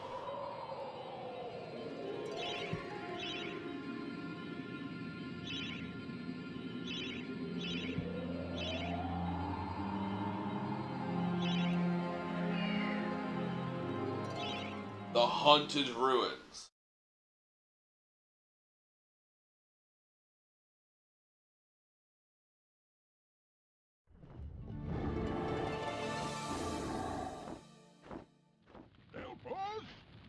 Help us! Help us! Free us! The farmers have been captured by the Shadow Demons. The animals here have gone hungry.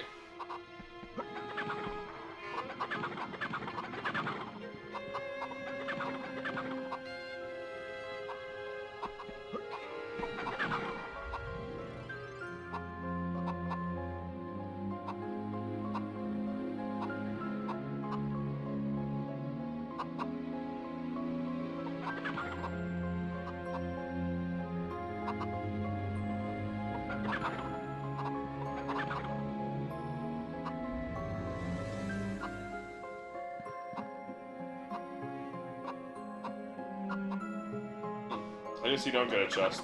I thought you got a chest if you let them eat that one. You want them to eat the one in the middle. Or not the one in the middle, the one up top. Exact opposite of the middle.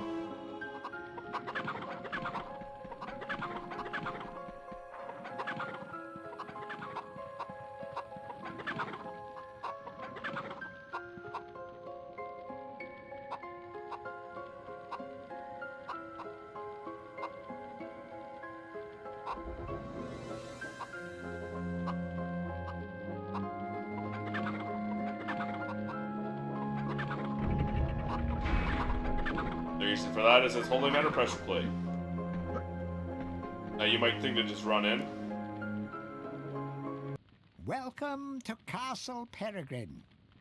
In the time of King Peregrine, this magnificent edifice was the seat of power and home to the royal household.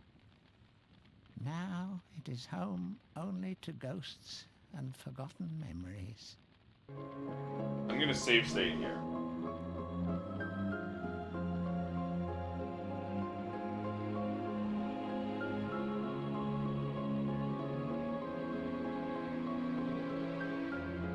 The reason for that. Farmers are being held in the courtyard. The first time trouble, the Shadow Demons will sacrifice the captives to the flames. We quickly say the demons are guard and release the farmers. That's why. You have to be very careful about this.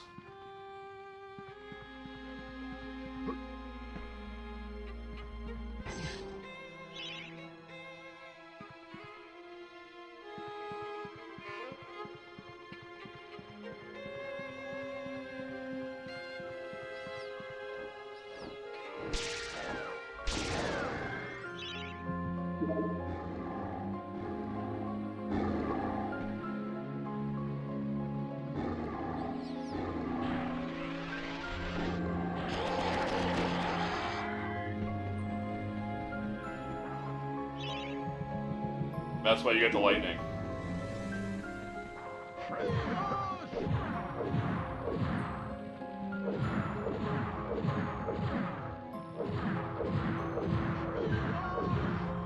I definitely hit that guy with my hammer.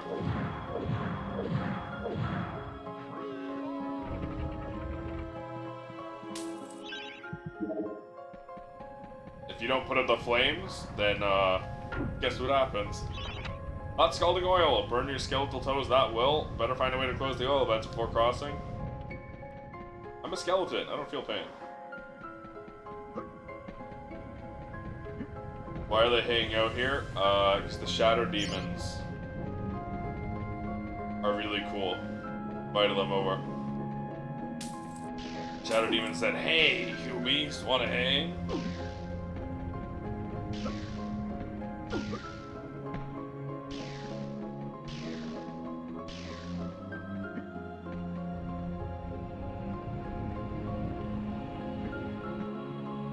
It's nice of the friends, yeah.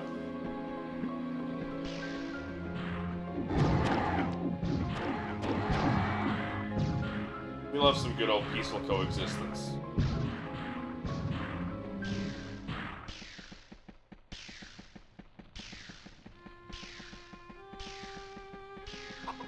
Got my reward for saving them.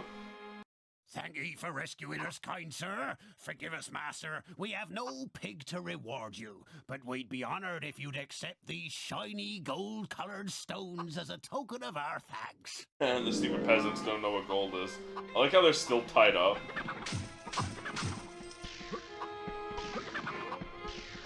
What an amazing drawbridge this is. This was a kingdom. This is the king's castle. That was built before everyone died and became a spooky ghost land.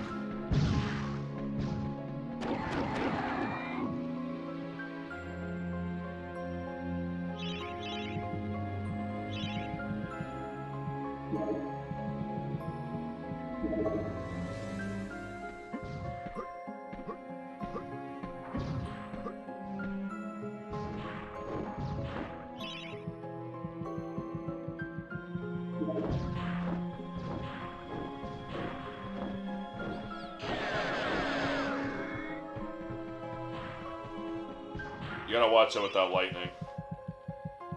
It's very limited. It's very powerful, but very limited. And I think you have to fully drain it to be able to buy it back, and it's super expensive.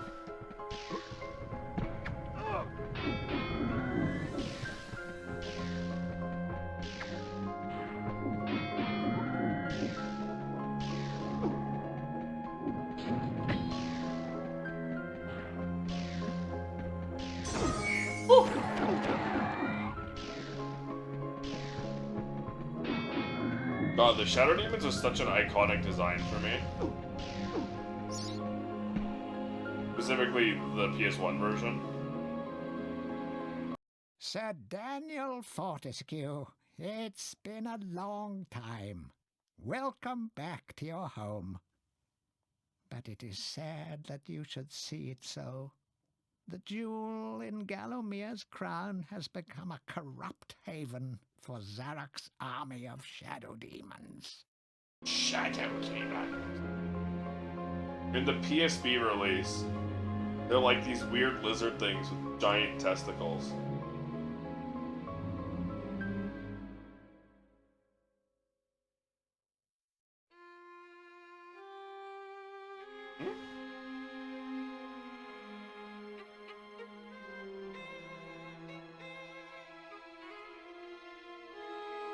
I don't remember this in the remake.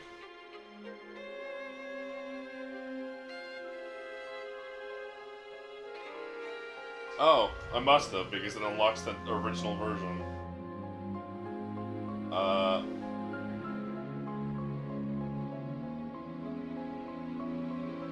Yeah, they just have these fucking massive testicles for some reason. Let me see if I can get a good image.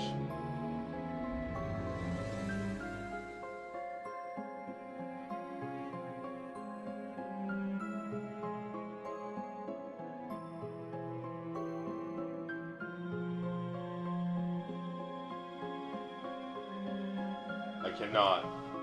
No one has a good image of a PSP asset, surprisingly.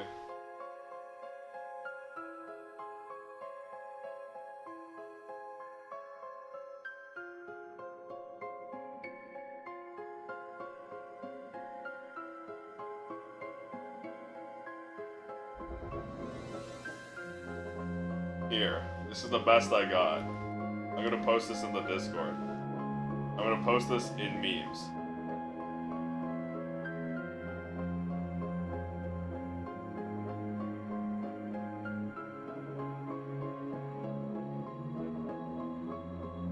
I posted an image of the big nutsacks in memes.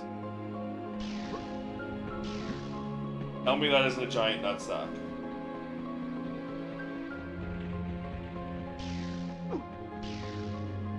I like how you have to have the fire-resistant armor for this section, but it still gives you a puddle of water to put yourself in, put out. Long ago, this was the majestic throne room of King Peregrine. Now foul demons stuck the corridor. Spirit of the king must be saddened indeed. Why did the king have this fire-breathing trap set up? And why is this the entrance to his throne room?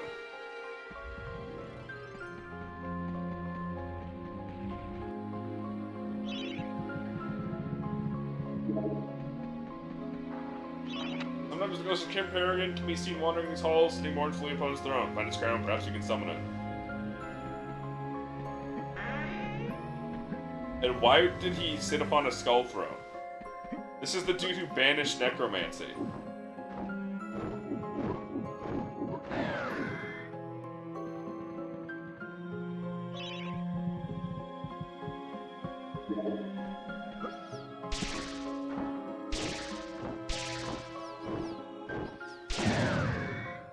Dude banished necromancy for what? So he could be the only necromancer?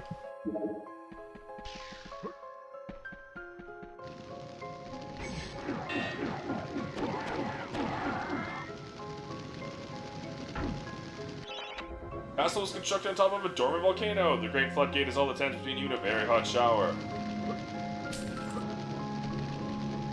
Why? Why did they build this castle on top of a dormant volcano?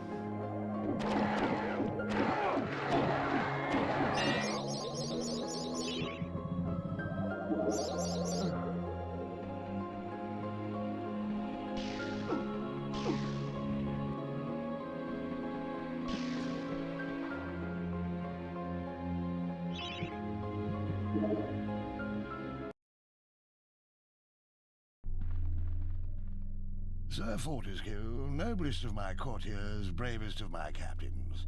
Oh, that we should meet at such a dark hour, with the fate of this realm lying once again in your 15 hands. hours left, we're almost halfway through. Good God, Fortescue. What's happened to your jaw? L plus ratio plus my jaw fell off. Bad luck, old man. Now look, Zarok's army of shadow demons hide beneath us within this very mountain. They prepare as we speak to invade fair Gallowmere. If we are to thwart his plan, we must bring down the castle on top of them. We must unleash the lava behind the floodgates.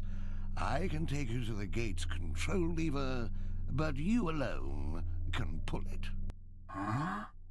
What? Me? Of course, it's a highly dangerous mission, even for a dead man. I dare say that when that fiend sees what you've done, he'll make sure you spend eternity in the most unspeakable torment. But then, I know these things mean nothing to a man of your iron will. Eh, Fortescue? Splendid. Good luck, old friend. Oh!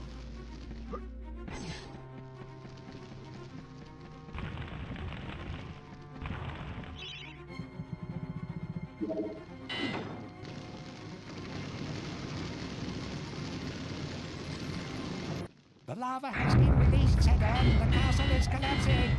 We will not have long to defeat the stone golems and escape the ensuing inferno.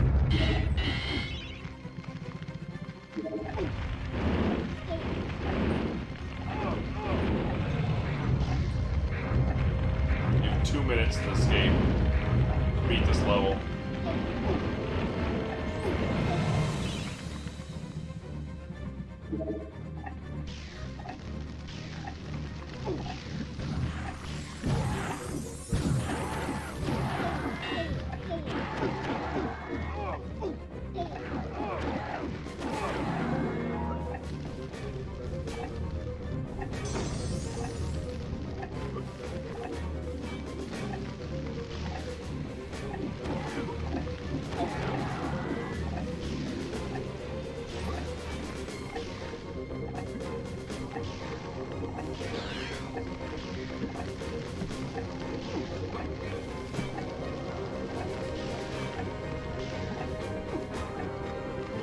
Hurry, the castle must be destroyed. Gates are locked. Find an alternative means of travel. And normally I wouldn't do this, but it's very funny. Punch yourself into the wall.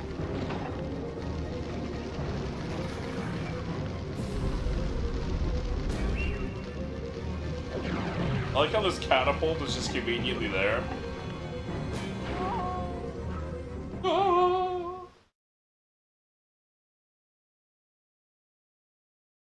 Shoutouts to whoever set that up.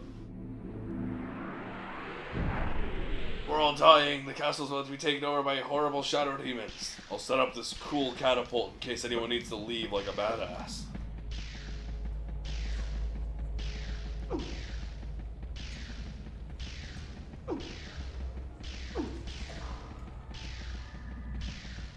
Mommy. Well, hello, stranger. I've got a little present for you. Why don't you shut your eye and hold out your hands? Yes, ma'am. Ooh, thanks. I really needed that. Took a lot of damage launching myself into the wall for the joke. And I'm gonna need all the health I can get for this next level. This is probably the hardest level.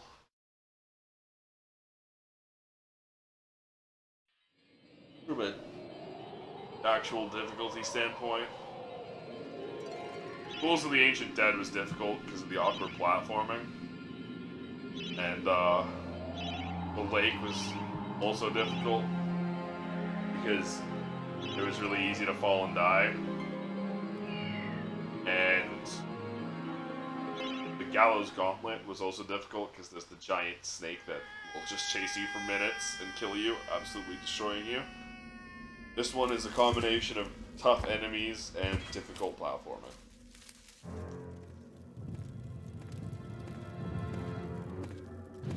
This was a cut level.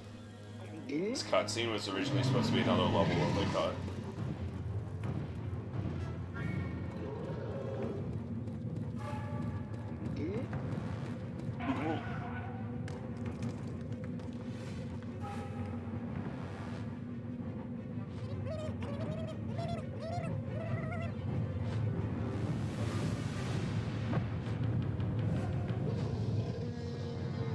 L.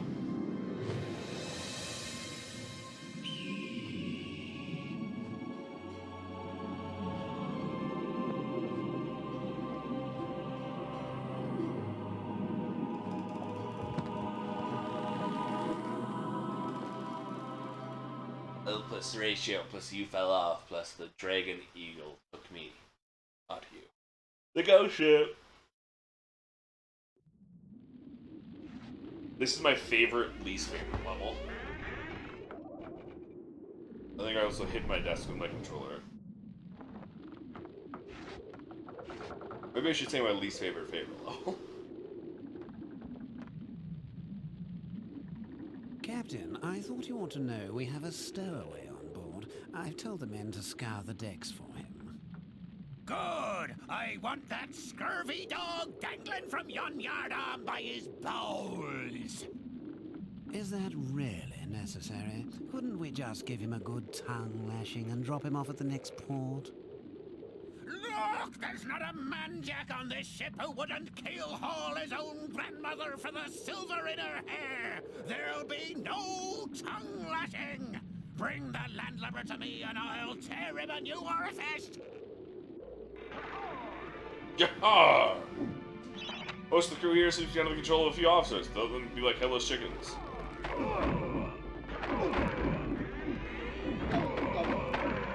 See, these guys absolutely shred you.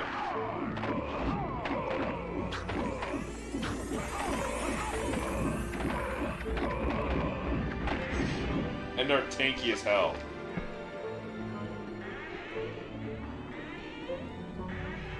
The right cash money of pirates are kind and caring people who don't steal.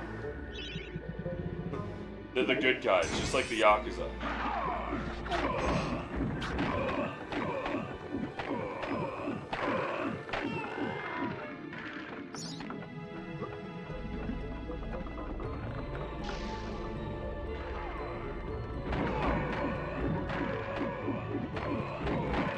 Those guys infinitely, they respawn infinitely.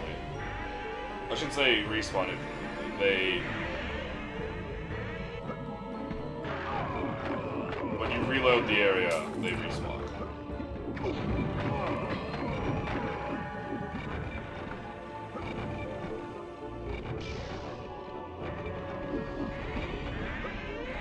You have a series of platforming challenges the entire level. What is really interesting is every time I play this, I realize there's a new route you can go. It's a very open level.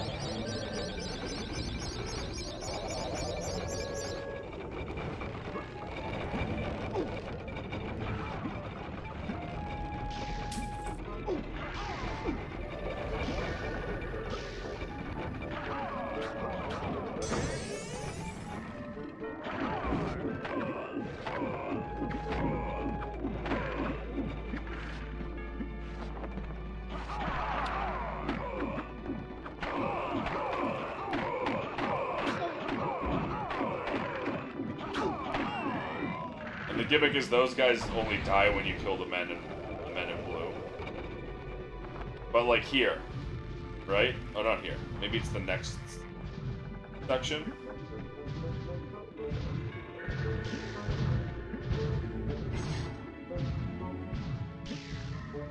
Okay, there's an invisible wall there. But it's there. You see those platforms that are disappearing and reappearing? That's optional. That's another way of getting through.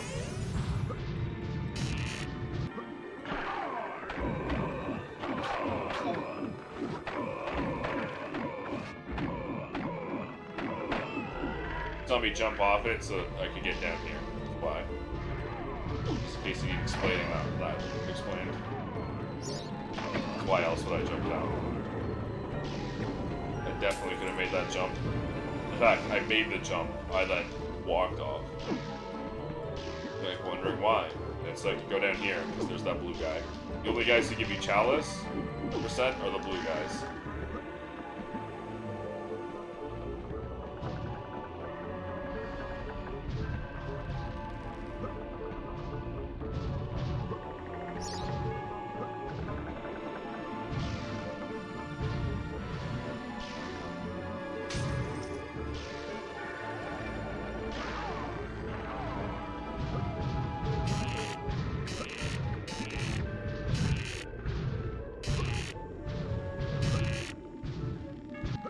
Oh my gosh. The depth perception is really bad there.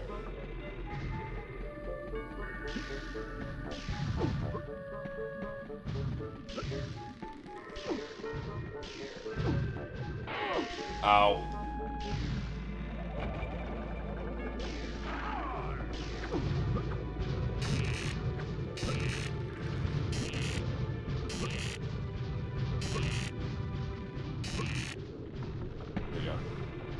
So you can either jump across there, those platforms, or you can jump across these ones. I never do that one though, I always do this one. For a couple of reasons. Namely, this one's much easier. And you need to do this if you want the chalice, so.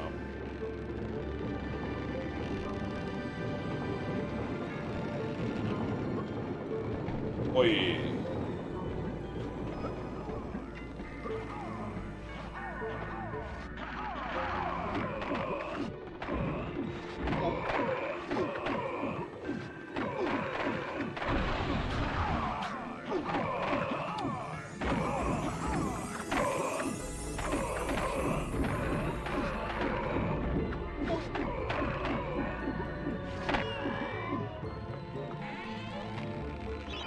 Ship captain is as tough as old sea boots. You need something a little more powerful than the weapons in your inventory to knock him overboard.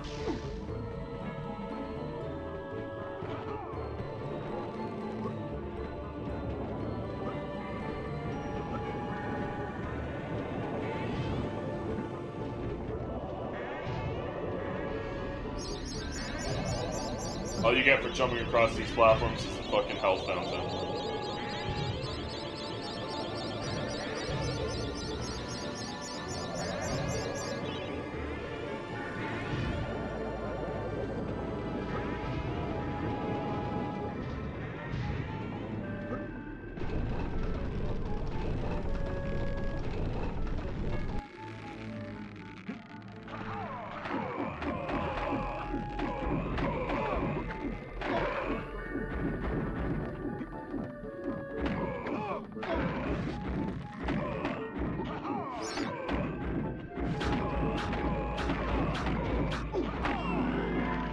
Fucking tanky, dude. Holy.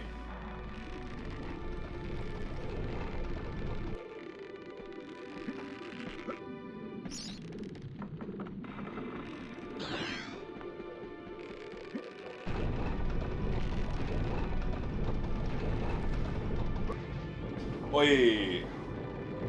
Alright, we got through the ghost ship pretty easily.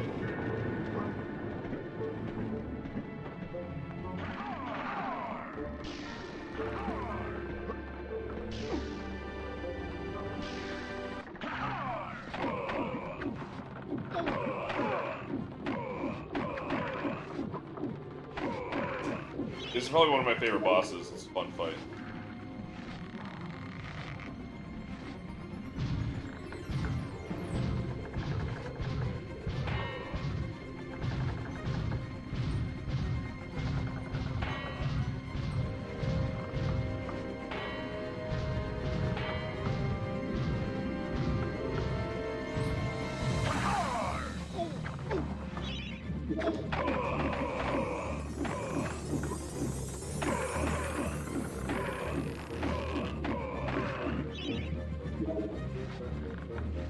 The entire fight is just adds, though. Like, the entire threat, I should say.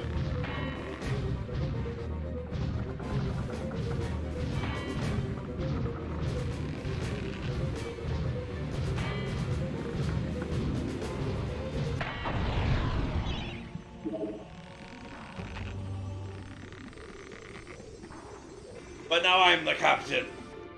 This be my ghost ship now, matey. First stop, the Hall of the Heroes. Second stop, Zarok's lair. There's only 2 more levels, and then the final boss fight.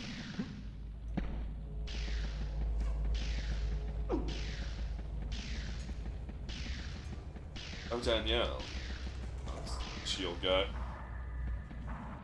Shield guy and the lightning lady. You are back, Herr Fortescue. I think this is because of my shield, yeah? But I have something else I can give to you. Something you may find very interesting. Money! I'll take it. What is that? 200, I guess? I think it's 50 gold was 1 treasure coffer, so it'd be 200, yeah.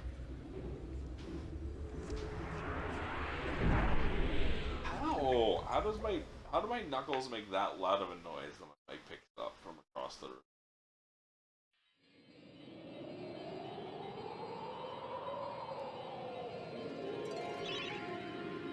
Have I still not learned to? I mean, I have learned that, but I still haven't like muscle memoried me to muting before cracking knuckles.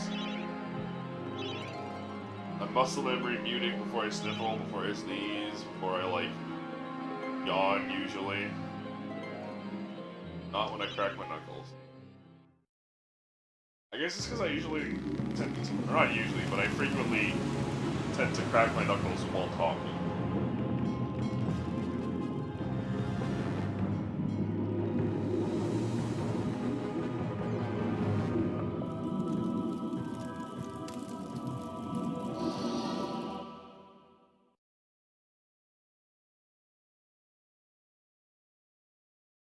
Ugh, it's already 3 a.m.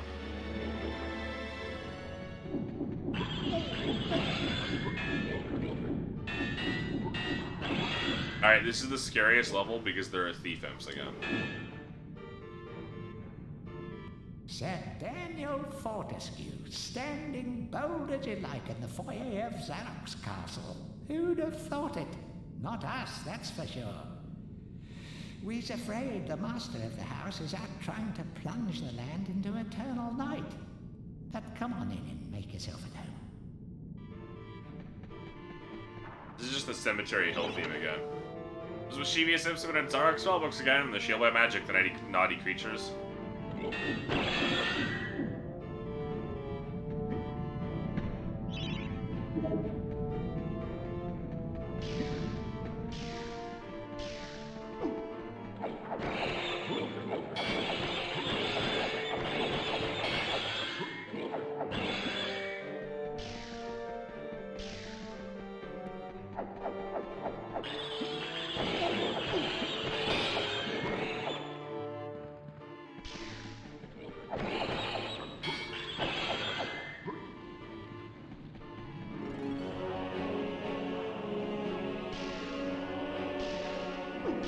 We're actually gonna come here first.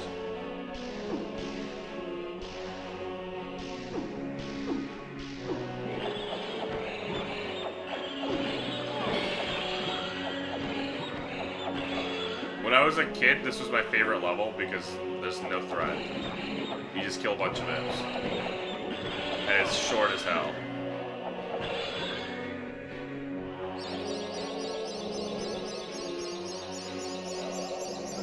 This is below these stairs is the end of the level.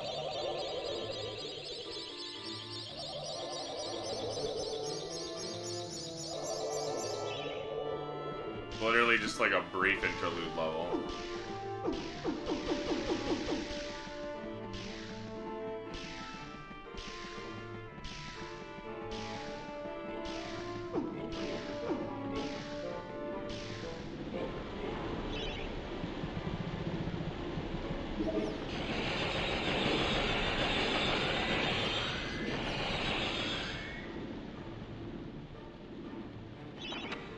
Tired of Zarok. 100 years I spent in exile using my anger to keep me warm, beating off my suffering, relaxing my angst. Soon they'll pay, all of them, including Fortescue. He thwarts my first plan to conquer Galamir, then posthumously claims to have killed me.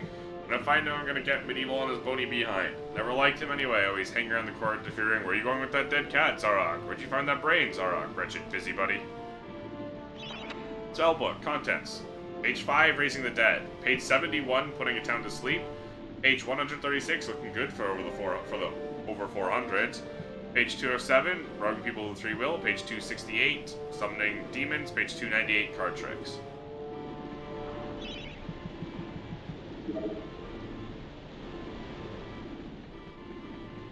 Oh, okay, so I already got them all.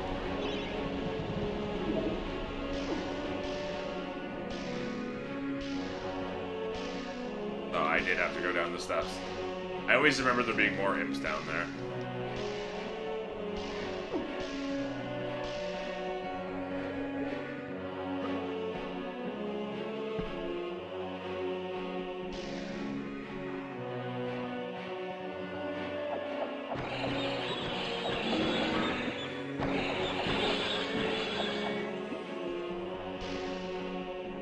They have this conveniently placed gargoyle for everyone who lost their magic sword the previous section.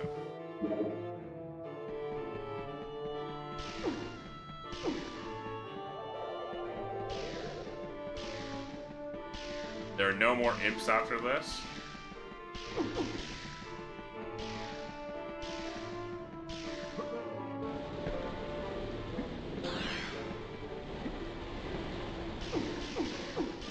Now comes one of the best levels. It's like the level-less level. Oh, it's a big one. It's a big one that does a lot of things. Something tells me they had to combine a couple levels into it.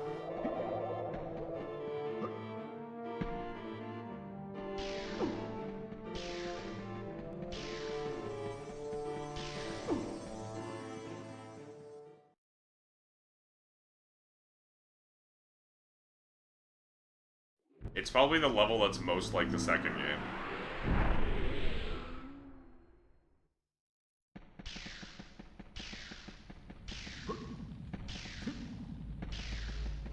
Who do we have? Magic Sword guy? Have to go the other way. Oh. Yeah. Magic Sword guy and then Lightning Lady.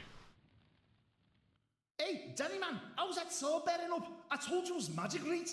I've got something here I can give you, but I've no idea what it is. Do you fancy your chances, like? Why even ask me? Like, I don't get anything for saying no. The only time that choice actually matters is when you, like, the brief times you can choose more than one thing. And then the, oh, I don't know what it is. Are you sure you want this? Only matters during the one time when you can choose the magic sword or the flaming, or the magic shield or the flaming arrows. The only time. Oh, I guess also if you can choose the magic arrows or the magic sword. But during the two different moments where there's a choice and an unknown. But here we go, the time device. This is a fun one. Also get ready for some fun music.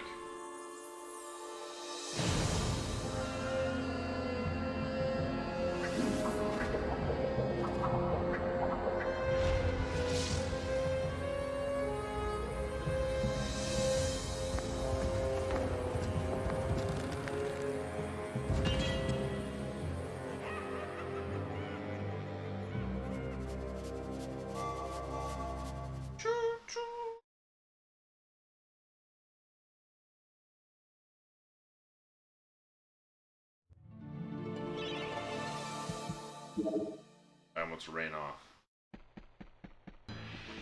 Penis music.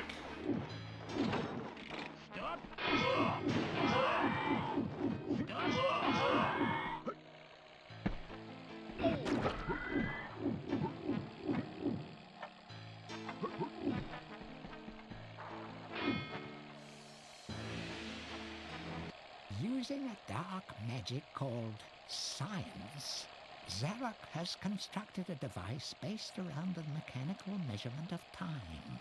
The innards of this chronograph are fiendishly complicated.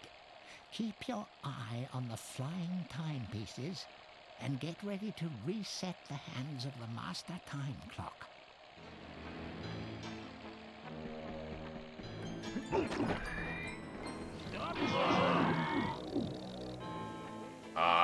Okay, we want it 740.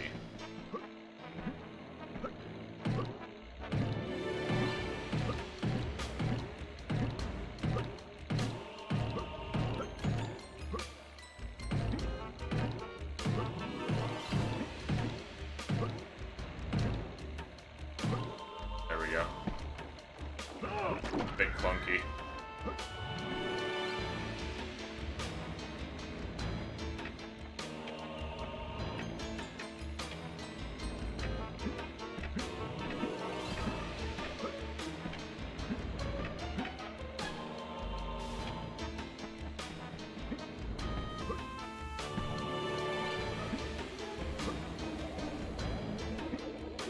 Okay, all this is a light now. Wasn't worth it. I couldn't remember if there's anything more past that.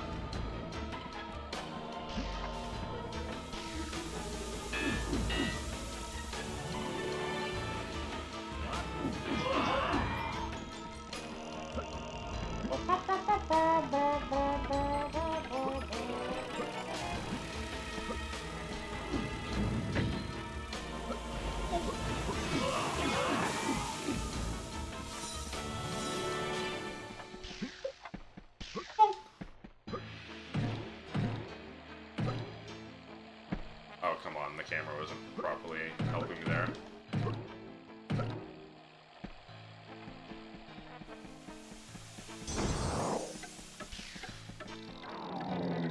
Time 3:30. Bit awkward. How far away it is.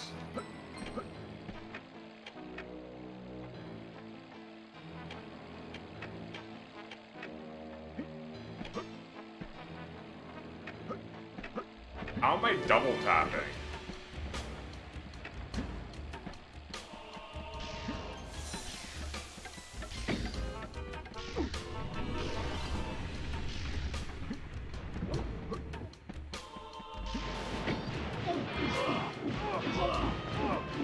Hit him! Holy. This metal heap houses the magical chariot that Zarek calls his train. The path it runs along leads eventually to Zarek's lair. Wherever your route is blocked by gates controlled by various way stations. Travel these on the train, open the gates, head to the lair.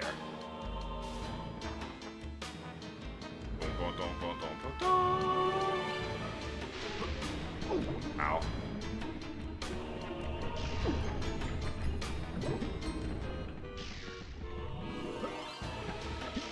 Oh my god, did you see me almost fall off there?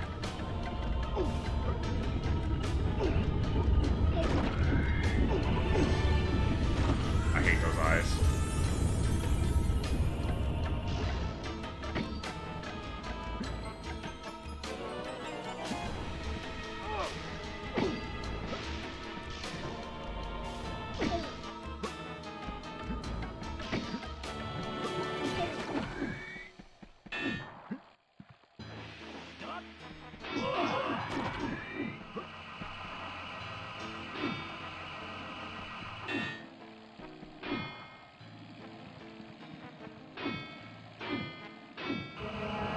This is the silliest one. It doesn't make any sense. How are they charging? They're not pointing at the things that charge them.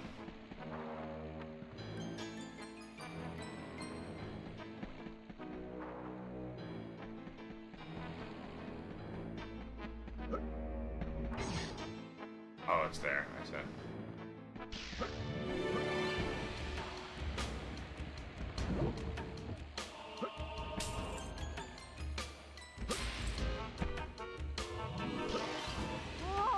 Frick.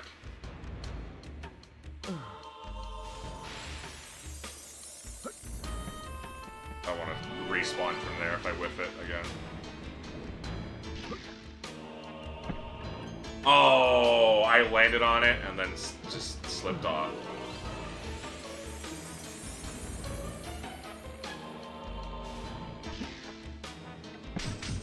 There we go.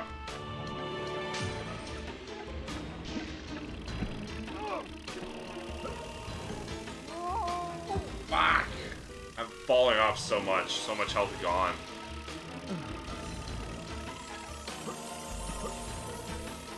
That secret was one of my more recently found ones.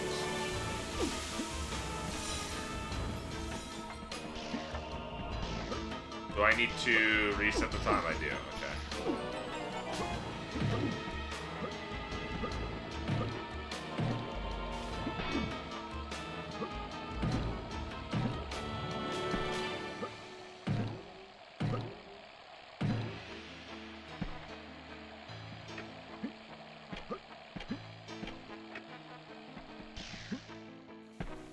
I'm stupid, it was 7:40.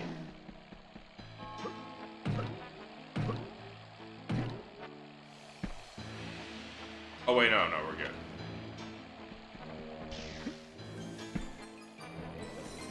For some reason, I thought I did 7:50 or 7:45. If I had to go all the way around, but it was only a little bit.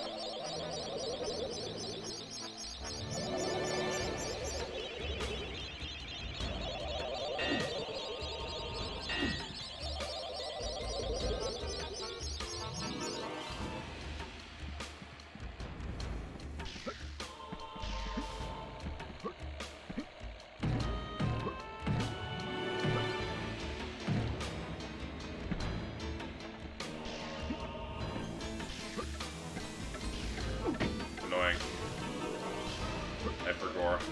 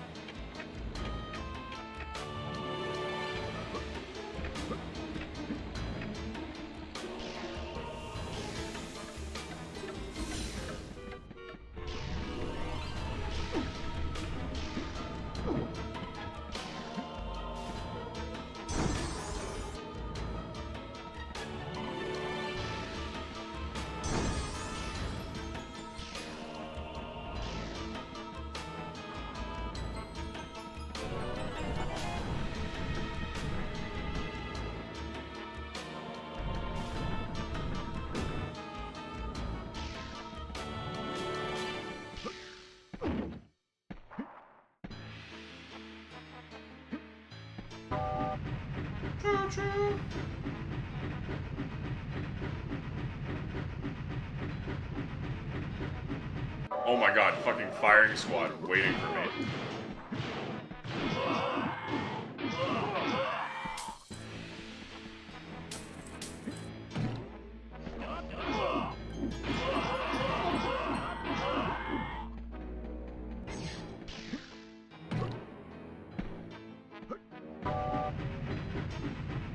We just gotta clear out the other way station, kill the guys that spawn in between, and he didn't run. That's fine.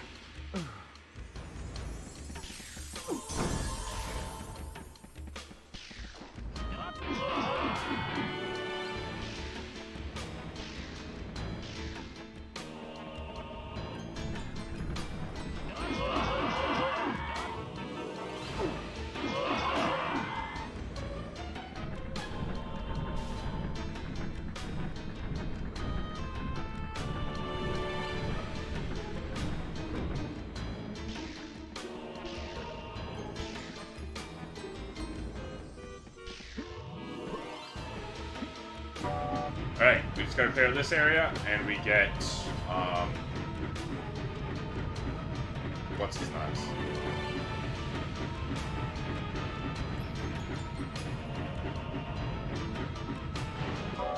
We get the chalice.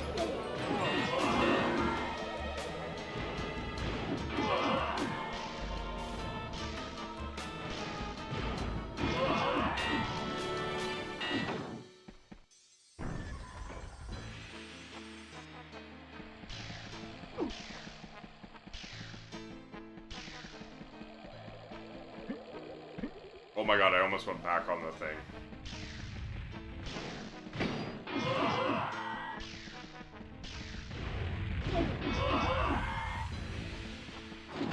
After this, it's 3 boss fights.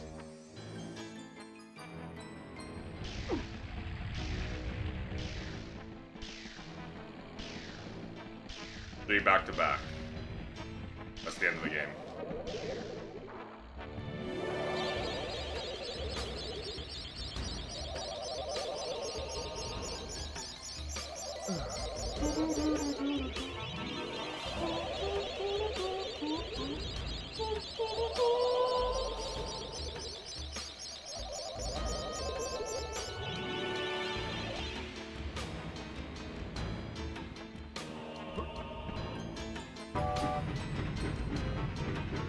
I like how this train can reverse.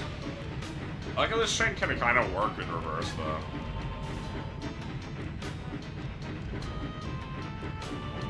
Got a spiky front or a spiky rear, depending on how you look at it.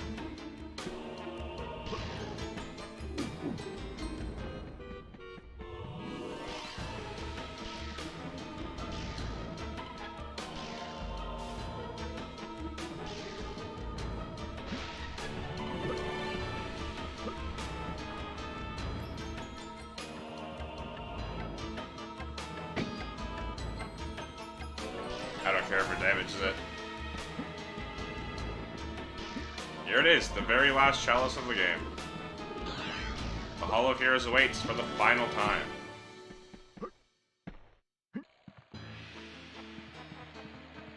Boom, boom, boom.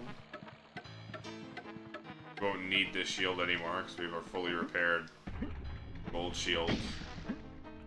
Ready to end the game with it.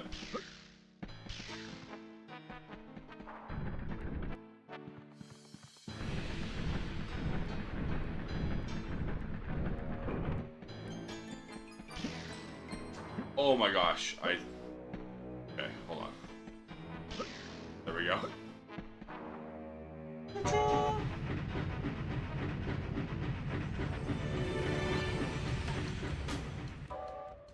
And what a time to end this game too, considering there's 14 hours left. We're just about to hit the halfway point, right as we beat this game.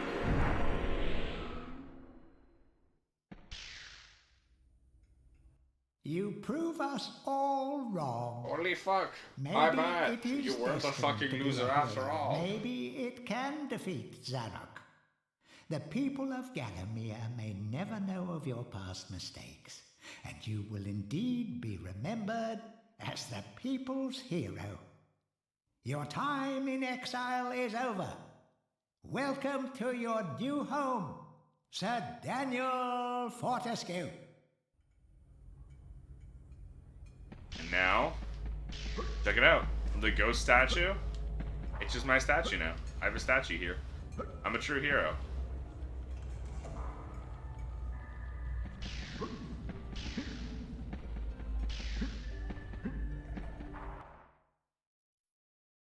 Daniel, thank goodness you're still safe. I have a gift I can give to you, but sadly, I can't say how useful you will find it. I accept. The final item of the game, healing.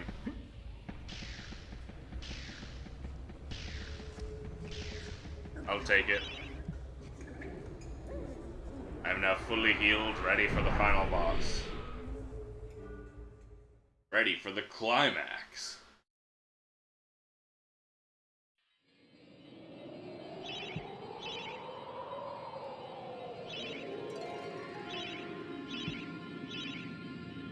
Look at that, 4 hours. That's usually the amount of time it takes me to play this game.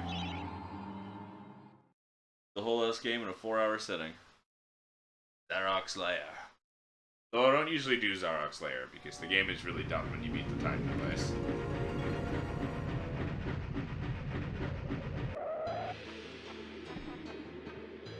Who actually cares about beating the final boss of a video game? Let's be real. We never thought you'd get this far. Your final encounter with Zarok awaits beyond this point. He has surrounded himself with his unnatural bodyguards, but you may yet even the odds by calling upon the lost souls collected within your chalice. Place the chalice on the shield at the heart of the arena. Good luck, Sir Daniel Fortescue. I like how the gargoyles are on my side now. They no longer call me a fucking loser. They're not calling me a fail wife now.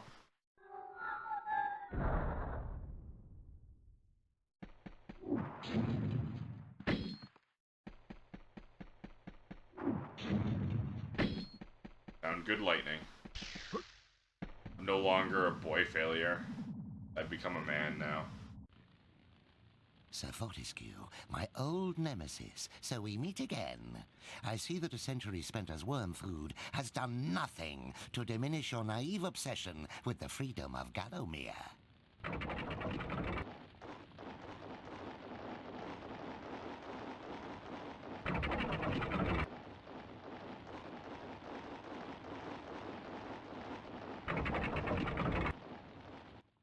See, this isn't very scary, because I could kill them all myself with my magic Prepare sword. to attack, my warriors. I want the dogs gnawing marrow from those bones within the hour.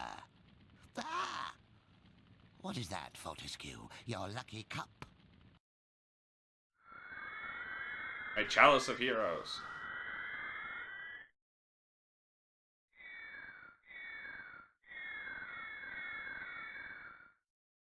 I like how some of the guys just spawn at less health. You see the yellower guys who are less green, or yellow? They have less health.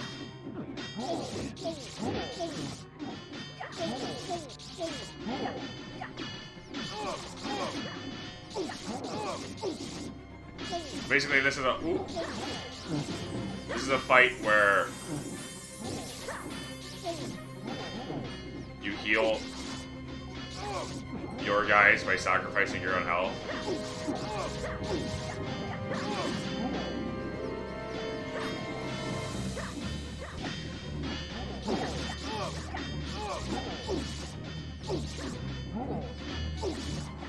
You're just playing a healer in an MMO for this fight.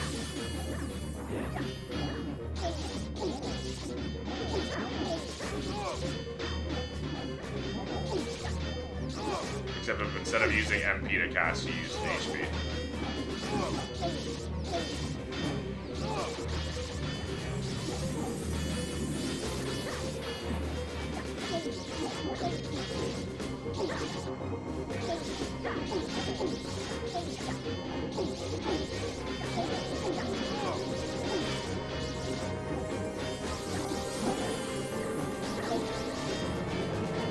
I was gonna say, none of my guys have killed them yet, but I see that we are starting to slowly kill them.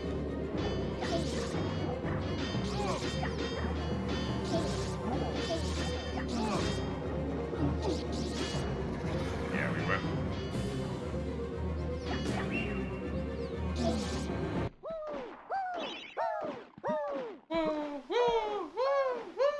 This battle is ours!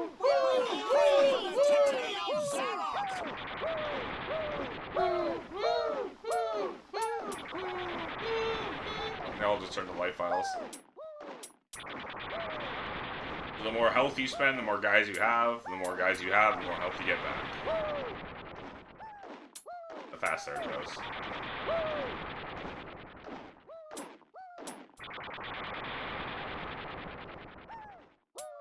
Well, this is very fast, I'll admit.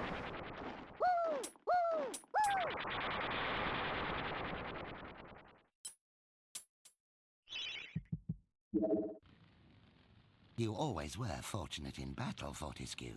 Let us see how you fare against my champion, the late Lord Cardock. He eats people like you More like Carcock. as calcium supplement. You can't fool me, this is a thinly veiled 3D Pathfinder Lich playthrough.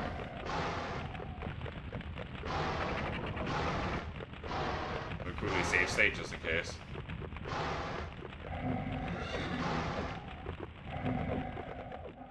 I was actually gonna make the same joke.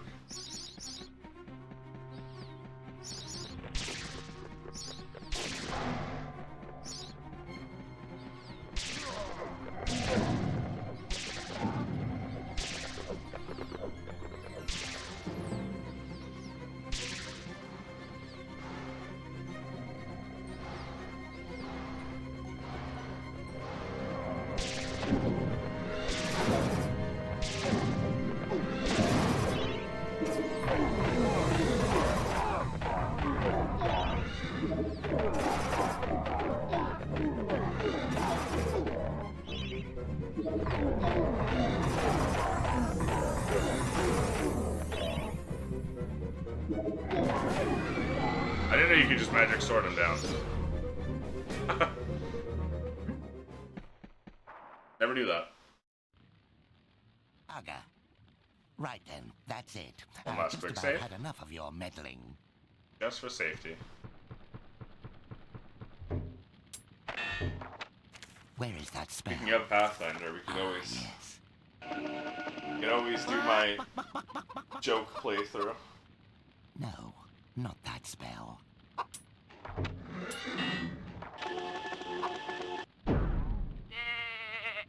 Oh. Oh, not right now. Aha! Now I have it. Is that a joke about fucking sheep? He was like, oh, wait, not right now.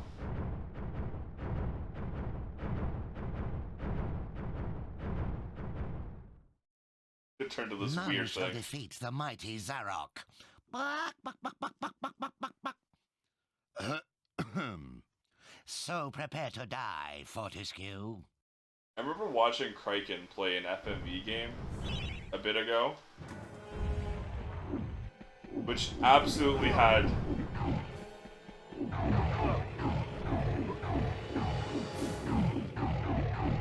oh yeah, you can just that's funny. Which had the voice of Zarok as a major character in the FMV video, FMV game. And I was like, wait, what the hell? It was like one of his last roles before he died. The actor.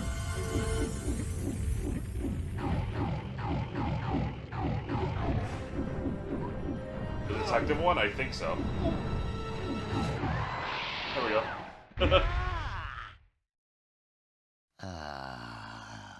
I didn't let that song play out long enough, but that dun dun dun dun dun dun dun, you'll hear that in a lot of like that little bit is sampled from a very common sample disc. It's in Heavy Rain, it's in Buffy the Vampire Slayer, it's in so many things.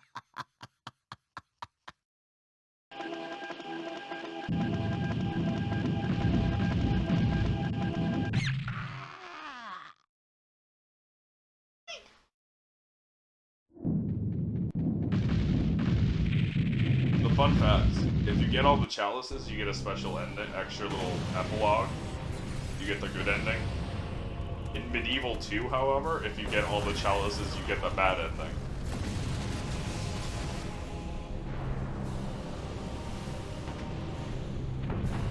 Don't know why.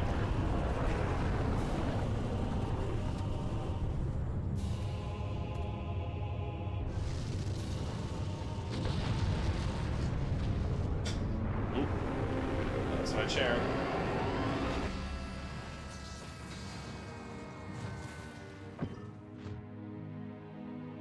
Paul Darrow is the voice actor, which is an English actor.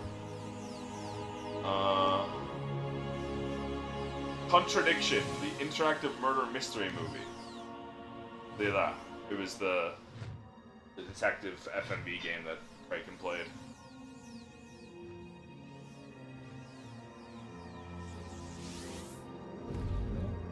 It's his last video game, not one of his last roles. He died 5 years after, so yeah. I'm sure he had a lot of other roles.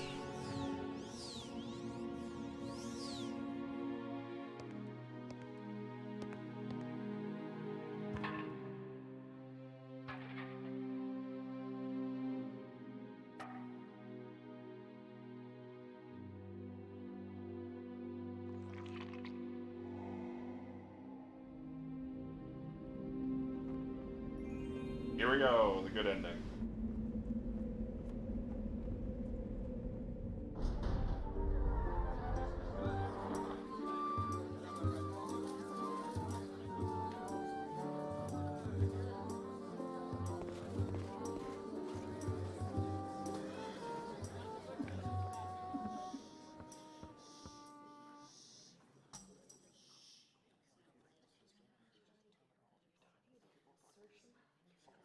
But everyone else, he became a hero after death, while everyone else became a hero in life.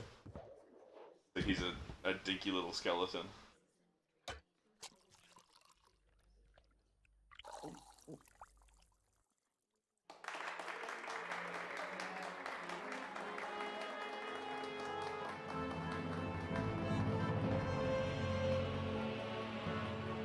The sequel, by the way, takes place in Victorian England.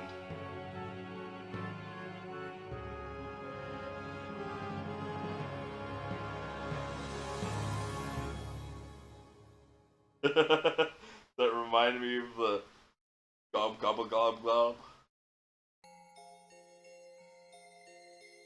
It definitely is the same tier of CG animation.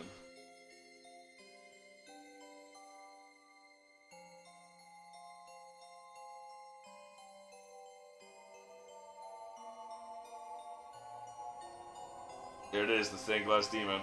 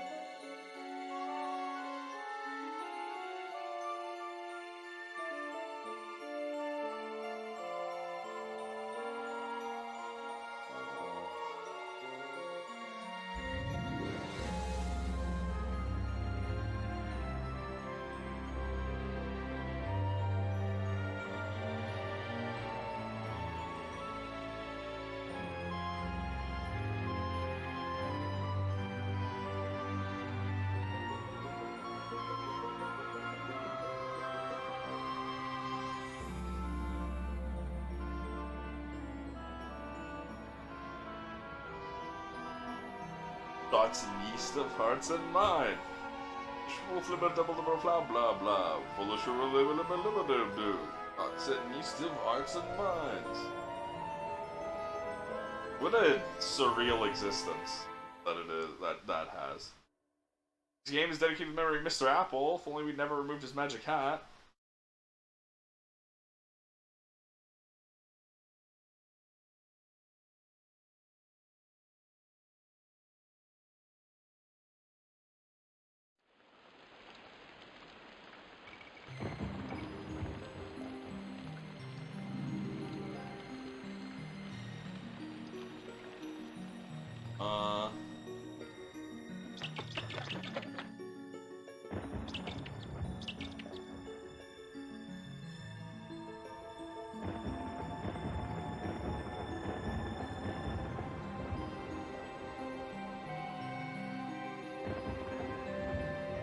Oh. That's crazy. Apparently in MediEvil 2, health fountains are one-time use across the entire run. So they have an X amount of health that they give, and if you use it all up, it's gone forever, and it'll keep track of how much you use. Oh, there's another bot. Long ago, there lived in the kingdom. You guys don't get to see them because Automod gets them, but I got another bot. Zarok. Like the fifth This bot. arrogant, pitiless man hated his fellow citizens for their simple and peaceful ways. So he raised an army of demons and set out to take the realm for his own. The king's champion, Sir Daniel Fortescue, led the militia into battle against this unholy horde. Songs are still sung of how he spearheaded the charge deep into the accursed multitude, how demons fell before him like wheat before the scythe, and how at last, though mortally wounded, he destroyed the sorcerer utterly. Fortescue went down in history that day as the hero of Gallowmere, and a time of peace began, which was to last for 100 years. And then the sorcerer returned.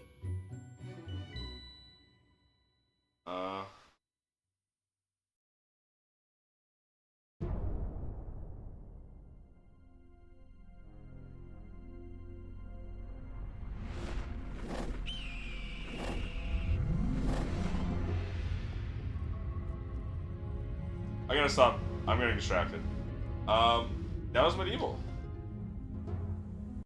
We beat the game. So I guess I'm gonna do something different. Gonna hit this.